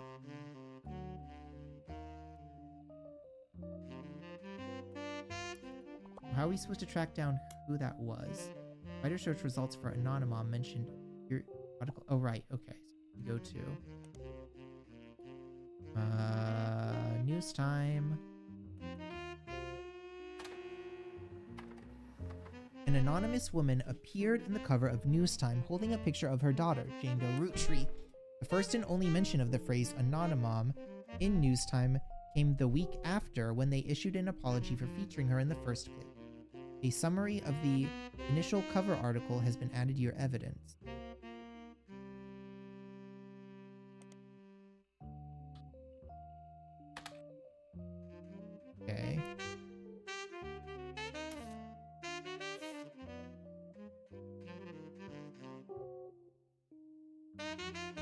Oh, can we... Okay, we can't pixel pop that. That would have been funny if we could. It was determined through a DNA test that Anonymom's daughter was not a Rootree. This article, which did refer to the daughter as Jane Doe Rootree, did not contain the phrase, coined the phrase Anonymom, came before all that, right around the time of her first TV interview. This is the summary. An anonymous woman appeared on the cover of News Time a week after Five Piece was confirmed to be a member of the Rootree family. In an homage to the previous cover, she holds a photo of her daughter. Unlike Five Piece, she wishes to remain anonymous, and both photos were obscured. The anonymous woman claimed to have had an affair with Guy Hudson while she was working as a secretary. She and another woman were hired at the same time during this transition period, while many of the secretaries that had worked under Zach Morden were already gone. He says that she and the other woman were both underqualified and neither had typewriter experience. According to other staff members interviewed, Guy had his own requirements for hiring women. Guy Hudson liked to throw lavish parties, and the longer he was present, the more excuses he found. The anonymous woman posits that these parties mostly seemed to be an excuse to have after parties at Guy's home, featuring much more alcohol and other substances. He claimed she slept with him at one of these parties. He confronted Guy when she found out she was pregnant. Guy didn't seem fazed, and they came to an arrangement. He paid her a significant amount of hush money on a recurring basis under the table. She used it to move away and start a new life with her daughter. When Guy died, the money stopped coming, and she assumed things had run their course. He went back to work at the department store and hoped that nobody would ever look in too closely at how she paid for her house. She told everyone that her daughter's father walked out one day and never came back. He claimed that after seeing the fantastic articles in News Time, she realized she wasn't the only one that happened to. While she never worked at the Rootree company at the same time as Five Piece's mother, Joanna, their stories seem eerily similar, and she knew Joanna was telling the truth right away. The article presented no tangible evidence of the anonymous woman's time at Rootree, and all of the payments were allegedly made in cash. However, using details that she provided News Time, the reporters were able to reach out to other women hired at the same time who also remained anonymous. They successfully fact-checked the time of both women and confirmed the existence of the infamous after-parties. Five Piece's case was strengthened, and a new story was subsequently published. Okay, so that's gotta be...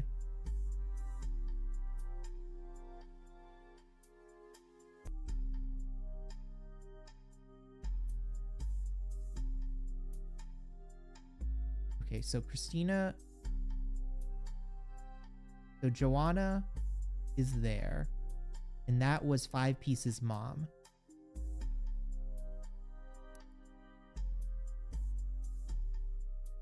So then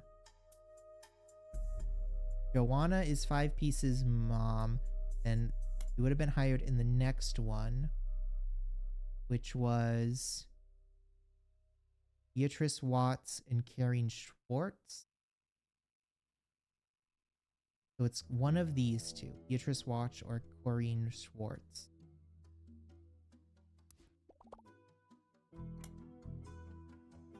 Blurred News Time articles about Anonymous seem like a dead end. I bet if you poke around some more, you can dig up new information. What? News Time cares about respecting people's privacy, but that can't be said by... Oh, okay, we gotta... OT Anonymous? Cody's not afraid to expose details that other publications won't shy away from. Although when it comes to Anonymous and Jane Doe Rootree, they were a little late to the punch. After a month, Jane Doe Rootree is not a Rootree. Picardo exposed personal details about the story of Anonymous under the headline Anonymous, the Anonicom. They said Anonymous worked as a manager at a department store in North Carolina, and her daughter's name was Courtney May. They also say that the woman that vouched for her famous cover story, they didn't identify news time, perhaps to avoid being sued, is named Corinne S. Okay. So it's Beatrice Watts. So that's Beatrice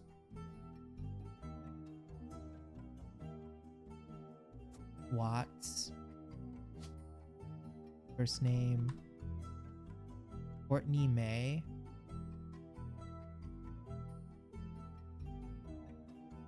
Watts. Retail.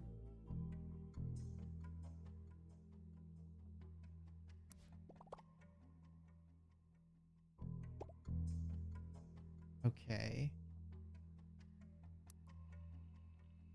Courtney May. They also said that the woman that vouched for her says and that she had filed for bankruptcy. Article speculates that Anonymom and Corinne were in it together and even speculates that they might have been lovers. The Coty is not a credible publication. Their timing is poor and their information wasn't particularly actionable. By the time this article was published, very few people seemed to notice or care. Courtney May.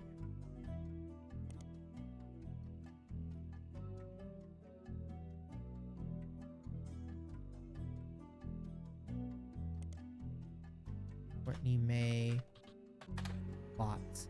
Courtney May has a simple website with black text on white background and a few images. From the view counter, you can tell you're one of the only a few hundred people who have visited it. She's not shy about claiming she is Jane Doe Roottrees. As proof, she has posted an unobscured cover of the time she was featured on News Time, as well as a different picture of herself that appears to be a wedding photo. The website seems to be created in defense of her mother, who has been the target of public scrutiny. Under the headline, The True Story of Jane Doe Roottrees, courtesy of Courtney May Newton, formerly Watts.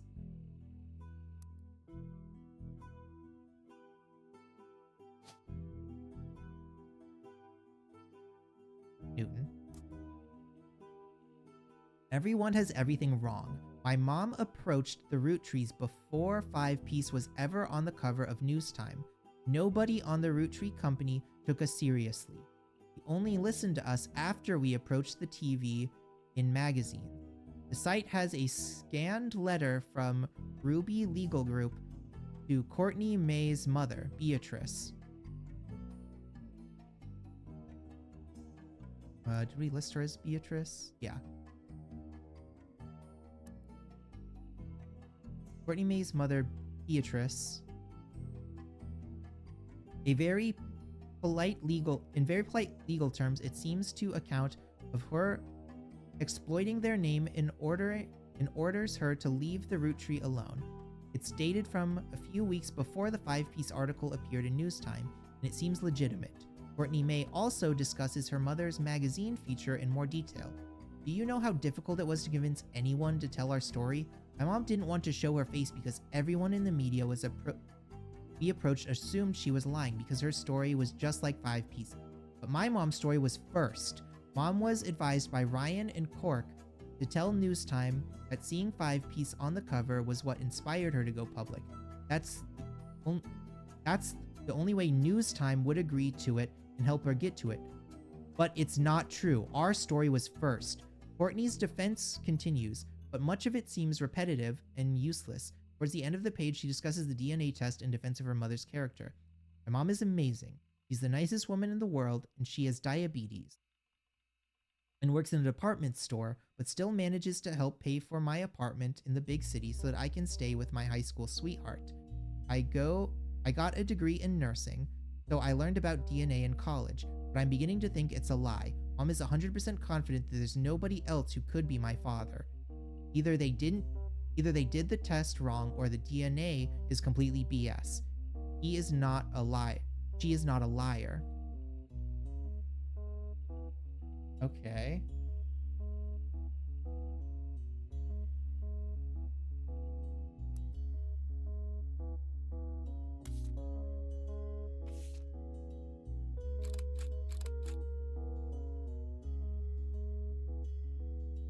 Courtney, May, and Danny. Okay.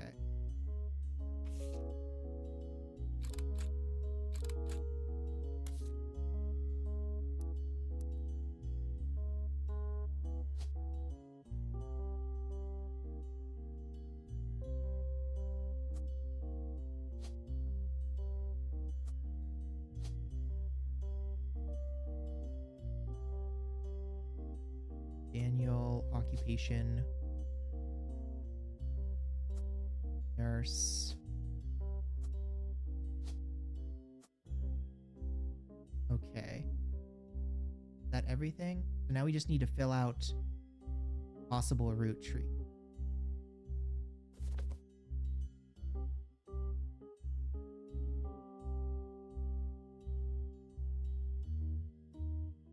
Okay. So I think he probably is. Probably is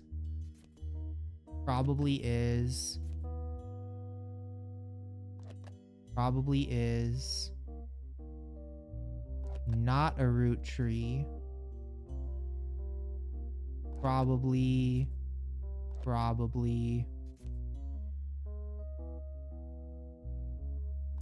I'm gonna put a question mark there because, like, IVF stuff, I don't think so. It doesn't seem like it follows through. Probably.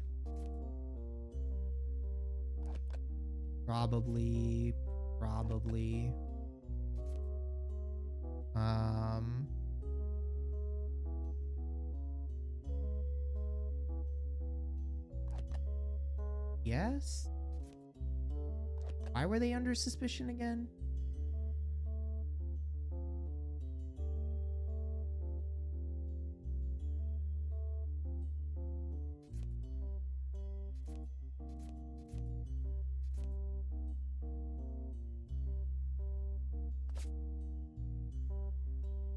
I think that's that everyone. We ever find out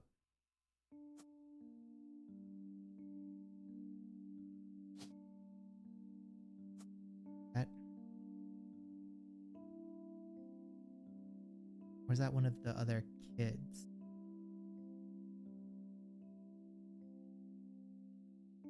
No, that was,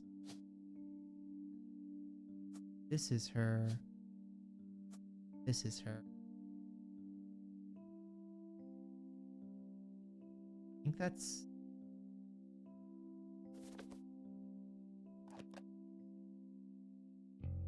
we have to finish that.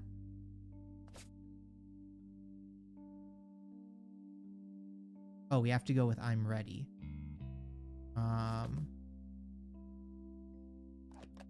Might be, but it's impossible to prove for her.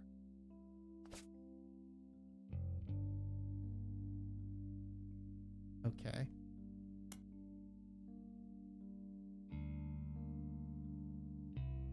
So, I think that's everyone. Let's see what the ending is like. But first, here's the final optional entries you found. Newton Daniel.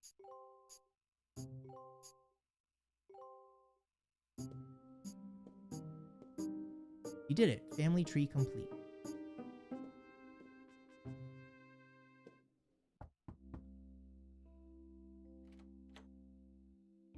Beatrice and Courtney May. Clark, can you swing another test against Bonnie's DNA? This time I'll be sure to have them verify both samples in person. 1 week later. Using the family tree you filled out, as well as DNA tests, we were able to uncover the truth behind all the inconsistencies. Yeah, 5-piece was in the same orphanage as the lawyer woman, and they concocted a plan to, like, you know, defraud the Roottrees. Clark's handling the business, but I've come to thank you and fill you in on everything we've learned. Buckle up, because it's been one heck of a week. Actually, that's an understatement. It's not every week you discover your family company is being sabotaged by someone they trusted. But that's the kind of time we've been having. Like I said, buckle up. Maybe grab some popcorn. We'll start with Guy Hudson. Guy had a frankly ridiculous number of potential children. What shocked me is how many graduated from potential to confirmed. Yeah, pretty much only him and her were no's. We can even I prove think. he was aware of them. The smoking gun was how he used company money to pay off a lot of women. He hid it with a method inspired by his idol, Elias. 5-piece flavors. The flavors he was paying to research were a ruse.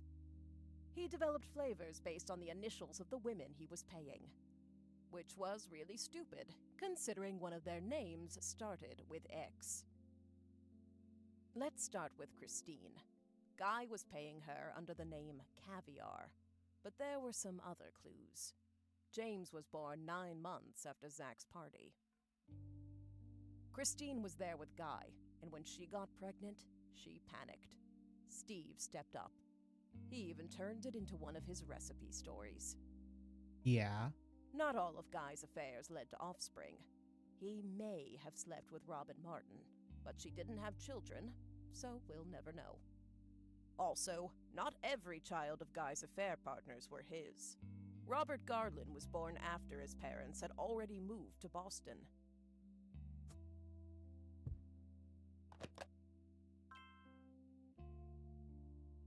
Oh, so he was, but he was. Okay, that's funny.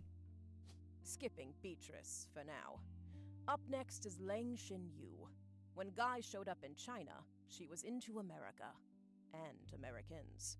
Dare I say redheads, even? When she got pregnant, her father paid key genes to fake IVF. They claimed her sister was unable to conceive. But her sister and Jerry had their own son, Mark. Okay, so she was. Sonia Alves was soon after. Nia was married at a very young age to a much older husband. She resented him. I don't blame her. They allegedly spent no time together in private. Guy was in Brazil during Christmas 1979. It's the only Christmas not in the records. Flavio was born 9 months later, and like the others, Guy started paying Sonia. Yeah, that makes sense. Last was Susan Ford, hired to translate for Guy's overseas trips.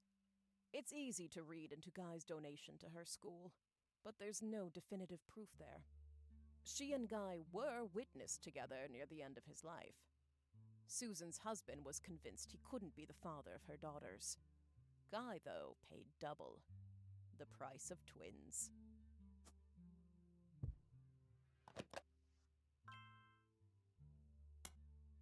So, what about 5Ps? Felix Fellow's mother, Joanna, doesn't have a 5 pieces flavor. On top of that, his story doesn't really add up. His mother already left the company by the time Guy became president, and his lyrics indicate he was born sometime around 1975. Alone, that wouldn't necessarily prove it, but there are some suspicious connections between Felix and the company's current lawyer, Ruby Spratt. They both grew up in Portland, in foster care, and according to the local paper, they definitely knew one another. Ruby was the one who approached the Roottrees to begin with. It was all a setup. Ruby and Felix saw my book's challenge to the Clancet Trust as an opportunity. His mother really had worked for Roottree, and Ruby was a respected lawyer. She exploited my family's greed, worked her way into control of the trust, and ensured Felix got a piece. But they made some mistakes along the way. If you look at the 2 DNA tests that Ruby handled, they were both supposedly tested against Bonnie Hudson. But the 2 signatures that should both represent Bonnie don't match. After Clark and I confronted her, Ruby lawyered up. Ironic, I know. We suspect Ruby had Donatico test Felix against his own mother's DNA. He had a hairbrush of hers. They sent the female sample in remotely. On the second test, Bonnie's sample was tested locally, but Courtney May's was not. Ruby's been throwing away samples. We think she sent her own hair instead of Courtney May's, but it could have been anyone's. Ruby and Felix were in cahoots. As for why, they were both advocates of wealth redistribution. Okay, but like based? A noble effort. But once they controlled the family fortune, they became just as greedy as the worst members of my family. The money corrupted them. Always They were does. so eager to personally wield the wealth for their own cause that they sabotaged any other claims.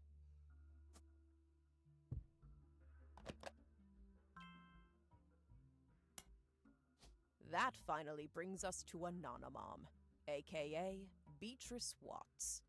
Her tales of guys' parties and payoffs were true. She even approached Ruby before 5Ps was on news time. Ruby used Beatrice's truths to make Felix's lies feel real, then ruin the DNA test so that Beatrice looked phony in the public court of opinion. I feel worst for her in all of this.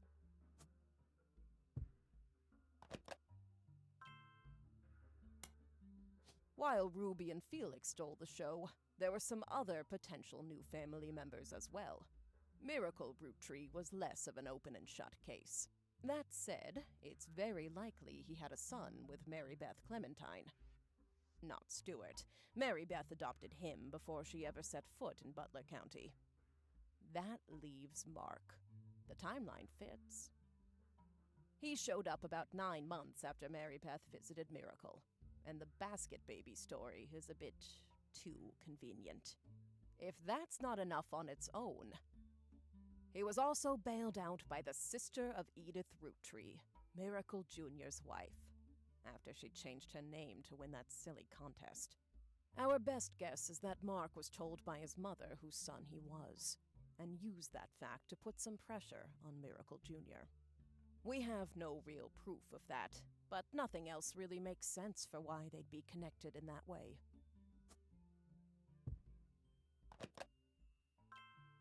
Okay. Elias's affair was the most ambiguous. Gwyneth was able to coerce Elias to do things he wouldn't have otherwise done, like pressure to include me in the family. My son even mentioned them arguing about someone named Beth. Combined with Gwyneth's lisp, it's possible the name was actually Bess. Unfortunately, all we know about Bess Williams is that she wrote his book and died not long after, leaving her only son an orphan. The timeline fits with Wildcat, but there's no record if she had any other relationship. Honestly, I wouldn't say we had enough evidence either way. I wouldn't be surprised if Elias cheated. Of course, I'm a bit biased. Regardless, we haven't gotten in touch with any of the Williams clan yet. That means we haven't been able to do a DNA test. As Clark mentioned, from here on out, all of our DNA tests will be in person for both parties.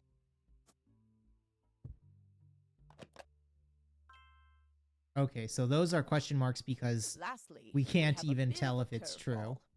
Ron Roottrees isn't related to us by blood. Gwyn was definitely pregnant, so it's likely Robbie is. When Ron and Robbie went to visit their mother at the end of her life, something changed. Additionally, there have been a few rumors circling around Ron. RR Productions canceled the Guys Like Us remake due to the director's illness. At the same time, Ron's wife Penelope began doing benefits for Huntington's disease, stating that she had become familiar with it. Huntington's is the same disease that Gwyn's former co-star Leslie Florence had. It's passed from parent to child. It can't skip a generation.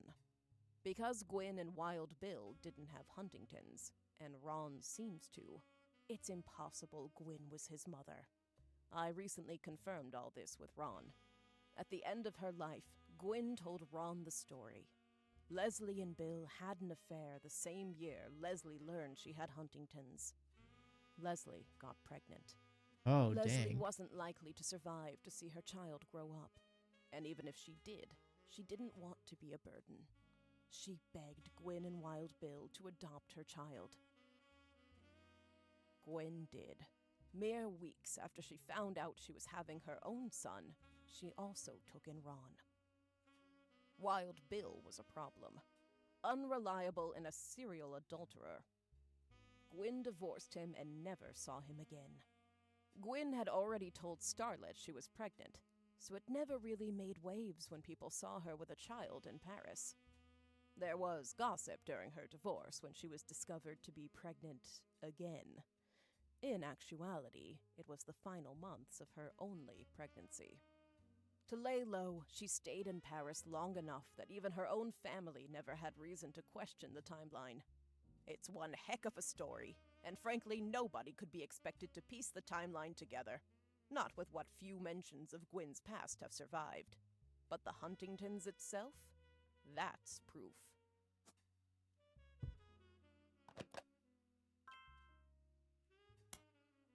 Ron suing Robbie to remove him from the Clancid Trust was a huge moment in my story, and a major catalyst for this entire investigation. Finding out that it's been pretty much backwards this whole time has been a bit surreal. So that's where we're at. Looking over the information you sent us was useful. Without your tree, all this information, this entire story, it's a lot, in more ways than one. Some of it has the potential to destroy marriages and ruin relationships. We're handling it all very, very carefully, but we couldn't have gotten here without you. Okay, I missed like half the narrative with some of this And stuff. with that, I guess our tale has finally. That's fine. I truly was just looking come to an to end. complete the like names and What a stuff. strange one it was. No words can express how grateful I am to you for untangling this mess. Honestly, I've had enough of my family's eccentricities and scandals for one lifetime. I imagine you have as well. And if not, well, there's always Elias's and Gwyneth's brothers and sisters. Attention, attention, Roottrees. This is 5-Piece coming at you from the real world. You know, the place you ain't ever lived in. You say money is the root of all your problems. Root of all your Man, problems. y'all are hypocrites, sitting back in your massive estates, built from the cash that your ancestors gave you, acting like you somehow deserve it, based on your family's creations. Yo. But looky here, sonny, don't you come for our money, or you might burn bright in hellfire someday, like that Madsen chick. And her two dads. My pappy's Clancid Trust should keep you away. Yo, it's disturbing, catching a sermon from a geezer who's never known hurt, but blurts out these claims that somehow we're sinners, cause we didn't earn it. When all of your worth it came free with your name, you expect me to treat your lectures on greed as some expert creed from he without blame. How about instead, I turn my other cheeks and spread them. When you give me a kiss, you'll know just where to aim. You say Oh, this was programmed in Godot? root of all your problems. Let me Huh.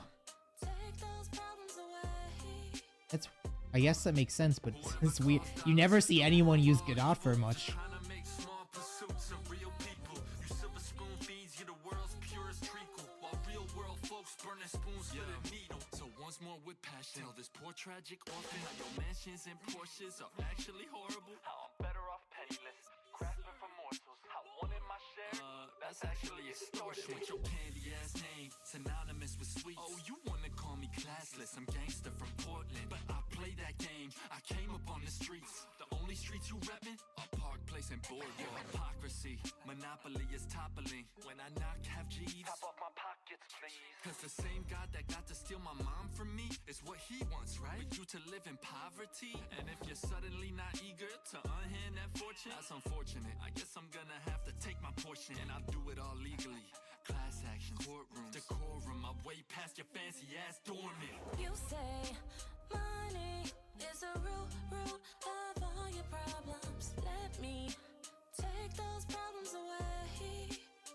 Bring the choir in. You say money is the root of all your problems. Let me take those problems away.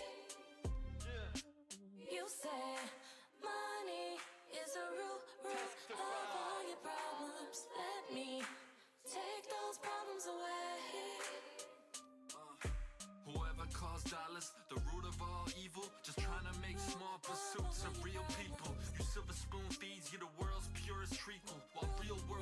burning spoons for the needle. Whoever calls dollars the root of all evil, just trying to make small pursuits of real people. You silver spoon feeds you the world's purest treacle, while real world folks burning. Okay. That was a good story, even if I kind of dropped the ball on like the last half. It was kind of unclear that it wanted us to like put more thought into it than like, okay, 5-piece definitely isn't a root tree, and the other people are pretty plausible, except for like the IVF one. I guess if they had said like, hey, also, I mean, I guess they did put like the question mark next to the other root trees, but like I like connected them to the family in the last game, so like I was just, okay, yeah, no, that's true. Yeah, they're root tree. Why is that even a question? That's weird. But yeah. That was fun.